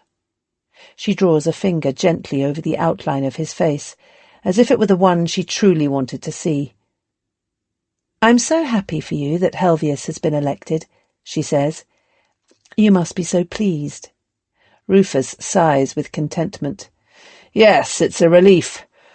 My father had already sunk so much money in his campaign, and all that time in his pompous company." He runs his hand down her flank, his fingers moving over her ribs into the hollow created by the jutting bone of her pelvis. "Such a tiny little thing you are," Rufus says affectionately. "My little sparrow."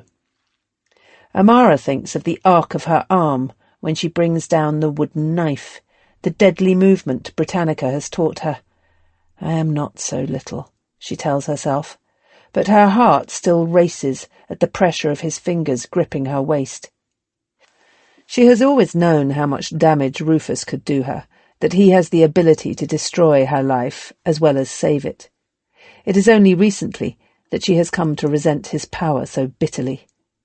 "What will happen now, at the Floralia?" she asks. "Of course!" Rufus sits up in excitement.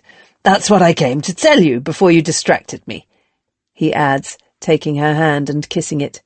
"I've arranged for you and Drusilla to be at the head of the procession to the theatre the night of the performance." "Really?" Amara asks, amazed. "Is that a public acknowledgement of—" She almost does not dare continue. "Of your role in my life? Yes," Rufus replies. "I will not be able to recognize you that night, my love. I will be with my family. But people will know who you are and why you are there." He bends to kiss her again. "They will know you are mine." "Oh!" Amara exclaims, with genuine pleasure. She can already imagine herself standing with Drusilla, the focus of so much envy and admiration, their path strewn with flowers. She kisses Rufus back, this time with more feeling.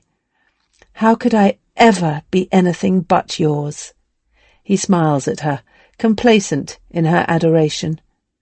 Amara lays her head against his chest, in a false gesture of devotion, so that she does not have to look into his eyes. Chapter 14. "I'm just a guest, then, gazing at my darling, while at your touch another takes delight." Ovid, Amores 1.4. Victoria catches Amara's eye, raising her eyebrows, but Amara ignores her. It's true that Drusilla's imperious tone is a little grating, but Amara has no intention of making faces behind her back. Victoria does not seem to grasp the hierarchy among courtesans, but instead she is still stuck in the mentality of the brothel. Hot air from outside wafts into the dining room, spiced by the scent of mint, which sits baking in the sun. Drusilla's garden is always fragrant with the flowers beloved by Venus: rose, mint, and myrtle. Drusilla fusses over Phoebe and Lais, instructing them where to stand. Her dining room is smaller than Amara's, but it opens directly onto the garden, which is why they chose it for this evening. She also has more bedrooms, which may be important after the food is served. "So, I'm for Quintus?" Victoria remarks, tapping her foot with boredom. "Even though he's your boyfriend?" "He's my patron," Drusilla replies, not looking in Victoria's direction, instead fussing over Lais's tunic, arranging it to her satisfaction. "I provide him with all manner of entertainments. Amara's with Rufus, the girls have to fuck those other two boys you've invited, and I'm with Quintus. That's all the men. What about you? Did nobody want you?" Victoria's voice is light, as if she is making a joke, but Amara cringes inwardly, fearing Drusilla will be offended. "Me?" Drusilla raises her perfectly shaped eyebrows. Her cheeks dimple into a smile. "I'm the one who gets paid. The one who gets to choose her lovers, not entertain a man on another woman's instruction." Amara has never seen Victoria bested by a tongue sharper than her own. Victoria says nothing, only tosses her hair, as if the words don't sting. "I think Rufus will want to go home after the dinner," Amara says, changing the subject. "I've had your old room dressed just in case," Drusilla says. "I suspect the other 3 men will want to stay in here on the couches so they can share the women between them. That's after you and I have retired." Drusilla's deliberate elevation of them both makes Amara flush with embarrassment, even as she also feels pleased by her change in status. "You won't mind that, will you?" Amara says to Victoria, feeling bad for her. "Why should I mind?" Victoria gets up and stalks into the garden. Amara can see her stop at the fountain, keeping her back to them all.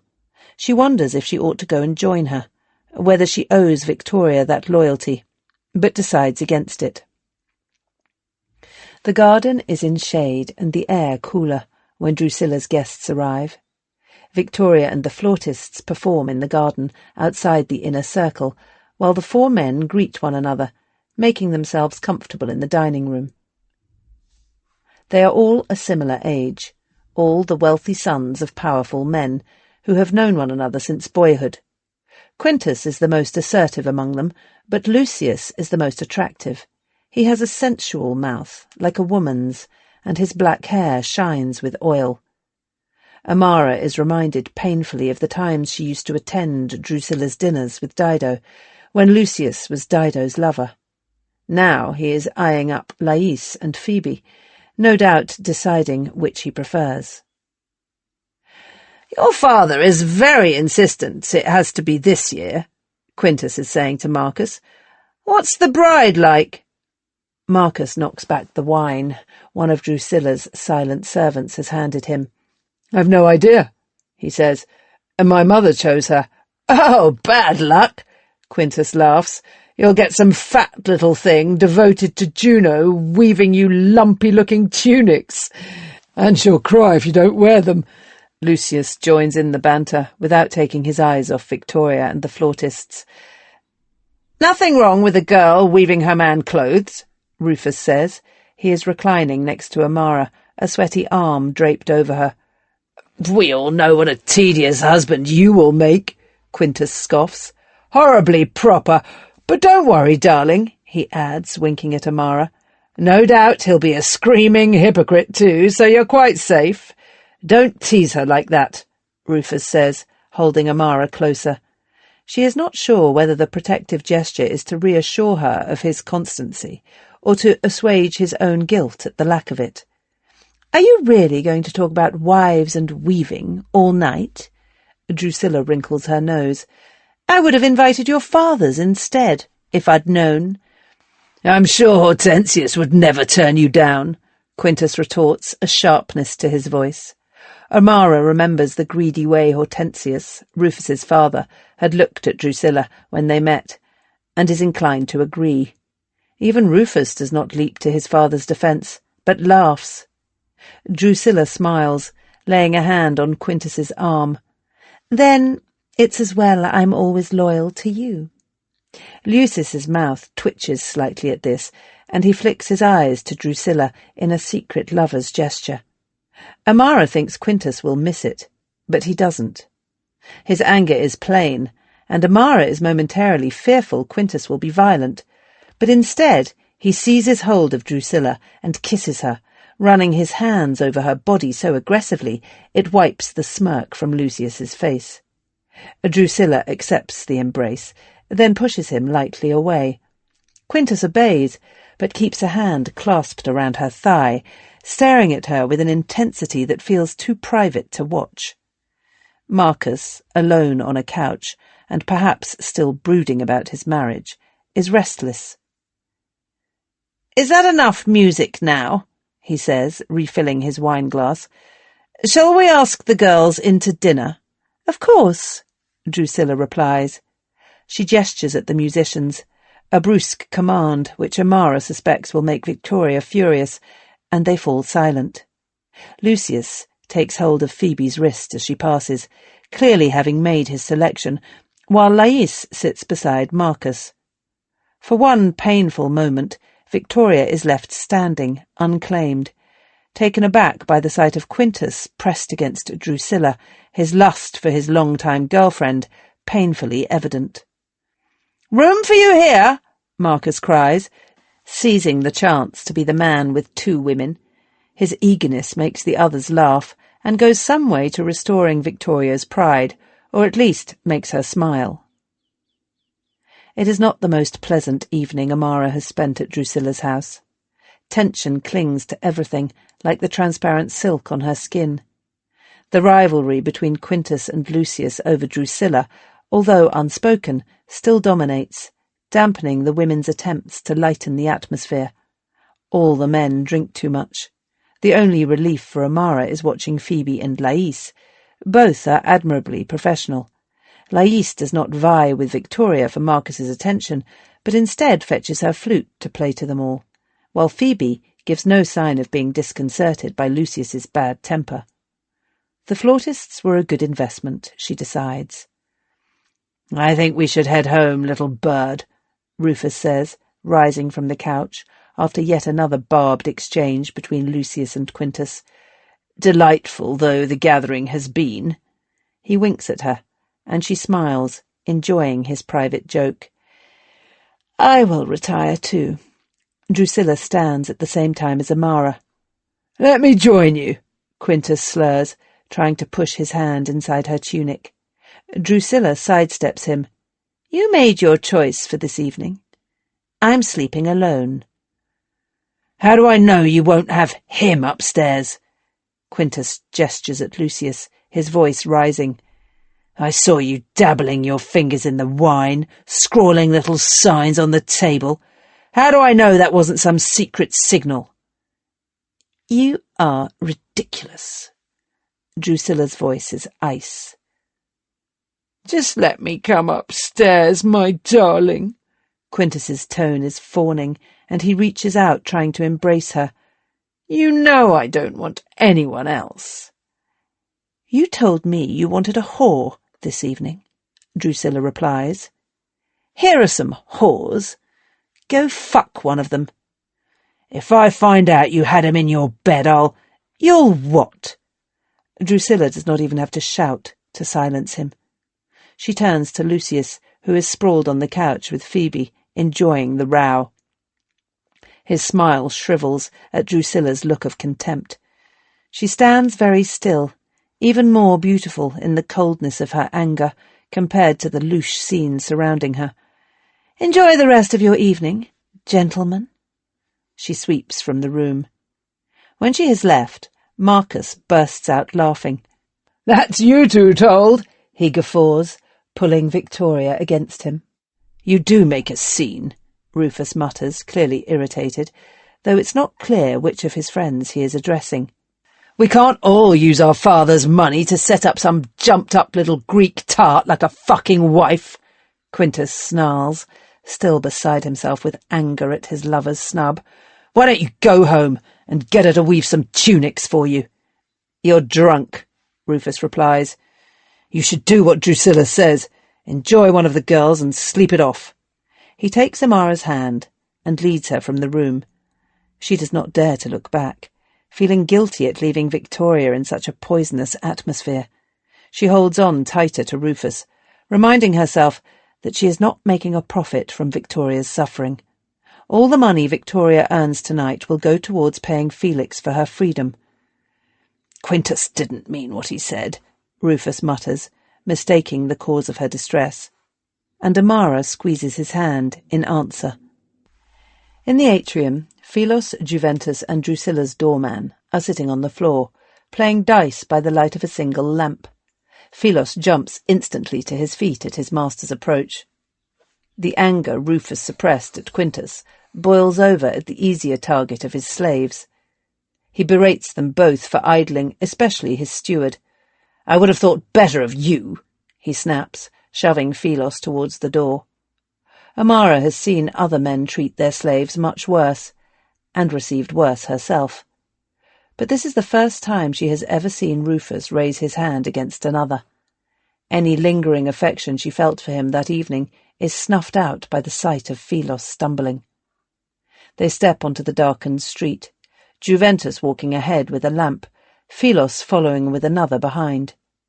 For the entirety of their short journey, Amara wants to turn around to look at Philos, to tell him with her eyes that she is sorry, but she does not dare. They reach the tall golden door of the rented house, its myriad metal studs shining in the moonlight. Juventus cannot find the keys and fumbles with the lock, while Rufus swears under his breath, huffing with impatience. Amara turns to the side, as if glancing down the street, but instead she looks at Philos. He stares back, and then, when she keeps holding his gaze, long past the point a woman should stare into a man's eyes, he smiles. Before Amara can answer with a smile of her own, Rufus tugs her on her arm, pulling her into the darkened hallway of the house. Chapter 15. Even woods and the wilder aspects of nature furnish medicines, for there is no place where nature has not provided remedies for mankind, so that the desert itself has become a chemist's shop. Pliny the Elder, Natural History. Amara breathes in the scent of thyme and marigold. Both take her back to her childhood. She remembers gathering these herbs for her father from their small garden in Aphidnae. The leaves were so tempting to crush between her fingers, releasing the sweetness of the thyme, the sharp, peppery tang of the marigold. Her father, Timaeus, could have had a servant help him prepare his medicines, but he preferred the company of his daughter. She would strip the thyme carefully from its stems, chopping it finely, while he stood beside her and watched, explaining how a cough syrup should be prepared. Sometimes she struggles to recall the exact cadence of his voice, but not the feeling it gave her. The certainty of being loved, the impossibility that her life could be anything but happy. "Where do you want the marigolds? Shall we plant them here? It will look nice when they flower in summer." Philos is squatting beside her, the pair of them planning the garden. He has just cleared a space for the chamomile. The garden has too few beds to plant as many herbs as Amara would like, but she is determined to bring in a bit more variety to make it more like her father's house. Rufus was delighted by the idea, urging her to buy the plants when she mentioned it. Any reminder of her respectable past pleases him. "Yes," she replies. "We can put the yellows together. Good idea." She hands Philos the plant, and he starts to dig it in. Above them, the sky is fading from pink to blue, and the air is loud with birdsong. Martha is busy sweeping the atrium, but nobody else is around. Britannica always slips out before dawn to go running by the arena, and Phoebe, Lais, and Victoria are still at Drusilla's, after spending the night entertaining her guests. Juventus is out too, keen to leave his dreary role as doorman, even if it's just running errands at the bakery. Amara could almost pretend she and Philos lived here alone, that their relationship was something different. She remembers how it felt to take his arm when he pulled her in close, and warmth spreads through her body. "So, did your father teach you much about medicine?" Philos is intent on his planting. She has been telling him about her father, Timaeus, about her childhood. "I suppose so. He certainly taught me everything he knew about herbs, their properties, how to prepare various draughts and lotions. When I was a child, I thought he wanted me to be a doctor like him, until I realized that wasn't possible." She can still remember her father's amusement at the idea. "You can be a good doctor to your family when you run a household of your own." He would have liked this garden, she says, looking round at the space. He believed plants were good for our health, that even spending time contemplating them grow could have benefits. Philos starts to make room for a marshmallow plant. "I'm sure your father would be proud to see you honouring his memory." Amara thinks of the future her father imagined for her, the one he failed to protect, and cannot keep the bitterness from her voice. "You are kind, but we both know my father would not see any honour in the life I lead now." "Most doctors I've encountered are pragmatists," Philos replies, "so perhaps you are mistaken." "And your father?" Amara asks. "What sort of man was he?" There is a silence, while Philos continues to handle the mallow, carefully teasing out the roots without breaking them. He sets it in the soil. Nobody born into slavery can lay claim to a father. Amara knows this, and yet she also knows that slaves love their parents the same as anyone else. Philos is quiet for so long, she thinks he is going to ignore the question. She is about to change the subject to save them both embarrassment when he speaks. "It depends which father," he says, sitting back on his haunches so that he can look at her better. "You asked me once how I learned Homer, how I had any education, when I have never been free. That was the gift of the master, the man who sired me, though I never think of him as my father." Amara knows this type of parentage is common for slaves, but is still embarrassed. "Was he?" she falters. "Was he a good man?" "My mother neither liked nor desired him, but she had no choice in the matter, any more than any other slave ever has." Philos is still looking at her, and Amara feels her face burn. "After the master got my mother pregnant, my parents were obliged to raise me as if I were wholly theirs. But my father always treated me with kindness, even though he knew I was not his son." "Is that certain?" she asks, as if she has the power to change the past by wishing it away. "Might you not be his son if your parents were together?" "I looked more like the master than any of his legitimate children, and I heard later from the cook that his pursuit of my mother was relentless when she was young. He never gave her any peace." Amara can sense the anger in Philos, even though his voice is calm. "But he educated you?" "Yes, and for that I owe him, for all the hours I spent reading at his house." Philos turns back to his planting, digging into the earth as he speaks, spilling it on the stone. "Not that he acted out of affection, although I was once stupid enough to hope that might be why. It was a joke of his, played against his heirs, the idea I might be cleverer than they were. A point of pride for him, the mark he left of himself, even on a slave." Amara feels her own anger tighten like a knot in her chest. "But your true parents loved you." "I often think of my father," Philos says with a slight smile. "He was the kindest man. He never added to my mother's suffering by blaming her, or me, for what nobody could help. And of course my parents imagined the master would leave me my freedom in his will. It was what everyone expected, after he died." Amara says nothing, dreading the next part of the story, knowing who Philos was sold to. "Those who are born free," he says. "They talk in front of slaves as if we have no ears, as if we are fools. But we hear everything. We see everything, and we remember. I could tell you the intimate secrets of half the great families of Pompeii, if either of us wanted to waste our time that way. My parents knew exactly what awaited their 17-year-old son when they learned I had been sold to Terentius. And in the worst moments after I left my family, when I thought I could no longer bear my life, I would remember the last thing my father said to me. Whatever happens to you, in my eyes you are always a man." Philos avoids looking at her while he speaks of Terentius. She understands the shame he risks by telling her this, a humiliation so profound she has seen it warp other men, driving them to violence. But when Philos turns to face her, he does not look ashamed. "And that is why I believe your father would understand.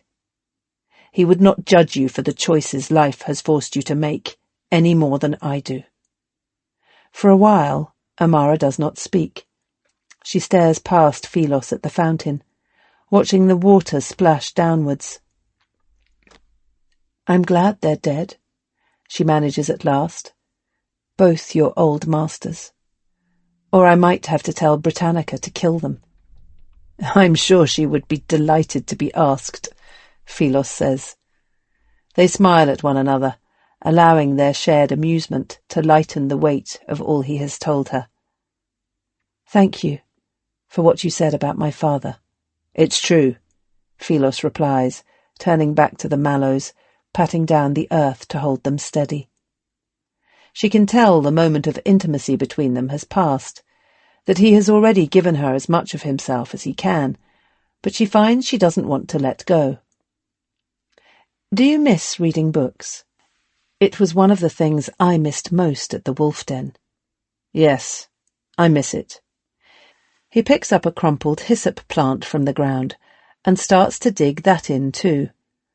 On the whole, the contracts aren't very entertaining to read. Any time you like, whenever you aren't working for Rufus, you can go to my private study and read. You don't need to ask me. I trust you. I don't really have anything exciting. She stumbles on, unnerved by his silence. No Homer. Just a medical text Pliny gave me in Greek, but you're welcome to share it if you want to. Whatever Philos might have replied, he does not get the chance. What are you two doing, digging up the garden? Victoria is standing in the corridor from the atrium, leaning against the wall, her hair tousled. You're back, Amara exclaims, wondering how much Victoria just heard of her offer to Philos. She gestures at the garden. I'm planting some herbs, like my father used to grow. So that's why Juventus came home with half a meadow yesterday morning. I always forget you're a doctor's daughter. Victoria yawns, heading over to the bench. I suppose the house you grew up in might have been even grander than this one. No, Amara says, not wanting to move away from Philos, but feeling obliged to join her friend on the bench. It was much smaller, but the garden here reminds me of home. I cannot imagine growing up owning a garden. Can you, Philos? Victoria says, kissing Amara playfully on the cheek. I started out on the town dump.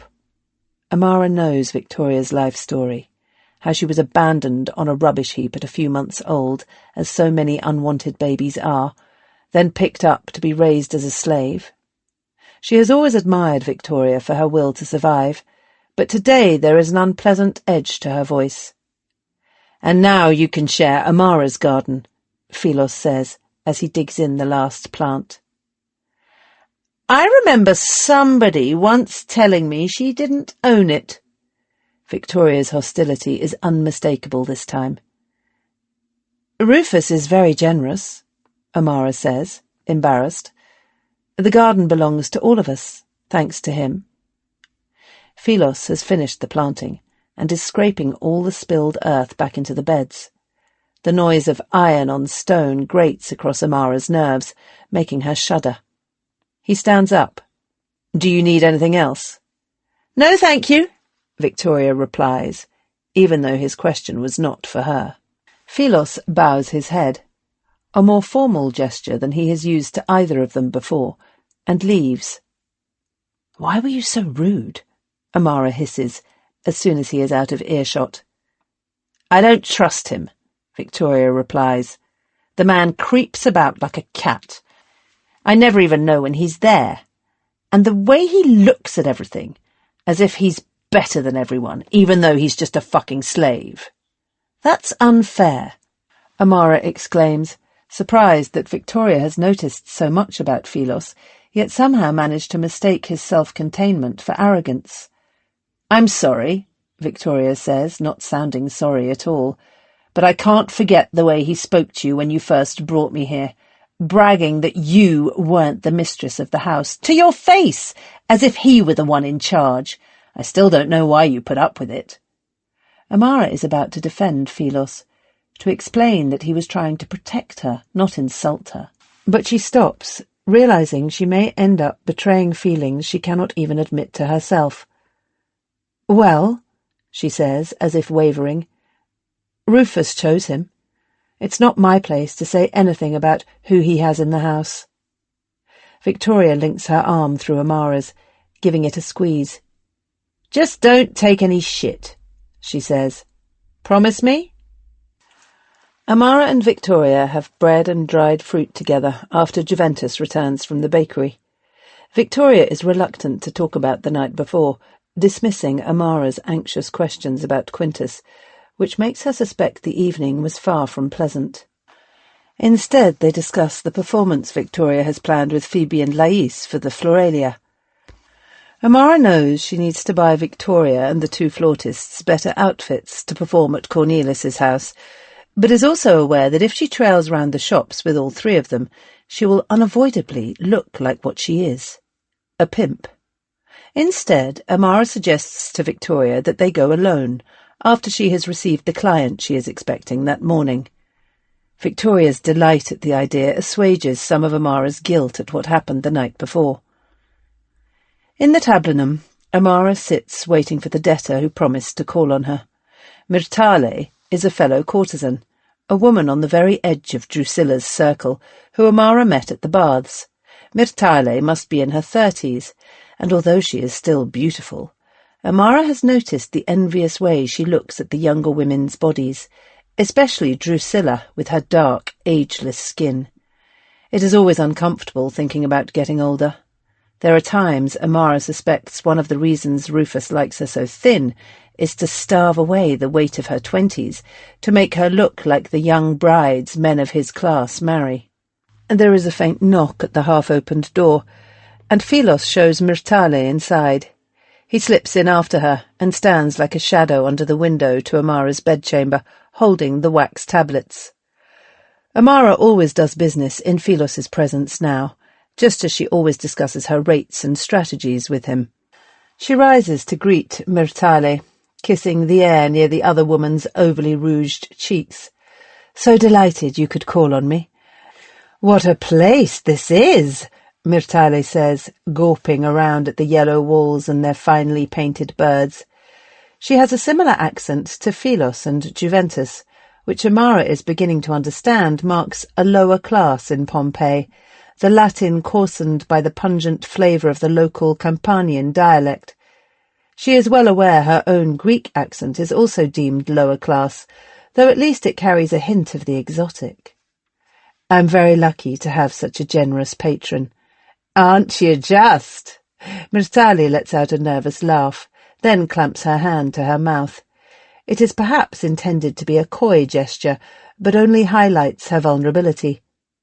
Amara thinks of Felix, how he would probe this woman's weaknesses, eviscerating her, forcing her to take on debts she could never repay. "But I am not Felix," she tells herself. "I cannot remember your patron's name." "Oh," Myrtale looks embarrassed. "I have a couple of callers. One is very loyal, but he's been sick lately, which is why I need a loan." "I'm glad to hear the man is loyal." "Well, not that loyal," Myrtale huffs. "He's promised for years to marry me, but don't they all? Still, I'm grateful for what he does. Better than nothing." Amara cannot help feeling exasperated at the woman for exposing herself. "How much do you want?" she asks, more curtly than she intends. She realizes she is looking in the drawer, rooting about, just as Felix does when he is irritated. Amara slams the drawer shut, making Myrtale jump. 5 denarii? Myrtale lowers her voice, perhaps alarmed by the idea her creditor finds her annoying. "My rate is 5%. Amara is about to explain that after 3 months the interest rises, but she sees the alarm on the other woman's face. Even 5% is going to be a struggle. She decides to waive the higher rate. "If you are happy with that, my steward will draw up the contract, though you also need to give me some surety." "I was wondering," Myrtale says, "given this is between friends, could we do without that part?"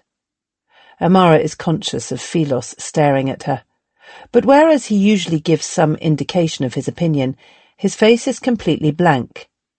"No," Amara says, "but I can see a lovely ring on your right hand. That will do very well." Myrtale hides the ring, clasping it inside her fingers. "That was a gift from my first patron," she says. "It's worth more than 5 denarii. If you don't pay me, I will refund you the difference." Myrtale still looks uncertain. So Amara holds out her hand to press home her demand. "If you want the loan, give it to me, please."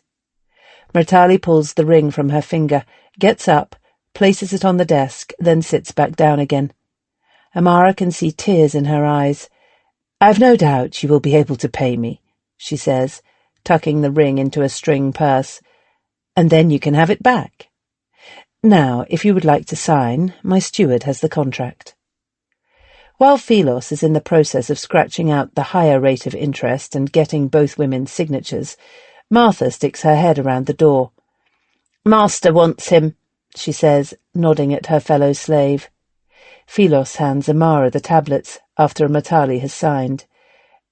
"If you will excuse me," he murmurs. "That's a lot of servants you have," Murtali says when Martha and Philos have left. "They are my patron's servants." Murtali nods. "It all goes very fast, you know," she says, her voice bitter. "I was like you once." The makeup on Murtali's face has cracked, and tears have smudged the kohl, so it cakes in the creases around her eyes, making her appear even older than she is. It reminds Amara of Cressa at the wolf den, that look of a woman on the slow downward slide, or worse, of Fabia, the abject destitution of old age. It is a terrifying thought, and her fear curdles into cruelty. "I very much doubt you were ever like me," she says, walking to the door and opening it in a sign of dismissal. Philos has already left by the time Victoria and Amara set off on their shopping trip. No doubt he was summoned, as usual, to help Rufus or Hortensius in the administration of the family business. Amara thinks of the gem-cutting workshops and jewellery stores that line the outside of Rufus's house.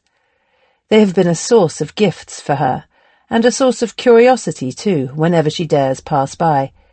But for Philos, every room, every item must be familiar, not to mention his knowledge of the accounts. It gives her a strange feeling, imagining all the many things she does not know about his life. "Where shall we go?" Victoria is asking, bouncing on the balls of her feet with excitement. "Here, on your street, or somewhere new?"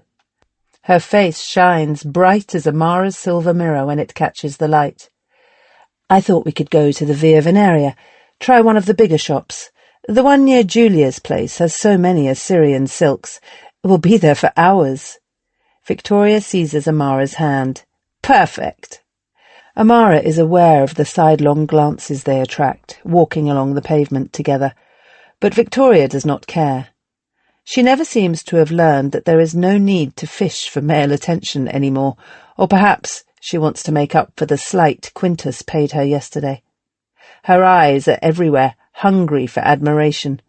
Amara is not sure whether to be amused or exasperated. "We'll never get to the shop at this rate," she says, after Victoria's passing causes a row between an outraged woman and her leering husband. "Think of the tips I'll make at the Floralia," Victoria replies, tossing her head. "This is just practice." The fabric shop is one of the prettiest on the Via Veneria. Above the open front, paintings from the legends of Venus look down. The goddess of love receives offerings from her servants, a serpent coiled at her feet for good fortune. Unlike Virgila's place, very few fabrics have been hung out on the street, perhaps too precious to be left to chance. Amara has a sudden misgiving about the price. Victoria darts in before Amara can voice her anxiety, heading to the counter with the confidence of a woman who has imagined herself doing this for years. "Assyrian silk," Amara hears her say to the serving girl. "We'd like to see everything you have." The girl glances from one woman to the other, sizing them up. Her eyes come to rest on the silver pendant at Amara's neck, with its perfect amber drop. The first present Rufus ever gave her, the one that still retains the sheen in Amara's memory of something close to love. "At the back," she says, with an obsequious smile. Amara follows the girl, Victoria tripping eagerly ahead. it is impossible not to picture Dido's slighter form replacing Victoria's voluptuous one. Only a year ago, Amara and Dido visited a clothes shop in Pompeii for the first time. She remembers Dido's amazement at the transparent silver silk. It's like wearing a cobweb. The girl leads them both to a small white room, decorated with a series of painted cupids. An interior window high up on the wall must open onto the atrium of the grand house that owns the shop space, although Amara cannot see anything through it but the rafters. She finds herself thinking of Philos again, wonders if right now he is working in a room like this. Victoria stands hovering near the shop assistant.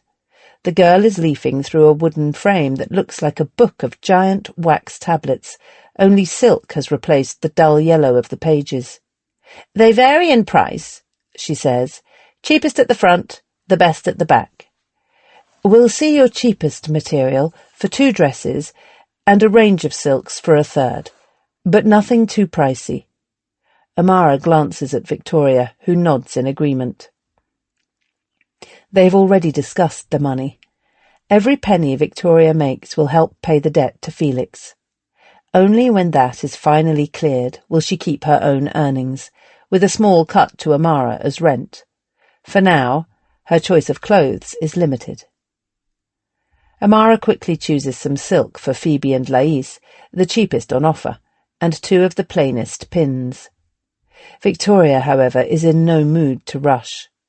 The shop girl has brought her 5 different silks, and she savours each one in turn, touching the fabric with the reverence of a priest handling offerings at sacrifice. Victoria lifts her arms, and the material clings to her body, revealing and burnishing her nakedness. Amara smiles. She knows how much Victoria loves clothes, remembers the hours Victoria spent at the brothel regaling everyone with tales of the finery she would buy if she were rich.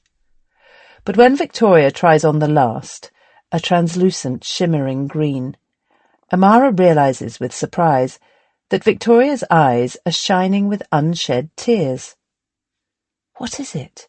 she whispers, pulling her aside so that the curious shop girl cannot hear. "It's so beautiful," Victoria whispers, her voice trembling. "And he'll never get to see me this way, or tell me how lovely I look." She scrunches up her face, reminding Amara of Drusilla's son, Primus, when he is trying not to cry. "I miss him so much. Sometimes I just can't believe I'll never see him again." Amara puts an arm around her. "You'll find someone else," she murmurs, her cheek pressed to Victoria's. "I promise you." "He's the only man I've ever loved," Victoria says. "There's nobody else like him." Bitterness wells up in Amara's heart, like sap from a hemlock stem. That's true enough, she thinks. "I promise it will pass," she repeats. "I promise you'll forget him." "Could I come with you tomorrow?" Victoria asks.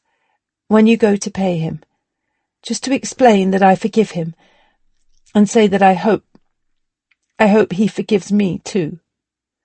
Amara thinks of Felix, his utter lack of concern for Victoria, his endless brutality, and cannot help but feel irritated by her friend's lack of sense. "I don't think that's a good idea," she says, "but I can tell him for you, if you like." Victoria looks up at Amara, her expression uncharacteristically vulnerable. "Would you? You promise me?" Amara smooths the tears from Victoria's cheeks, cupping her face in her hands. "Of course I will," she lies. "I promise." Chapter 16. Now that I know you, you're much cheaper, lighter, and yet desire in me flares even brighter. Catullus, Poem 72. "You want goin' here?"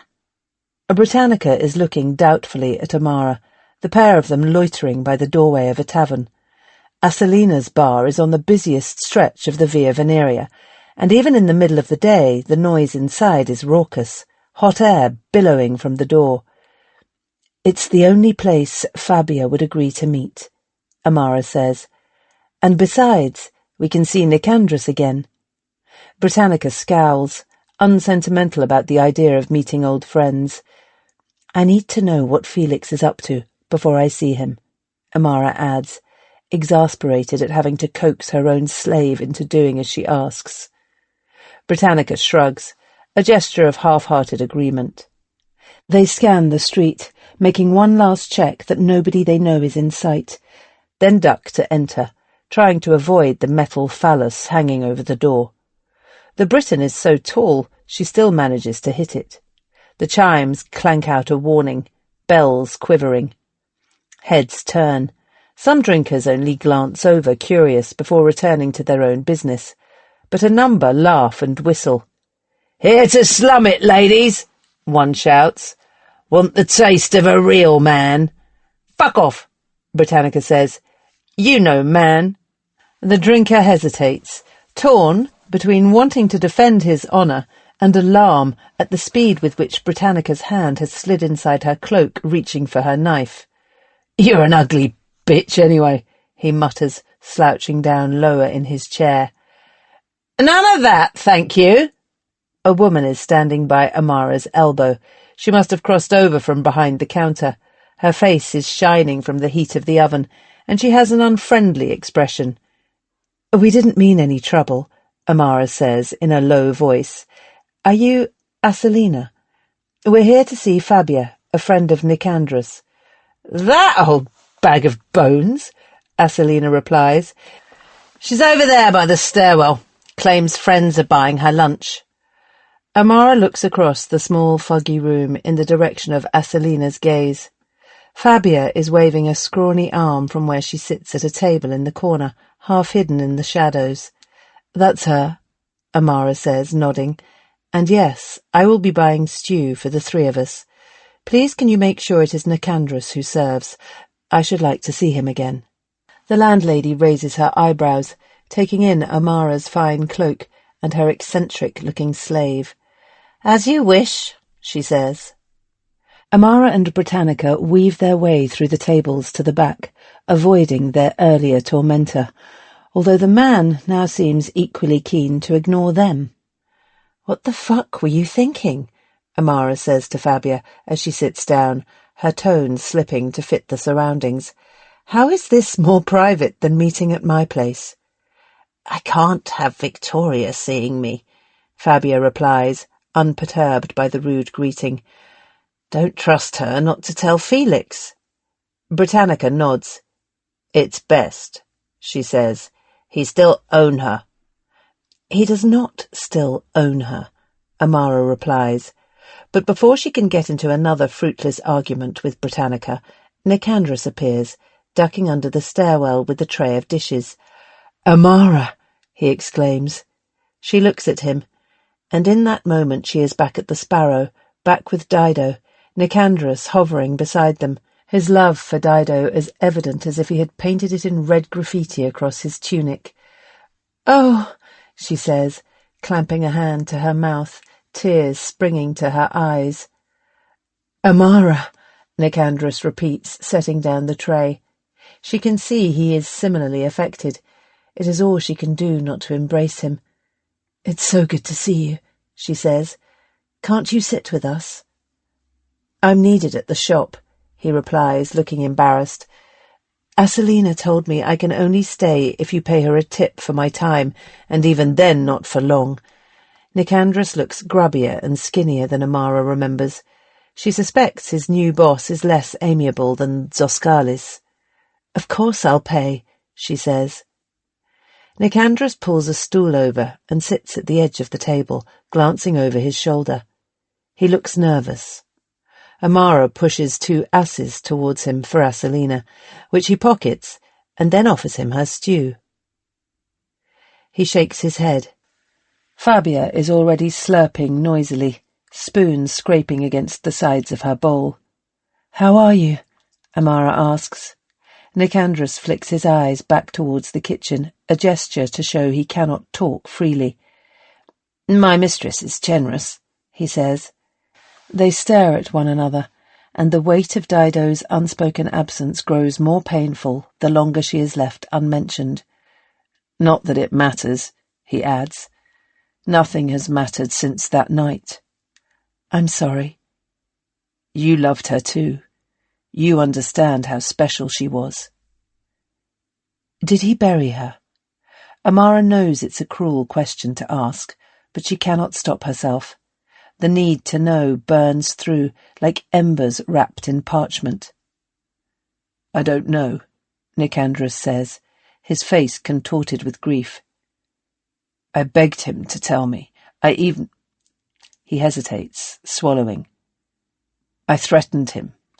So Zoskalis sold me." "You threatened Felix?" "I loved her. She was everything to me."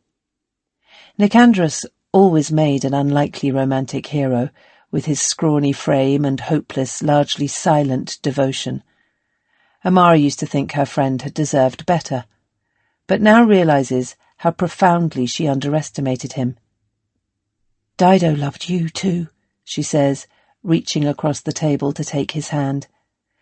"I don't know if she ever told you, because she didn't want to suffer more by loving someone she could not have, but I promise you, you were the only man she ever cared for, the only one she considered to be truly kind. You were a light in her life." Nicandrus cries silently while she speaks. Then he takes his hand back, pressing both palms to his eyes with a ferocity that leaves smears of dirt on his face. When he has wiped away all trace of tears, he stands up. "I have to go." Amara watches his thin figure slip between the tables until he has stepped behind the counter, disappearing into the adjoining shop. The shapes of the other drinkers and diners waver and blur as she stares, unable to call him back. Fabia taps her spoon against Amara's bowl. "You going to eat that, or can I have it?" "Don't you have any fucking feelings?" Amara snaps. "Feeling sorry for Nicandrus and Dido won't keep the stew warm," Fabia retorts. "And I haven't eaten in 2 days." Britannica has started to eat too, leaving Amara the only one staring at her untouched food. She pushes the bowl towards Fabia. "Have it." The hubbub of the tavern is loud around them. She watches the old woman polish off the second bowl, licking around the edges to pick up every last smudge of sauce.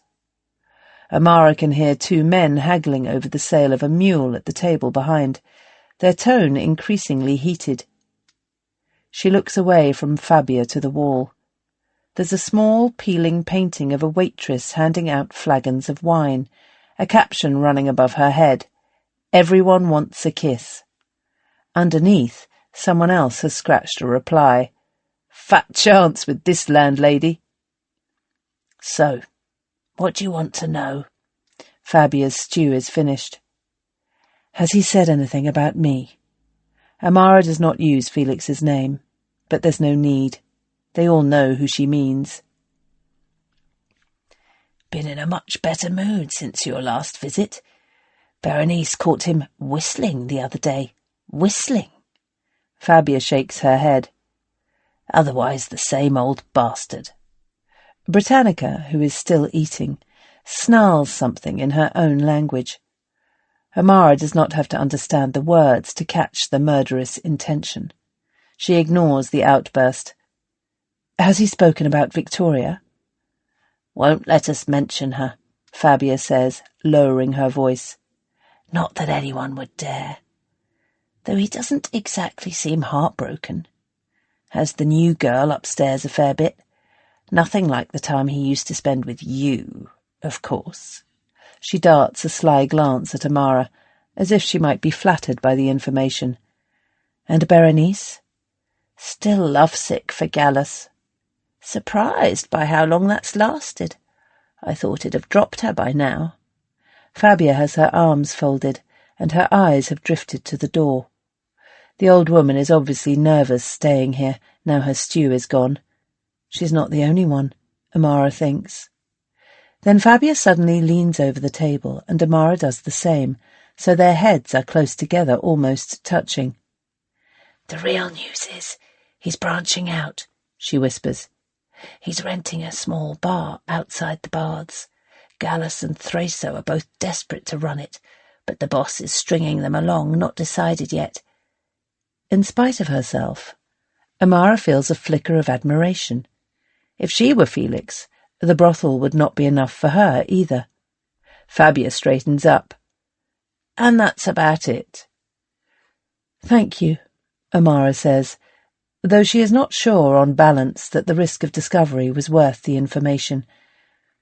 "I don't think I can do this again, Fabia.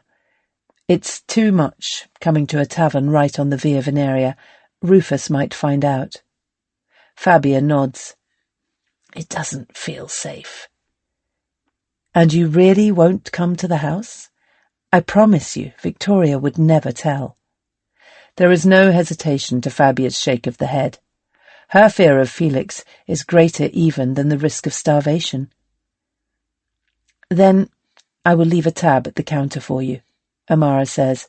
"Enough for 10 meals. If you come twice a week, that's 5 weeks. After that I will send Britannica back to renew it." "Why?" Fabia asks, frowning.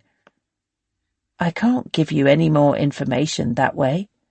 "But you can," Amara says. "You can leave messages with Nicandrus if there's anything you think I should know. Britannica will come by each week to collect them for me. That's if you think it's a fair exchange." Whether she is enthusiastic about this idea or not, Fabia is not fool enough to turn down free food. "Of course. A small price to pay for such generosity." The two women smile at one another, the beautiful courtesan and the shadow of what she fears to become. Amara does not take Britannica with her to see Felix. She returns home to collect Philos and Juventus to share out the money between them for the walk over. At the brothel, they wait upstairs in the black and white painted room. Amara remembers the comfort she used to feel hearing Philos call for her when she lived here, knowing it signalled her escape for a few hours to be with Rufus. She takes no comfort looking at Philos now. His head is bowed, his arms tense as he grips the bench. Juventus, sitting between them, looks more at home. He has spread himself out so much, Amara has to shift over to avoid his thigh touching hers.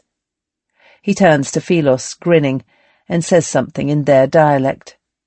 From the slight hesitation before Philos replies, and the sudden surliness of Juventus's expression, Amara guesses they were talking about her. She cannot name the feeling she has getting up when Paris calls her, or fully explain the anticipation she feels stepping into the study. Felix is seated at his desk. Amara wills herself to look at him as if he were any other man, to study him, to see his weaknesses and not her own fear. She breathes in, noticing the smell of fresh oil. His hair is slicked back, his face smooth. He must have shaved that morning. "I want the money first this time," he says curtly, gesturing at the empty seat. She crosses over, dropping the leather purses on the desk, standing as she watches him count out the coins. He glances up, aware of her looming over him. "Sit."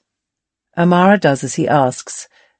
"That's fine," Felix says, shoving the empty purses at her, then scraping the money noisily over the side of the desk into a box.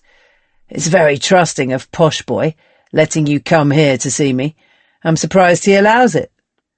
Amara calculates the value of lying, before deciding on the truth. He doesn't know. "And is Victoria compensating you for taking such a risk?" Felix never bothers to ask about Britannica. "I believe she will," Amara replies, "now that I have other girls to sell alongside her." She cannot read the emotion behind Felix's stare, only sense its intensity. "You're a pimp now." Amara shrugs. "Of course. I know a little about the business. We all have to make money." "Perhaps I should up your interest." "You can't. Philos wrote that into the contract. She knows Felix already knew this, that he was testing how far he could frighten her. He smiles, and Amara catches the scent of his carefully oiled hair. Somehow she knows then that he dressed it for her. The thought makes her bold. "You never made the best use of me," she says. "What's that supposed to mean?" "I could have made us 5 times as much." Felix does not pick her up on her use of the plural, though she knows he has heard it. "For a man who likes making money, I never understood why you didn't pursue your own interests better." "You think you'd have made a good business partner?" "You know I would. You just couldn't bear to admit we're the same." Felix laughs. "That's what you think?" Amusement lights up his eyes, so easy to mistake for affection. "And tell me," he leans his head on his hands, a pose of false intimacy she remembers from her life as his slave, "if you had been me, how welcoming might you have been if you saw yourself in another?" Amara hesitates. She had not considered this, had not seriously imagined that Felix had, in fact, understood her. "Exactly," he says, his voice dry. Felix opens a drawer in his desk and reaches inside without looking down, taking out an object whose place must be so familiar he can find it by touch alone. It is the statue of the hunter goddess Diana, which she sent him after she gained her freedom. Her promise of revenge. He sets it gently on the desk. "You cannot fool me, Amara. I know what hatred looks like, and I know how my father died." Amara stares at the small figure, Diana with her bow poised to strike. She flicks through her memories of Fabia, gossip stacked like a linen chest, the words she thought less important shoved to the back. The old master died in a street brawl. Enough men wanted him dead, didn't they? All that money he was owed. Amara thinks of Drauka, of Simo, of all those Felix has killed without wielding the knife himself, and she understands. Felix avenged his mother's death, after all. She does not dare return his gaze. "You're wrong about this," Amara says, picking up the statue and turning the roughly hewn god over in her fingers. "I wasn't wishing you ill. You told me once that I reminded you of Diana when you bought me. What woman is not touched by being compared to a goddess?" Felix has narrowed his eyes, and she knows he is not convinced. She will have to give him something more, something that is closer to the truth. Amara reaches for the shame she carries in the darkest part of herself, letting it spill out between them. "I am like you, Felix, but not you. If you could have brought yourself to acknowledge me, instead of humiliating me, nobody would have been more loyal." Amara's cheeks are flaming, her emotion unfeigned. "So that's what you wanted," he sneers, as if cruelty can hide the answering flush on his own face. "Just like any other fucking woman. For a man to pretend he loves you. You're no better than Victoria." "It's not about love," Amara shouts, unable to contain herself. "Do you think I ever gave a shit about that?" She stands up, and Felix scrapes back his own chair, mirroring her movement so they are facing each other across the desk. Amara leans over it, her palms pressed flat to its surface. "I could have made us rich," she says. "I could still make us rich." Amara's arms tremble from the pressure of so much pent-up hatred. Felix reaches for her, but she pushes him away. "No," she says, stepping back. "I'm not a slave anymore. Earn it." He is cold in his anger. "You think I won't just take it?" She holds up her hands, turning them, her fingers playing over the rings Rufus has given her, the symbol of her patron's ownership and his power. Amara smiles at her old master, enjoying his impotence. "I think you wouldn't dare." Chapter 17. It's because they're smitten by our looks that our lovers worship us. When our looks have faded, they take their fancy elsewhere. If we haven't made some provision in the meantime, we find ourselves abandoned. Bacchus, speaking in Terence's play, The Self-Tormentor. The weight of the hair being pinned to Drusilla's head must make her neck ache, but she gives no sign of discomfort. Thalia, her maid, is winding plaits into an intricate design, pausing now and then to fix them in place. Drusilla stares calmly ahead, facing the window to her garden. It is late afternoon, and a shaft of sunlight cuts through the room, catching the dust motes as they dance.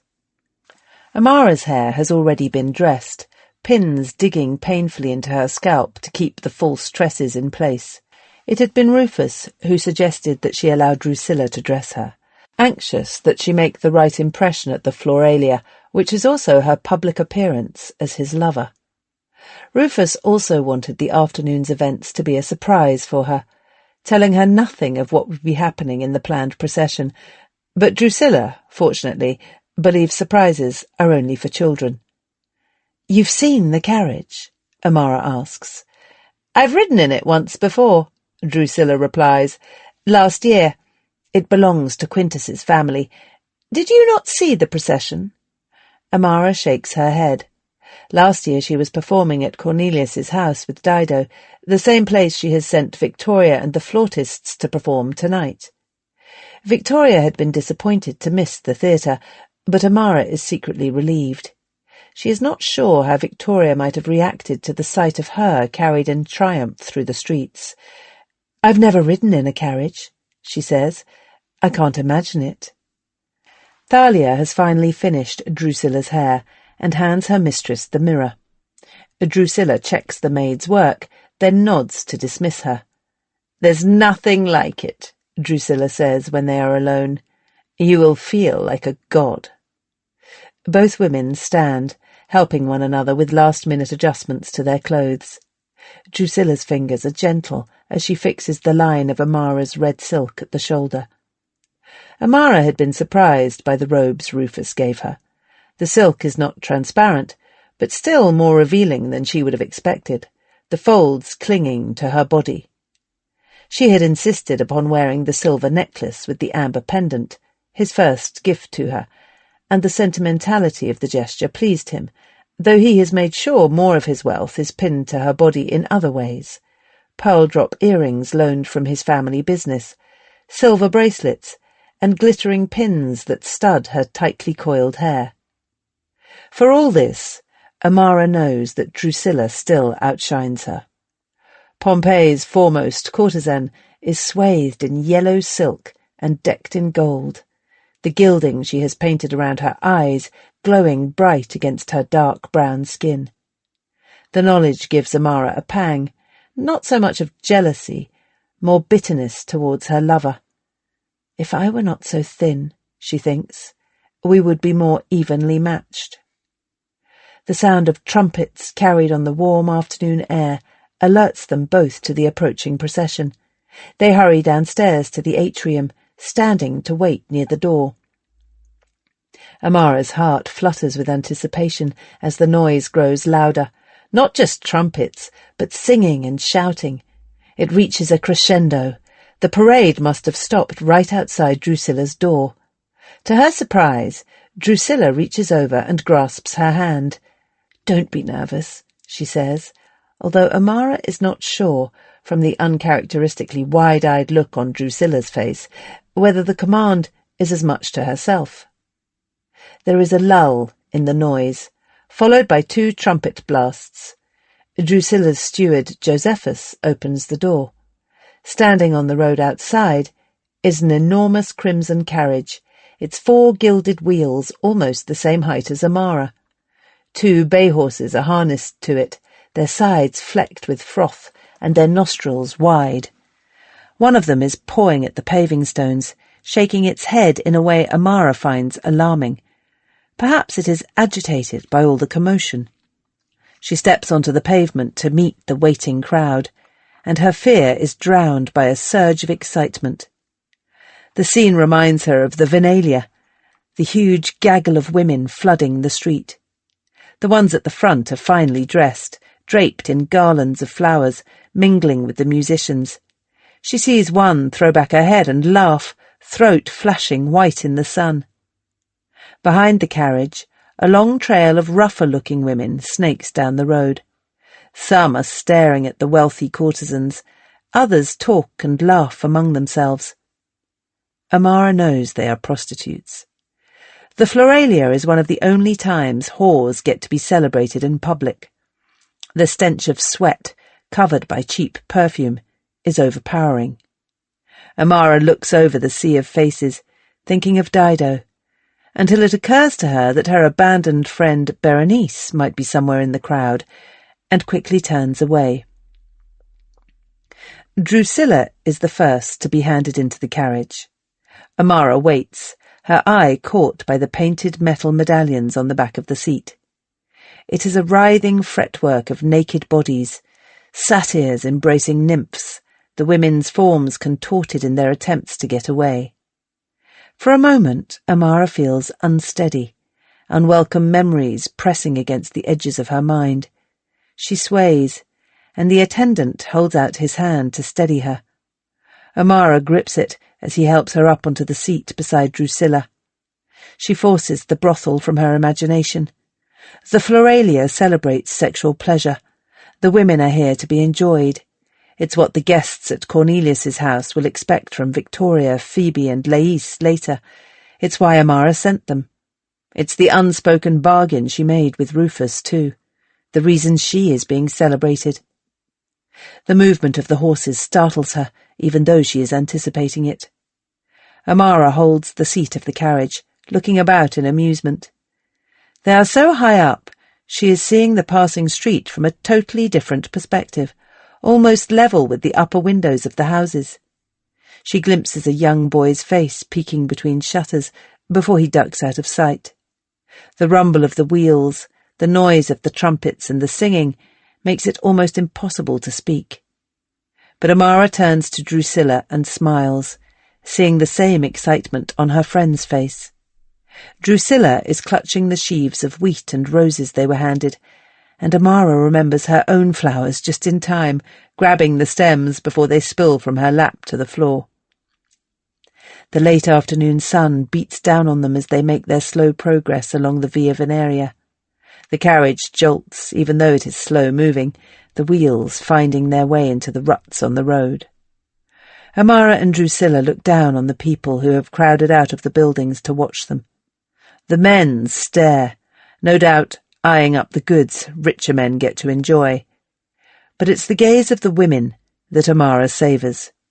It is a new sensation to be the subject of so much envy, a reminder of how far she has come, of all Rufus has given her. She thinks of how he was when they first met, his joy at giving her the necklace she is now wearing, and wishes she could still see him that way, as a more innocent man than he really is.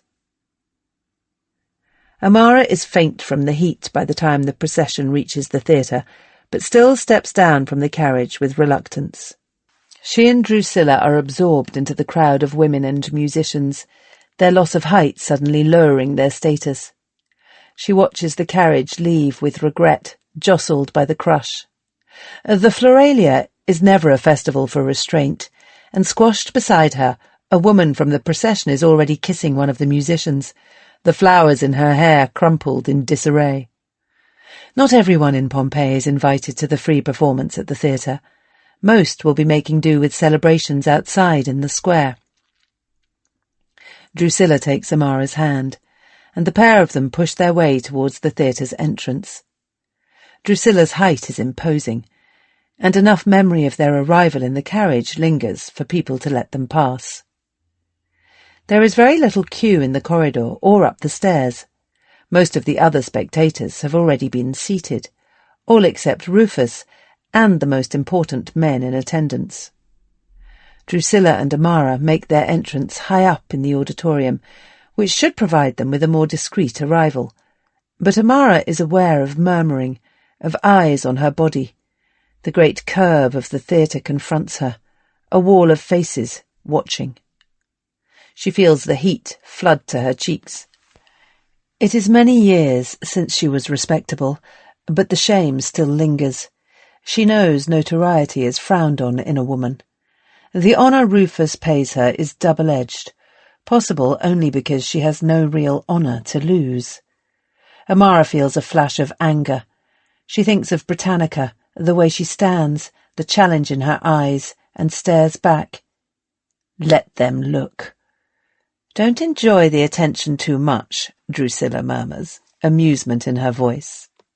They pick their way carefully down the stone steps nearest to the empty box of honour, which sits beside the stage. It is difficult to walk modestly in her silk dress, and Amara is conscious of how much of her body must be showing as she moves. Drusilla, who chose her own clothes, has an easier time, stepping gracefully, the yellow folds of material exposing less.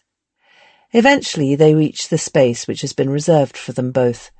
Rufus explained they will sit behind the wall separating the ordinary spectators from those in the box.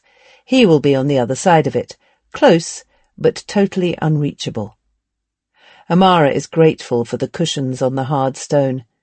She is making herself comfortable, smoothing out the silk, beginning to feel her excitement rise again, when applause breaks out. Rufus, Helvius, and their supporters have entered the auditorium. Everyone knows it is Rufus who paid for the entertainment. Amara may no longer be sure how much affection she has for her lover, but the pride she feels is undeniable. She sits upright, trying to get a better view, and feels Drusilla's fingers rest on her arm. "I suspect you never felt happier to see him," Drusilla whispers. Rufus is climbing the stairs to the box, and Amara tries to catch his eye, but he does not look at her. Hortensius, his father, is beside him, and it is the older man whose gaze flicks towards the two courtesans. He ignores Amara, instead acknowledging Drusilla with a slight smile. Then both he and Rufus disappear from view. "Hortensius always seems very taken with you," Amara says, covering her hurt at the lack of Rufus's attention. Drusilla purses her lips. "You'd have to bring a city of gold for me to tolerate that temper." "Is he a violent man?" Drusilla shrugs. "Not so much as his own father, by all accounts. You are lucky Rufus is sweeter-natured than either." "Do you mean Terentius?" Amara says, her voice rising louder than she intends, shocked that Drusilla might have known the man who caused Philos so much pain. "Not now." Drusilla casts her eyes to the side to indicate the possibility they might be overheard. Amara can see the musicians taking their place on the stage, stepping through the brightly painted doorways. Rufus already explained the series of entertainments to her, a short mime for Flora, then his chosen play, before another longer mime. She settles back, trying to lose herself in the show, to let go of her own life for a while. Movement and colour pass across the stage in a river, the performers indistinct. Amara finds her thoughts wandering, taking her back to Cornelius's house at last year's Floralia, her own performance with Dido by the fountain, with the gilded nymphs, the rapt look on Dido's face when she sang.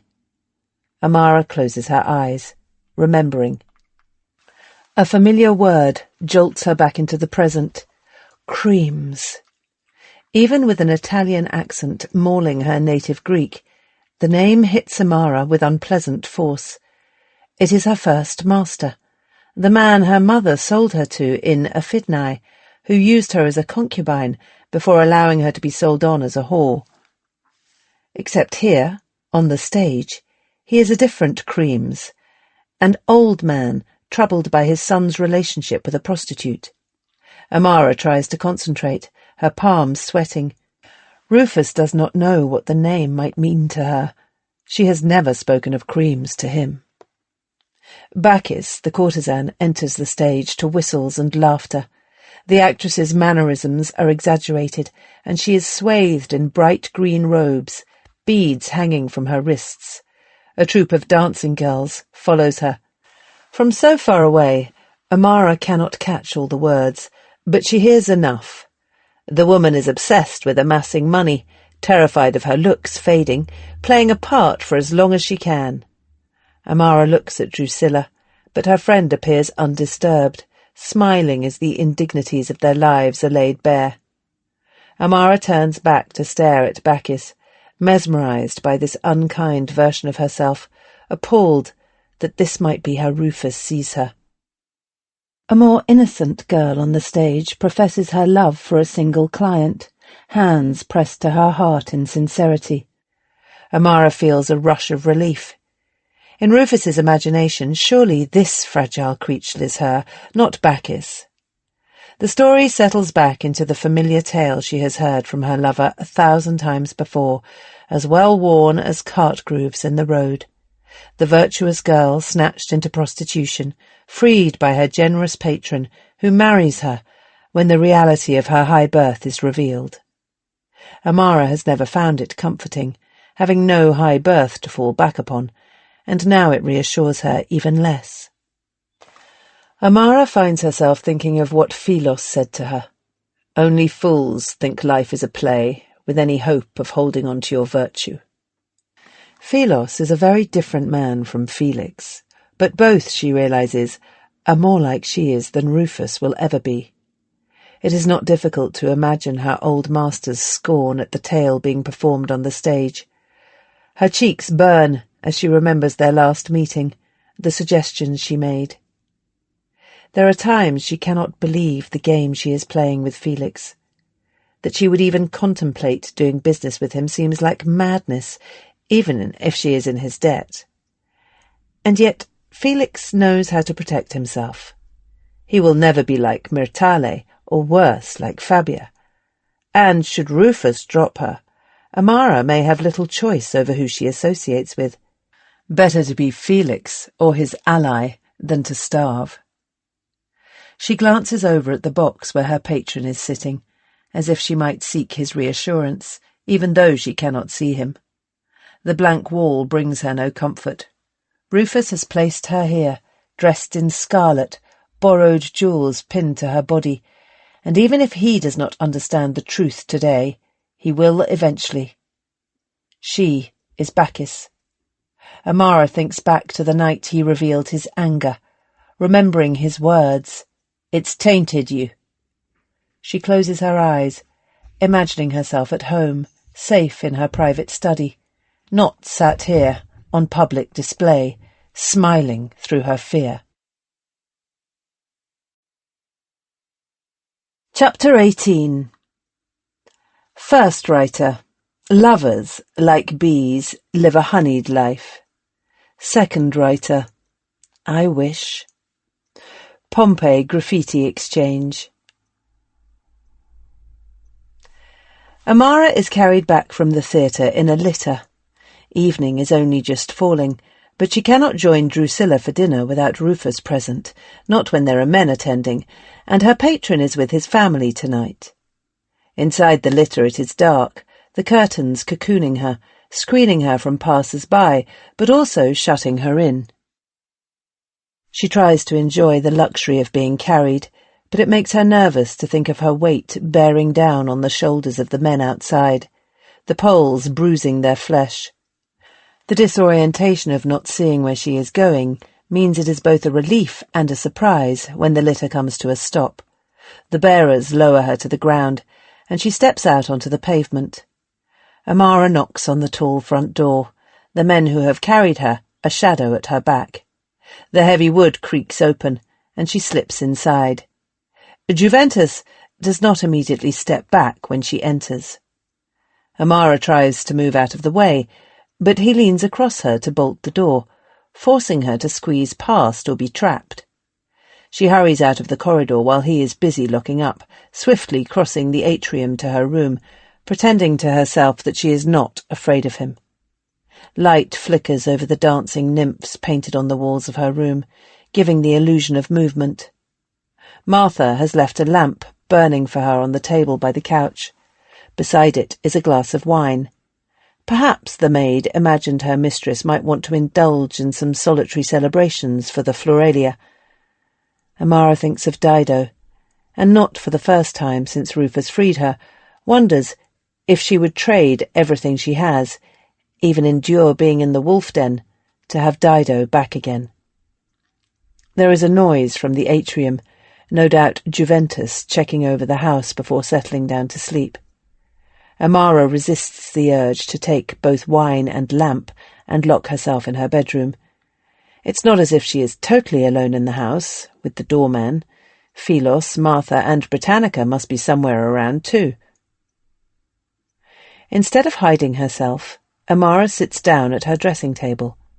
The studs Rufus loaned her are tightly fastened in her hair, and she removes them carefully, counting them out twice, laying them with the priceless pearl earrings in a box.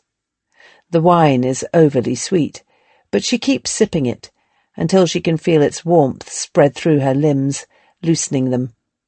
She picks up the silver mirror, trying to see her face, but the reflection is distorted by shadows. It could almost belong to anyone. Amara half expects to see Bacchus, the prostitute from the play, staring back at her. She spends her life pretending, and without Dido, without anyone to trust completely, Amara is afraid she might be forgetting what it means to be herself. The glass is empty now, but Dido's absence is not dulled by the wine. Amara's longing to see her friend, to talk to her, makes her fingers shake as she unpins her hair. Dido is dead, and without her, grief and loneliness swallow the unspent love in Amara's heart. She thinks of the money box in her private study, and the need to touch it, to reassure herself it is still there, becomes overwhelming. The lamp in her hand throws its beam across the atrium, and her shadow is a wavering dark line as she creeps over the cold tiles and up the stairs. Amara pushes open the study door. The first thing that surprises her is that another lamp is already burning on the desk. The second, that Philos is sitting behind it. Pliny's scroll is rolled out in front of him. "What are you doing in here?" "I didn't mean to surprise you." Philos rises from the chair. "You told me to come any time I wasn't working. I didn't expect you this evening." "Of course," Amara says, flustered. "I don't mind at all." She steps over the threshold, letting the door close, shutting them both in. Philos watches her, keeping very still. Silence builds like smoke, filling the room, making it harder to breathe. "The text is more difficult than I expected," Philos says at last. "The scribe's hand is very cramped, and my Greek perhaps not as good as I thought." "Which part are you reading?" "Have a look if you like." He lifts the scroll slightly from the desk. She walks over, the wine still hot in her veins, and stands beside him. Spread out below is a familiar diagram. Herophilus's explanation for the circulation of the blood. Amara stares at it. She has read the words many times before, but in this moment she cannot process any of them. All she can see is Philos's hand resting on the parchment. She lays her own over it and turns to face him. He is gazing at her, as if waiting to see what she does. It reminds her of Felix, both of them standing at the desk, and the thought makes her feel suddenly uncertain. Philos takes her free hand, laying it over his heart. "Do you want me to leave?" His voice is so quiet, it is almost a whisper, even though there is nobody to overhear. Amara leans forward, closing her eyes as their lips touch. She feels the thud of his heartbeat under her palm. Then he is kissing her back, the pair of them almost stumbling over in mutual eagerness. Philos has clasped hold of her, his hands running over her shoulders, over the red silk Rufus bought, and she is leaning against the desk, pulling his body against hers, blinded by desire.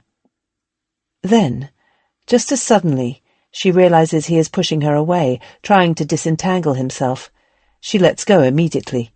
"I'm sorry." He is breathing hard. "I'm so sorry." Philos puts a hand to his mouth. I should never have touched you. You have nothing to be sorry for, she says, reaching out to reassure him. It was my choice. You didn't do anything wrong. I promise. I wanted you to touch me. He does not take her outstretched hand. But you wouldn't, if you knew. I don't understand. I've not been honest with you. About what? About you. Me? Amara repeats, thoroughly confused. Philos looks agitated. I drew up the contract, he says. When Rufus took over as your patron from Pliny, I didn't have any choice. Rufus didn't want you to know about it. He starts pacing in the small space of the study, and Amara watches in bewilderment. I always meant to tell you, to warn you, but when you arrived here you were so upset about Dido, I couldn't bear to hurt you even more. And then I thought perhaps it was better if you never knew. Amara sits down against the desk, alarmed now as well as confused. What's there to know? The contract just transfers patronage from one man to the other. Philos looks miserable. No, not entirely. The Admiral freed you without condition. Rufus's patronage is conditional. He stops close beside her and reaches for her hand, but this time it is Amara who draws away. It's a common clause in a freed woman's contract when she is released to serve as a concubine. Any other man but Pliny would have demanded it from the start. Stop frightening me. Just tell me what the contract says. Even now, Amara can see Philos does not want to tell her, but he has left himself no choice. If you are unfaithful to Rufus, you automatically revert to enslaved status. The sense of unease Amara has felt since she came to this house grows heavier, solidifying into understanding. It is not shock she feels, but recognition. Rufus owns her. Why didn't you tell me this before? I thought it would be easier for you not to know. Philos is looking at her anxiously. That you might even be able to love Rufus if you believed he had truly freed you.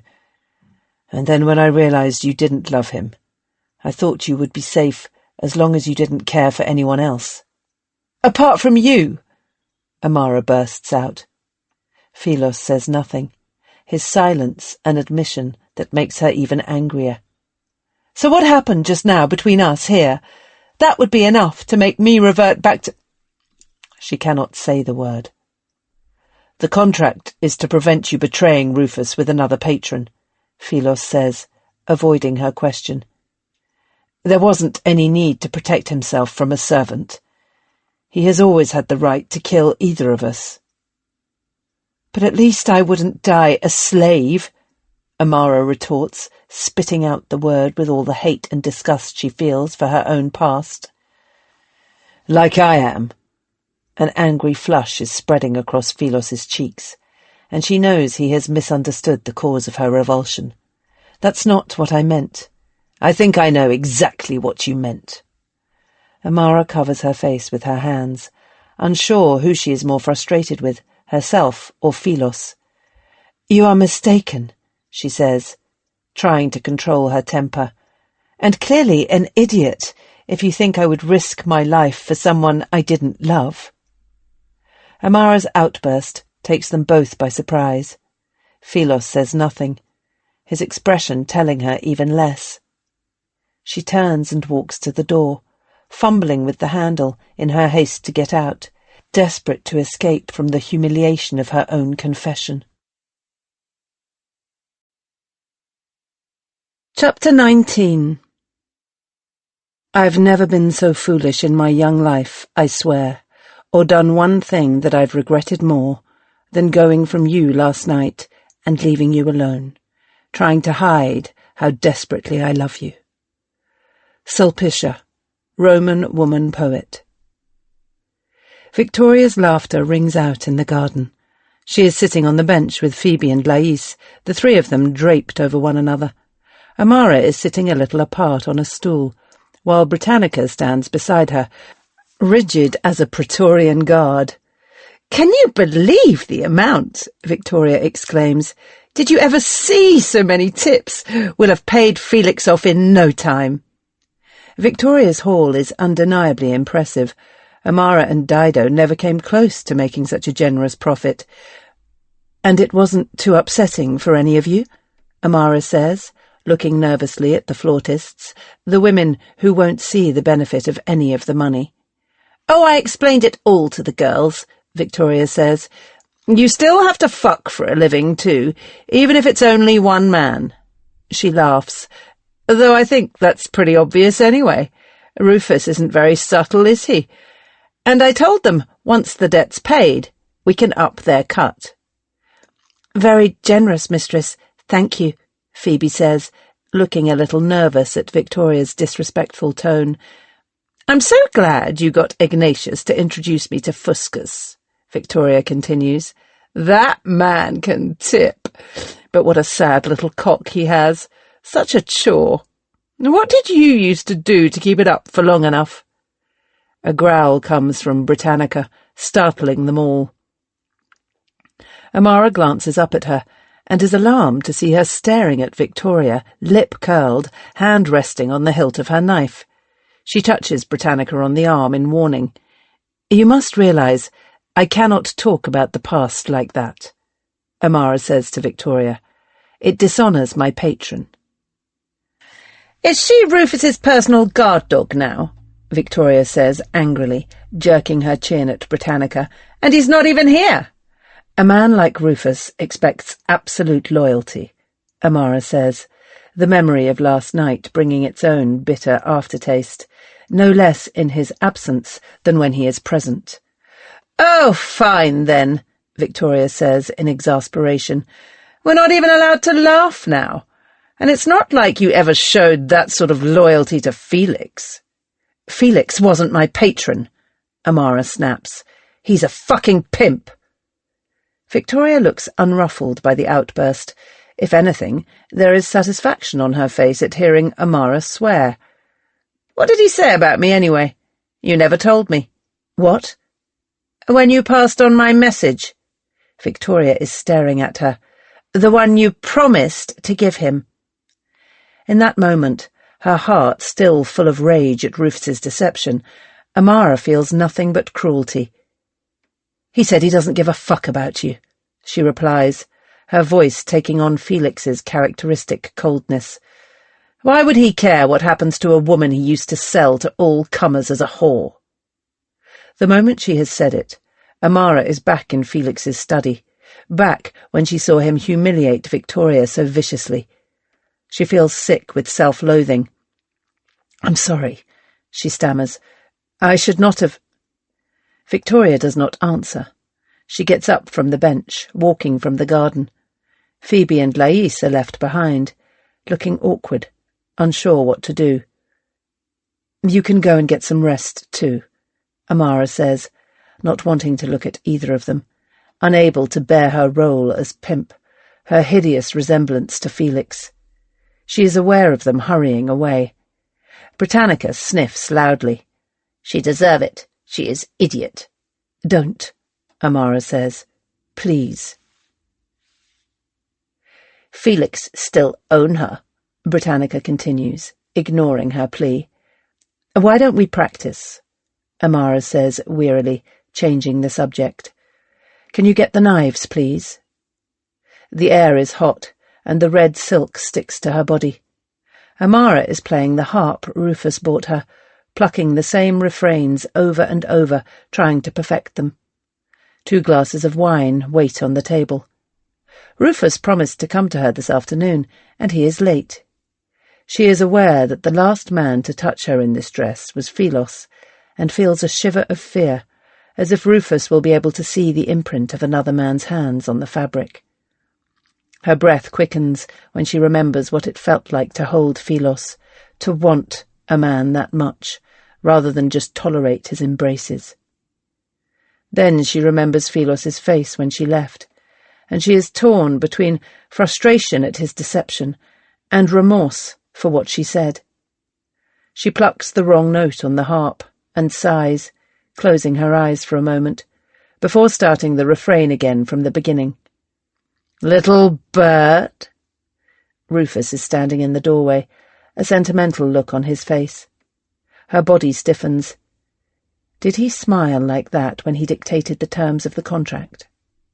She can picture him poring over it, his nod of satisfaction to Philos, knowing he had claimed total possession. Amara's tightening grip on the harp is the only sign of the rage she cannot express. "My darling," she says, her voice soft, "I have been longing for you all day." "Look at you," Rufus murmurs, joining her on the couch. He eases his hand up her leg, a gesture she remembers from their first evening together. "I can never resist you." Amara lays aside the harp and kisses him with a false show of delight, unable now to imagine how indulging Rufus ever felt close to love. He is nearly on top of her, but she is skilled at manoeuvring a customer, knows how to make a switch in position look like an excess of passion. In truth, she cannot bear to lie beneath him, wanting to escape his weight, not to have his face so close to hers. When Rufus has finished, they recline together, drinking the wine, and he recounts all his triumphs from the night before. Amara exclaims encouragingly, her lines of devotion well rehearsed. It is only when he asks her about the carriage, wanting to know how she felt, whether she was excited to see how much he loves her, that she falters. "You have done so much for me," she says, knowing it is true. "I don't think I will ever know how to thank you." Rufus smiles, pleased to see her emotional, mistaking it for humility. "Your love is enough, thanks," he says, lifting her hand to his lips. Night has fallen, but Amara cannot sleep. She sits in the garden. Dido is a faint outline, the moon illuminating her guise as Diana. The hairs on Amara's arms stand up in the cold, but she cannot bring herself to move inside yet. The fountain murmurs, louder now it does not have to compete with the hubbub of the day. She can still picture the moment she saw Philos here at night, when she began to understand what she felt for him. She tells herself that she has waited long enough, that she was a fool to imagine Philos would come looking for her after Rufus left. But as she shifts, getting ready to rise, she becomes aware she is not alone. "Why don't you join me?" she says, her voice so quiet she is not even sure he will hear. Philos sits beside her. Her hand is resting on the bench, and she feels the warmth of his fingers brush hers, a gesture so slight she understands he is giving her the choice to ignore it. Amara remembers how it felt when she belonged to Felix. All the time she gambled her life on the faintest hope of freedom, the exhilaration and the terror, and knows she will choose the same again. She touches Philos's hand, and he responds, their fingers interlacing. Amara's heart is beating so hard she cannot move. Rufus owns her, believes she is his to dispose of as much as every other object in the house, including the man holding her hand. Nothing is worth taking this risk, and yet the thought of choosing a lover, of finally acting on her own desires, is intoxicating. She cannot let go. "Every night, when I go to bed, I lock my door," she whispers, still not looking at Philos. "But this evening, I won't." She stands up, feels his fingers slip from hers, and leaves the garden before she has a chance to change her mind. In her bedroom, Amara moves methodically, opening the linen chest, taking out the contraceptive, undoing the pins in her hair, running her fingers through the curls to loosen them. The waiting is agony, and she does not know which is worse. The idea that Philos will come to her, or that he won't. She stands staring at the door she left ajar, until the shape of it no longer makes sense. Then he is pushing it open. Philos stands half inside the doorway, as if unsure even now whether he is really invited. "Shall I lock it?" The practicality of the question surprises her. Amara nods. Philos closes the door behind him, bolting it, then turns back to face her. They stare at one another, and she understands that he is not going to move towards her, that he is even more afraid than she is. "I've often imagined you here," she says. "Have you?" Amara nods. "Have you thought of me?" She does not finish the sentence, unsure what she wants to ask. "Every night." "And now you're here." "Now I'm here," he repeats, taking her outstretched hand. Unlike the night before in the study, they are both clumsy and nervous as they kiss, until their fear kindles into desire. Amara tells herself that they can always stop, that they can turn back, that they have not yet done enough to risk everything. She tells herself this again as they sit down on the bed together, when Philos pushes the dress away from her shoulders, even when she is naked. She tries to remove his tunic, but he gently pushes her hands away. "I want to see you, too." There is no mistaking the shame in his eyes. "I don't want to disgust you." "That's not possible," she says. "Please?" Philos pulls the tunic over his head, and Amara immediately understands what he meant. The left-hand side of his chest is not only branded, but disfigured. Whoever marked him must have botched the job, or perhaps Philos resisted, as the words are blurred, run over by scar tissue, though she can still make out what it says. Non subdito. Disobedient. Amara knows she only has the briefest moment to act before Philos mistakes her shock for something else. He flinches as she lays her palm over the scars, but does not push her away. She moves closer, bending her head to kiss him on the part of himself he was so afraid of revealing, then looks up. "Nobody in the brothel was branded," she says.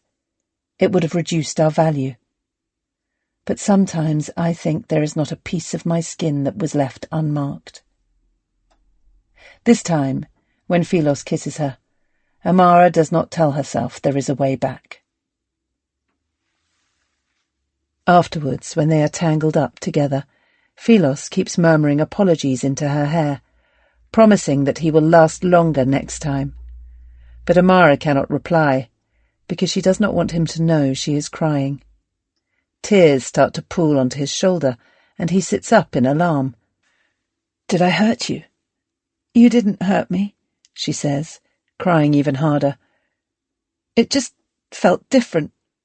It made me realize—" Amara cannot continue, cannot even put into words the sense of loss she feels.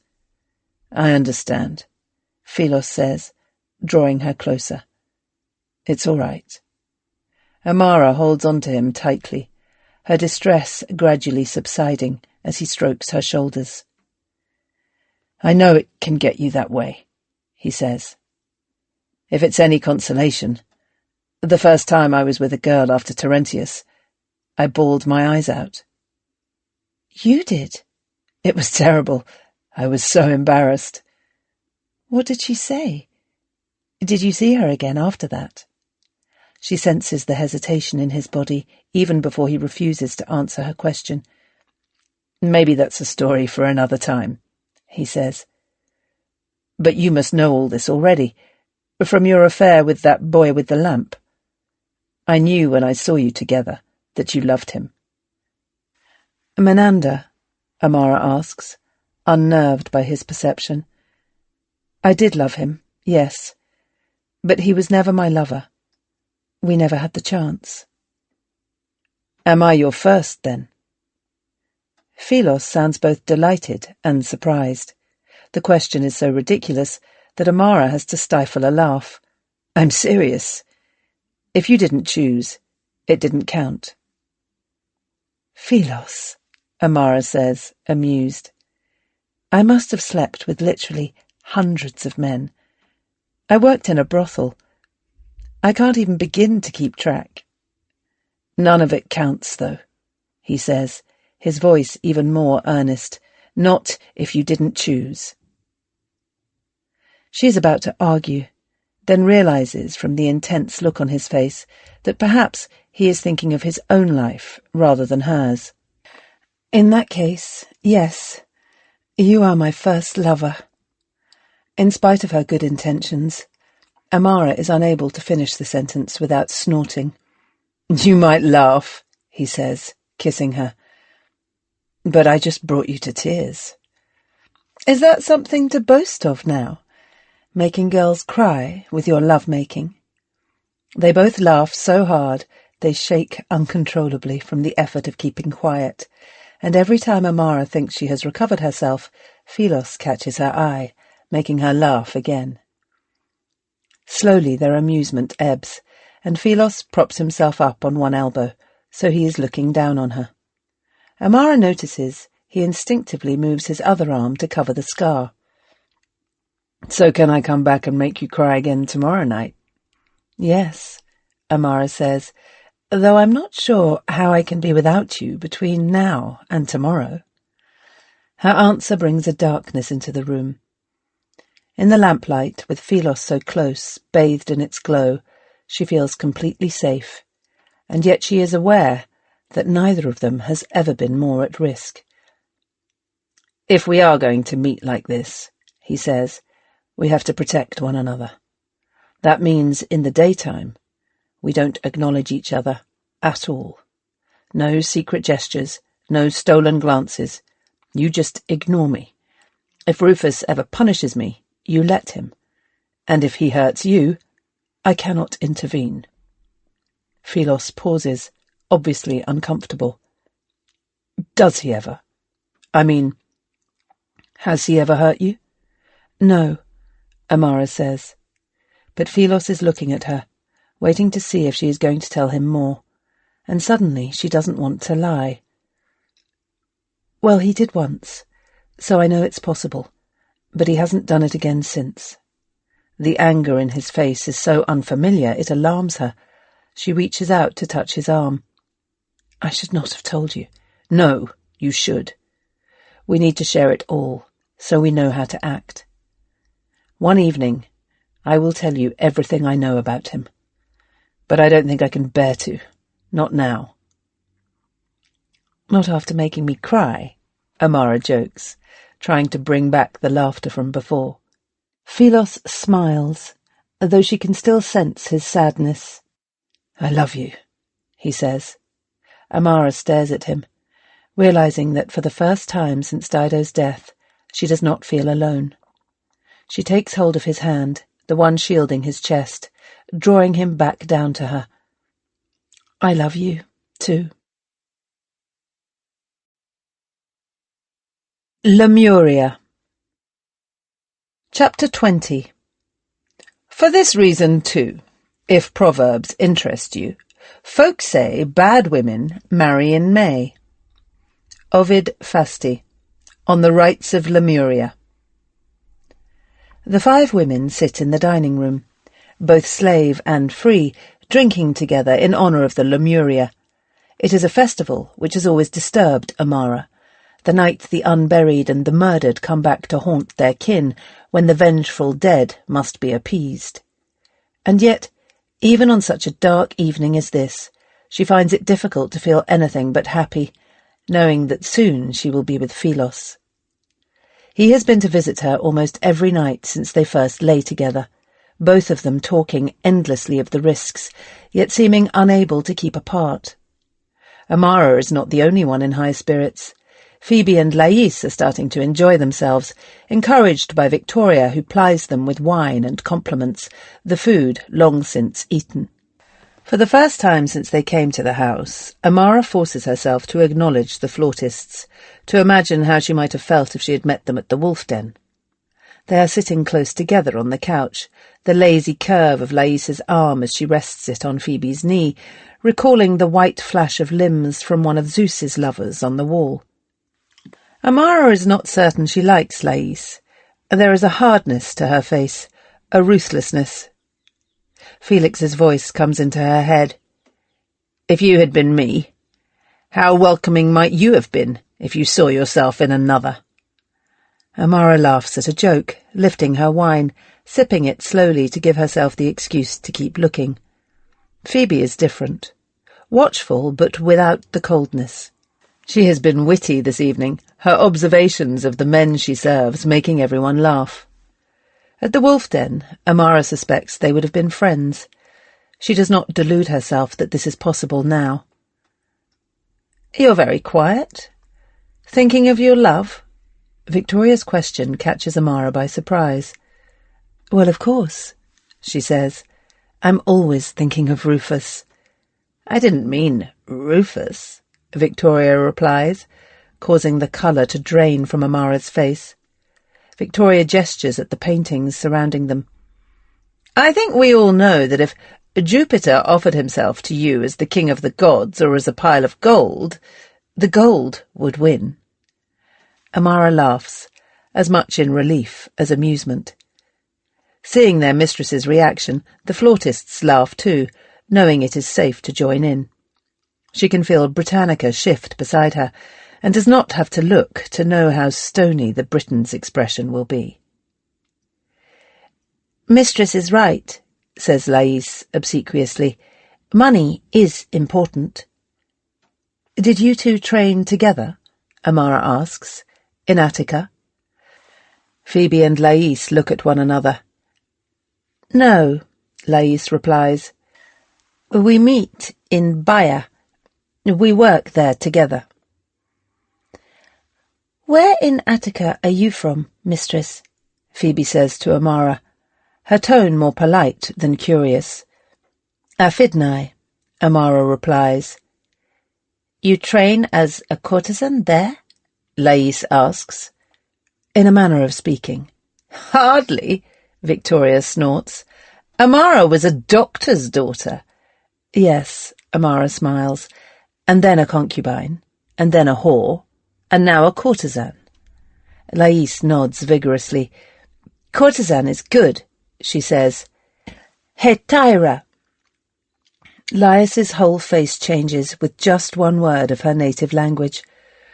Amara cannot resist switching to Greek too, to see who Laïs becomes. "Fortune was kind to me with my beloved patron Rufus," Amara says to her. "Perhaps life will grant you a similar opportunity to rise. You are both quite skilled enough to take it." "You are generous, mistress," Laïs replies, her voice deepening.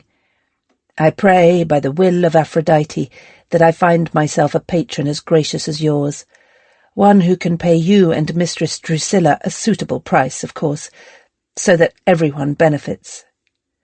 "Nothing would please me more. A woman's cunning lasts longer than her looks."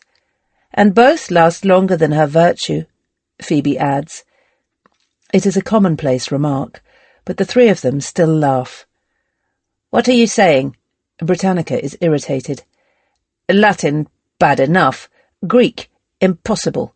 "Sorry," Amara replies. "I said I hoped the girls would do well in life, because they certainly have the talent." "Shame there's nobody here to speak your language, Britannica," Victoria says. "It's so melodious." "You can also train as a concubine, Britannica?" Phoebe asks before a row can start. The question almost causes Victoria to spit out her wine with mirth. "Fighter," Britannica says, ignoring Victoria, striking her heart hard with her right hand. "How are you here?" Laïs says, and Amara realizes, with a sense of shame, that she has never, in all the time she has known her, asked Britannica this question. "They raid us," Britannica says, her face expressionless. "Kill men, burn everything, take women, children. My family, all dead. I see them die." Even Victoria cannot reply in the dark silence that follows. Britannica looks round, absorbing their discomfort. She smiles her gap-toothed grin, the one Amara recognises as having no warmth to it. You all pray tonight for spirits to stay away. I say, come. Come for vengeance. She glances at Amara and the flautists. No quarrel with Greeks. Italians only. Victoria, the only Italian present, is not oblivious to the insult. Then you should stay away, she hisses. Don't dare bring your dead here. Britannica rises from the couch, and they all jump back. Amara holds out her arm, unsure if she needs to restrain the Briton from violence, but Britannica only nods at her. I have had enough, Amara. I go to bed. She strides from the room. Why didn't you stop her telling that story? Victoria exclaims, looking at Amara. Tonight, of all nights. We don't need a horde of savage spirits turning up. I didn't think. Amara replies, unable to admit that she didn't know about Britannica's past. I'll ask Philos about it. I can't believe it's fucking Philos that Rufus nominated as head of the household, Victoria says, still agitated. At least Juventus is bigger. How's Philos going to scare the spirits off? Being sneakier than they are? Rufus knows what he is doing. He's assured me Philos will have the authority to protect us. Amara replies, getting up from the couch to go and sit next to Victoria. She puts an arm round her, knowing how much Victoria has been dreading this night. Britannica's angry tribe are not the only ghosts to fear. Even more worrying is the man Victoria killed, whose shade will be waiting to revenge himself on the murderer who left his corpse unburied in the hidden alleys of the necropolis. Nothing's going to hurt you, Amara says. I promise. Victoria leans on her, but the words don't seem to bring her any comfort, perhaps because Amara herself is afraid. Amara wishes Philos were here now. His presence never fails to reassure her. But the pair of them decided last night it was safer to split the household, for him to eat as usual, with Martha and Juventus in the small storeroom off the kitchen. They have both been scrupulously ignoring one another, yet both felt the risk of eating together and letting some familiarity slip was just too high. We'll just have to beat the pots louder, Victoria says, pulling herself together. We should go get them. It must be time soon. They line their sandals against the atrium wall and stand in a huddle, clutching sticks and pans from the kitchen. The hall could almost be a tomb, darkness filling every crevice like black soil, the small square onto the night sky, their last link to the living world. The dread is suffocating. Amara can hear Victoria's breathing coming too fast beside her, and strokes her arm. Victoria isn't alone in wishing she had not just learned Britannica's entire family were massacred. What if she's up there speaking to them? Victoria whispers, sending them down here for revenge. Amara does not get the chance to reply. It is midnight. Philos leaves the group, holding an oil lamp in his left hand, and walks silently in his bare feet to the centre of the hall. He stops in a dull patch of moonlight, a slight figure to set against the forces of darkness. "Ghosts of my fathers and ancestors," he calls in a clear voice, "begone, and do not linger here." He starts to walk around the hall, reaching into a bag tied at his waist and throwing black beans over his shoulder.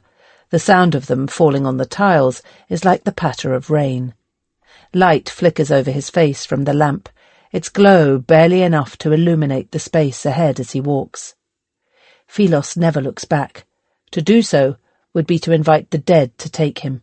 "I send these," he says, passing them so close Amara might touch him if she stretched out her arm.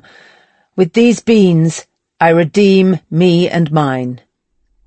Amara watches Philos, knowing the shades of the dead will be curling around his ankles like smoke, scenting blood, but contenting themselves with the offering instead.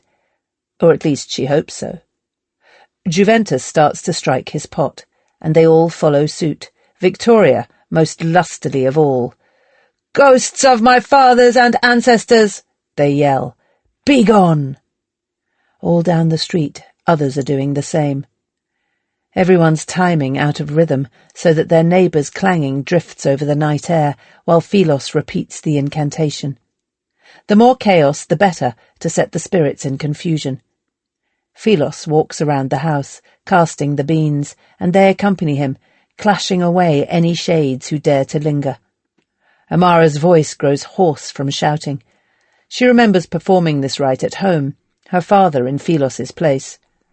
Back then, the thought of having unburied kin was unthinkable, the threat less tangible. She tries not to count up all the unhappy dead she knows now. Her mother, surely, would not have left Attica. Her father would have found some way to claim his wife, to take her with him to the underworld. She glances at Victoria, who is pale beside her, and knows what she is thinking. Amara tries to shut out the memory of the way the murdered man fell, blood spilling from his neck, his life cut short by a shard of broken pottery. And then there is Cressa, unburied, her bones rotting in Pompeii's harbour. Would she envy her two old friends from the brothel their good fortune? The ritual is almost finished. Philos returns to do a final circuit of the atrium, his face calm, letting the dark hail fall behind him. Not Dido, Amara thinks, shutting out the image of her crawling after the black beans, a hideous, shapeless form. He buried her. Felix buried her. Amara sits on the edge of the bed, wide awake, waiting. She wonders if Philos will be too afraid to come tonight, whether he will balk at creeping alone across the hall, where the dead might still be scavenging. Not that he seemed concerned earlier. She strains to hear him, but there is only silence. He is always so quiet. By the time she is aware of his presence, it is usually because he is already in the room. She is just wondering whether she's brave enough to sneak to the atrium to look for him, when he finally slips inside the doorway and makes her jump. "I'm sorry," he whispers, bolting the door. "I had to be sure Juventus was asleep." He turns to her, his diffidence entirely at odds with the authority he held earlier. "You're not too tired, are you? I don't have to stay if you don't want me to." "I'm not too tired," Amara says, sounding more eager than she intends. "I'm never too tired for you." That's a relief. Philos sits down beside her, looking amused now, rather than nervous. "No need to be so smug." Amara tries not to laugh, any lingering fear of the dead dispelled by his presence. She pulls off her robe, impatience preventing her from making a performance of it, and pushes him back on the bed. It is not difficult to give Philos pleasure. Amara is always delighted by how easily she can make him lose his self-control, even if she suspects his years of loneliness might play as much a part as her skill. But after their first few frantic nights together, he is starting to resist, wanting to give her pleasure in return. This is less easy to manage. Amara would never have survived the brothel if she had not learned to sever herself from her body. And now, when she wants to feel everything, the habit is hard to unlearn. She tries to tell him that it is enough for her to enjoy his enjoyment, but he is not satisfied, refusing to kiss her until she tells him something she likes. Amara is tempted to lie, to make the moment pass, but he is gazing at her so earnestly, she surprises herself with the truth, that she needs him to look in her eyes. Almost instantly she regrets it, certain he will understand the reason why. But Philos only kisses her and moves his body to make it easier to do what she's asked. "I was worried you might think it bad luck on the Lemuria," he says afterwards, his voice a whisper. Everything they do has to be in near silence, and he is lying, facing her, their noses almost touching. It has become a familiar posture, the easiest way to hear and hold one another. "You're not allowed to marry on the Lemuria. There's no rule about making love," she whispers back. "Although, if we had the chance to marry, I'd take the risk, even on the unluckiest night of the year." Philos smiles, but only squeezes her shoulder in answer, and Amara feels mortified at exposing her infatuation. She sounds worse than Berenice. All her experience as a prostitute, all the false protestations she's made. Yet with this man, she seems incapable of keeping her feelings to herself. She turns away from him to look at the ceiling, at the ripple of light and shadow from the oil lamp. "I didn't mean to be cold," Philos says, and she can feel the back of his fingers brush her cheek. "I just don't think it will make us happier, wanting things we can't have." That sounds very defeatist. It's realistic. When Amara does not answer, but stays staring upwards, he leans over to kiss her on the forehead. "Don't be upset, my love. I didn't mean it that way." Amara is unable to resist and turns back towards him. He takes her hand, laying it over his heart, caressing her fingers. The gesture reminds her of Britannica when she declared herself a fighter. "Britannica spoke about her family tonight," she says. "Did she?" Philos says. "I thought of them during the ritual. It's very sad. She tried so hard to protect her younger brother. I hope one day she can forgive herself." "When did she tell you about him?" Amara feels even guiltier at all the questions she has never thought to ask. "A while ago. I asked how she came here, where her people are from. A lot of the tribes in Britain have women warriors. I was curious." Philos has his grey eyes on her, so open and kind. Amara never wants him to look away. "But then, nobody's journey to enslavement is a happy one, even if you were born into it. I know yours wasn't either." "If I had never been enslaved, do you think you could still have loved me?" "I wouldn't have had the chance. You would never have looked at me, or at least, not as a man." Philos is still gently stroking her fingers. Memories, like the black beans he threw for the shades, cascade through Amara's mind. Creams, Felix, the brothel, even Rufus. All the men she wishes she had never been forced to endure. She takes back her hand, covering her face, as if that will blot it out. "I wish you really were the only lover I had ever known." "You can't be worrying about lost virtue, can you?" Philos says, his tone light. He puts his arms round her. "I don't have any of that myself." "That's not what I meant." "I know," Philos murmurs, stroking her back, a gesture he has used a number of times when the darkness of her past seeps between them. The rhythm of his hand against her skin is as soothing as the thud of his heartbeat. Amara's breathing eases.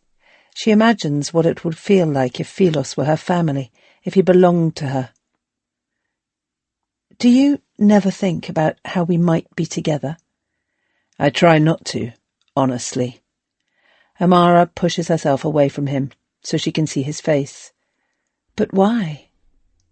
"Amara." He sighs with a hint of exasperation. "It's not about how much I love you. Think of how little control either of us has.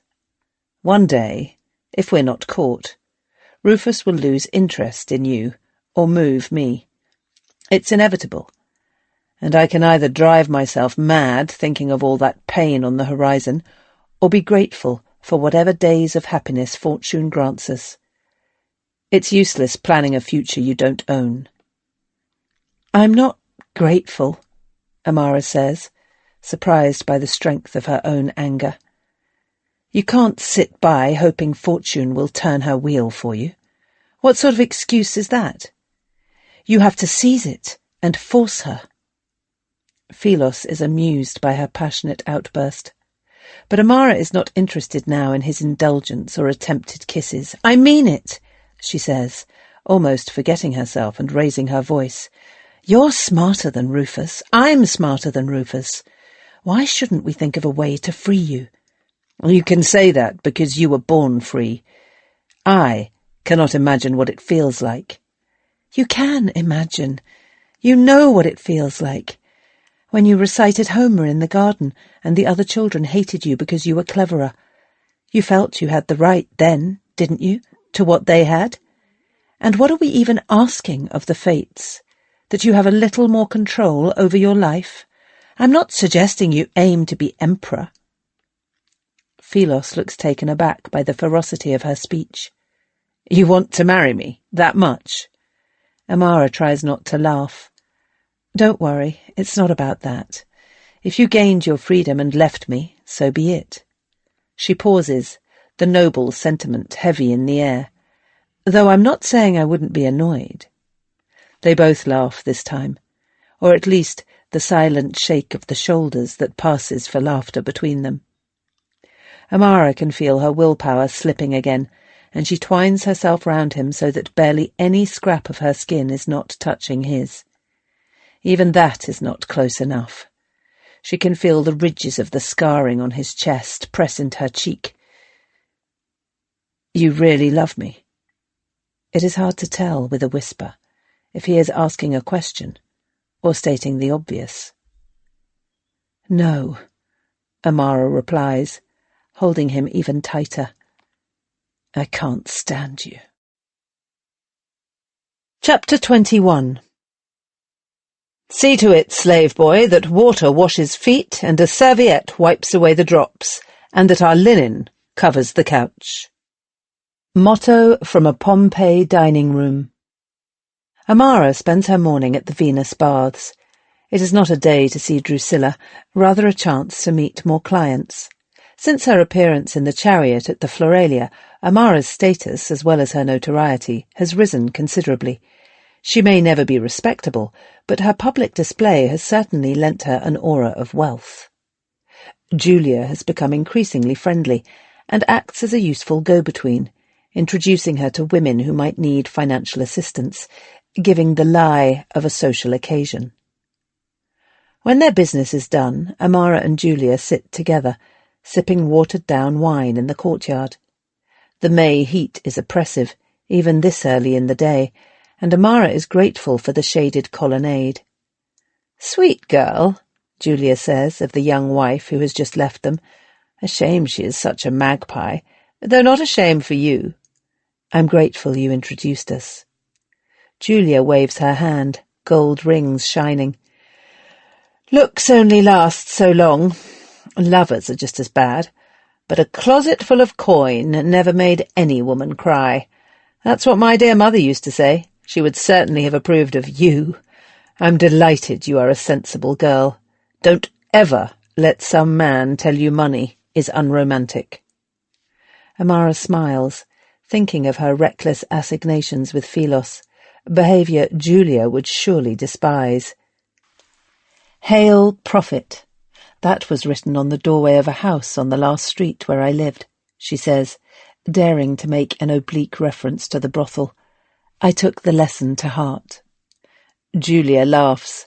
"Hail, Rufus, in your case," she says, eyes sparkling with mischief.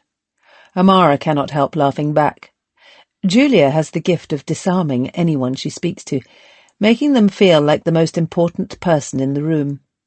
She would have made an exceptional courtesan, though as far as Amara knows, Julia has no interest in men at all. "You certainly glow with it," Julia says, gazing into her eyes. Amara stares back, curious. Julia raises her eyebrows and smiles, perhaps amused that Amara does not look away. "I cannot believe you have not yet called on me at home," she says. "I live with my nephew's widow, Livia. I'm sure you would like each other." "I didn't know you had a niece," Amara says. "I would be honoured to meet her." "Come then." Julia rises, resting her hand briefly on Amara's shoulder as she stands to leave. "I will introduce you." It is the first time Amara has been invited to the private section of Julia's estate, and she understands the honour her hostess is paying her. She follows at a respectful distance, breathing in the scent of lavender bushes, whose sprigs, she knows, are used to perfume the waters of the baths. Julia's garden, which she has only glimpsed from the bath's windows, is even more luxurious than she imagined. A long canal runs down the centre, shaded by trees, and she can see eels beneath the surface of the water, their bodies writhing silver and grey. "Livia, darling, look who I've brought." Amara had been expecting a younger woman, perhaps even a girl, but instead the figure who rises from a bench on the shaded colonnade looks, if anything, even more formidable than her aunt. "Who's that?" the woman declares, her tone imperious, shading her eyes as she steps into the sun. "The Admiral's freedwoman, Amara, the girl I told you about." "Pliny's little Greek girl? Oh, how delightful." Livia beams at Amara, her gaze both curious and amused. "I almost died laughing when Julia told me about you. How on earth did you catch his attention? I never thought Pliny had his nose out of a scroll long enough to notice a woman."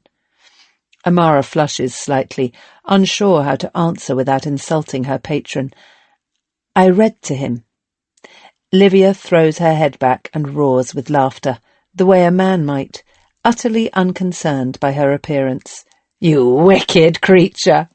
She takes Amara's arm and gives it a squeeze. "I insist you tell me all about it." She pulls Amara over to the bench, waving impatiently at Julia.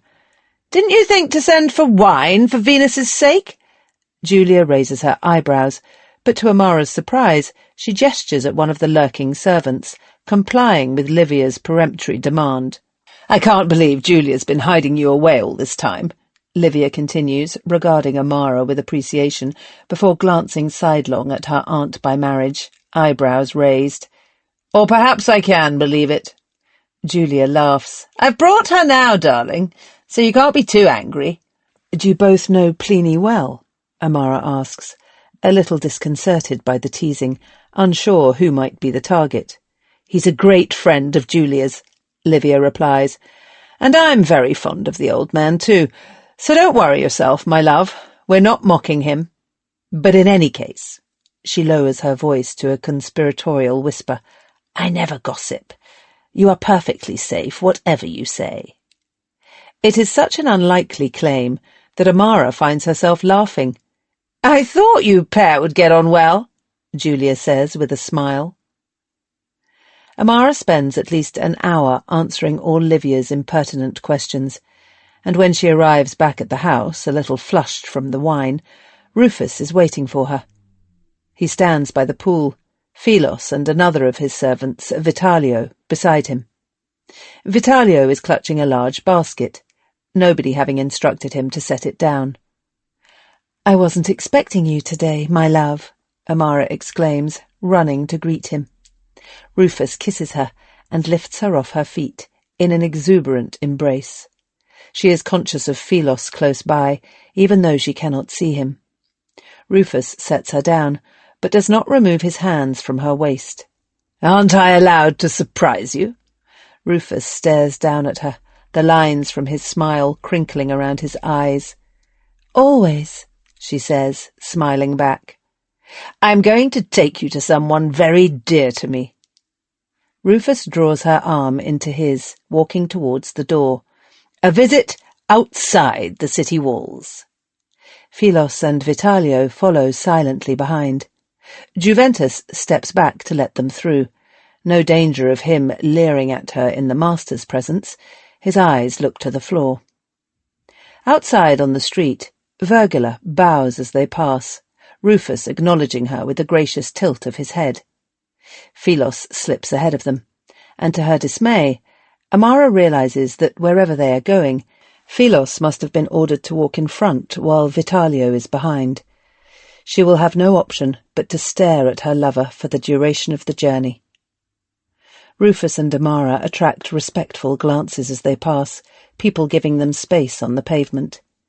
She is aware this is for Rufus, not her, but the shine of his status casts a wide, protective glow. Nobody gives space to Philos. His sole purpose is to alert others to get out of his master's way. In the harsh glare of the sun, his tunic looks even poorer than it does at home. The dark material is wearing thin at the shoulders. There is a small rip he must have carefully repaired at the back. His stance is always upright. Philos does not stoop like so many other slaves, but without wealth and its attendant power, even his good looks give him no authority. If she did not already love him, Amara realizes with a sense of shame that she would barely notice him.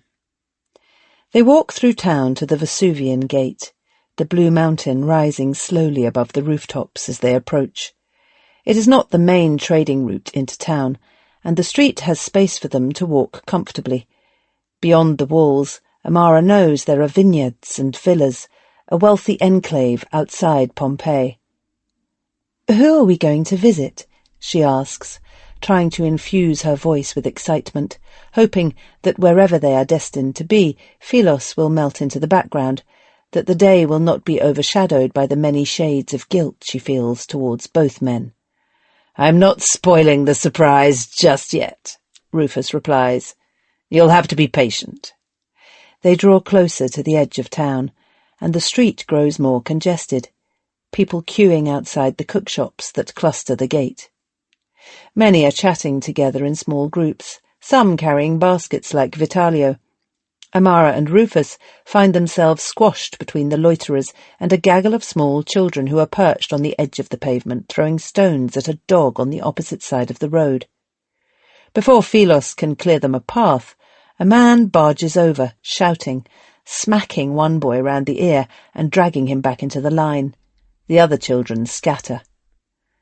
"Is it a day for visiting the dead?" Amara asks, looking uneasily at all the queuing families. Rufus squeezes her hand, but says nothing. The archway provides a moment's welcome shade, before they pass through onto the wider stretch of road. It is lined with enormous graves and monuments, their solemnity undermined by the picnicking families dotted around them. A few are making offerings of food and wine to their dead relatives, but most are chatting and eating. Amara and Rufus follow Philos to a family tomb within sight of the town walls. It is tall and square, face open to the street, its inside hollowed out with a circular bench, while a domed ceiling keeps off the sun. Small painted statues of the dead stand in niches in the wall. Rufus stops, pointing up at a couple. "My grandparents." Philos and Vitalio are standing behind them. She is grateful Philos cannot see her face, or her look of feigned delight at meeting Terentius. "How lovely of you to bring me here," she exclaims. "I hope they won't mind me visiting." "Grandfather would have adored you," Rufus says, leading her to sit on the shaded bench inside the tomb. Vitalio leaves the basket beside her, then he and Philos retreat to stand outside in the heat. "He was such a character." Rufus reaches across Amara's lap, drawing out a small bottle of wine. "This is for him, before we leave," he says, setting it on the stone floor, before gesturing at her for the basket. She hands it to him. It is packed with bread, olives, even some dried figs wrapped in a cloth, not unlike the supplies she would have taken to share with her parents at their own ancestors' more modest graves. Amara's stomach is too knotted to eat. Philos has his back to her, facing the road, his skin no doubt burning as he stands in the sun. "You must have been very fond of your grandparents," she says to Rufus. "What an honour this is." "I'm coming again with the rest of the family tomorrow," he replies, tucking into the olives. "But I suddenly wanted you to see them too." "Thank you," Amara says, touched, in spite of herself, by his affection. "Grandfather is the one who got the family into politics," Rufus continues, looking round at the glittering walls, spitting a stone into his hand. The tomb is painted with symbols of wealth, silverwork and jewellery heaped on imaginary shelves. "He was Dumvir at one time. People still talk about the games he put on at the arena." Rufus reaches for a vial of watered-down wine, offering it to Amara first. She takes a sip. "He could be quite a difficult man, but he meant well. He told the most wonderful stories. I used to love to listen to him as a boy, the way he would describe Icarus falling from the sky. I felt I had wings myself, hearing him describe it all. And he adored the theatre. Father never cared for it much, so grandfather would take me." Philos is standing beside Vitalio, entirely still. Amara knows he can hear every word. "And your grandmother?" she says, hoping to steer Rufus off the topic of Terentius. "Oh, she was very grand," Rufus says, "from a much older family. If she hadn't been, I suspect grandfather wouldn't have listened to her half as much as he did. He became a little eccentric as he got older. I used to feel a bit sorry for the slaves who got in his way. One time he was hitting some poor boy round the head with his sandal in the garden, and grandmother came rushing out yelling at him, so he stopped. I thought she was annoyed at the punishment, but it was the sandal that upset her. So the boy got hit twice, once with the sandal, and then again with the whip." Rufus gives a rueful laugh, inviting her to smile with him at his grandparents' foibles. "The older generation," he shrugs. "They're all a bit strict like that." Amara is grasping her bread so hard it is partly disintegrated between her fingers. She remembers what it felt like when Felix slapped her, or Thraso. The rage at being unable to retaliate, forbidden from defending a body which is not even yours. Terentius must have hit Philos like that. Perhaps Philos was the boy in the garden with the sandal. He is still standing beside Vitalio, both of them unmoving, at the edge of the tomb. "Are you all right, little bird?" Rufus asks. "You look upset." At that, Philos does move. Amara sees him shift slightly on his feet, as if resisting the urge to turn around. "Oh," she exclaims, swiftly thinking up a lie. "I was just remembering my own grandfather. How sad I am you will never meet any of my family." "Dear girl," Rufus says, kissing her forehead. "Why don't you tell me about him?" Amara hesitates. She never knew any of her grandparents. Her mother came from a much poorer family than her father, so they were subsequently avoided, while her father's parents died before she could remember them. "My grandfather was a doctor like my father," she begins, truthfully enough. "He used to like me reading to him. He would make me recite all the different herbs and their properties. I don't think there was a plant he had not encountered. After all, his own father was a chemist. He was the kindest man," she adds, warming to this imaginary forebear who is, in fact, another version of her father. "What a clever child you must have been," Rufus says. "I can just imagine you, a solemn, pretty little thing, all big eyes and curls. I'm afraid I was much slower at my own learning. My poetry recitations certainly never gave grandfather any joy, though he always had a favourite slave boy on hand for all that. Another annoyance for poor grandmother." Rufus strokes a ringlet of hair behind her shoulder. "It's why I know he would have approved of you, though. He always put a high value on romantic love. 'Why not satisfy your desires?' he used to say. 'Enough time for denial when you're dead.'" Amara does not dare look over to where Philos is standing this time. She takes Rufus's hand and lays it against her cheek, masking her inability to speak with a gesture of affection. Above them, Terentius and his wife stare out from their alcoves with sightless, painted faces. That night, Amara is certain Philos will not come, that his humiliation will make him hate her. She keeps seeing him as he appeared on the street, when she was embarrassed by his poverty, and the guilt is smothering. When he eventually slips through the door, she feels ashamed all over again. "I had no idea Rufus was taking me there," she says, as he sits beside her. "I'm so sorry I didn't stop him. I'm sorry he said those things. I wish—" Philos lays a finger on her lips. "Do you mind if we don't talk about it?" "No," she replies. "I don't mind." They lie beside one another on the bed. Philos does not try to undress her as he usually would. Nothing about his body language suggests he is in the mood. Amara moves closer to him, aware of how much she hates to be pitied, how it only makes her feel. I should know. He made me draw up the contract.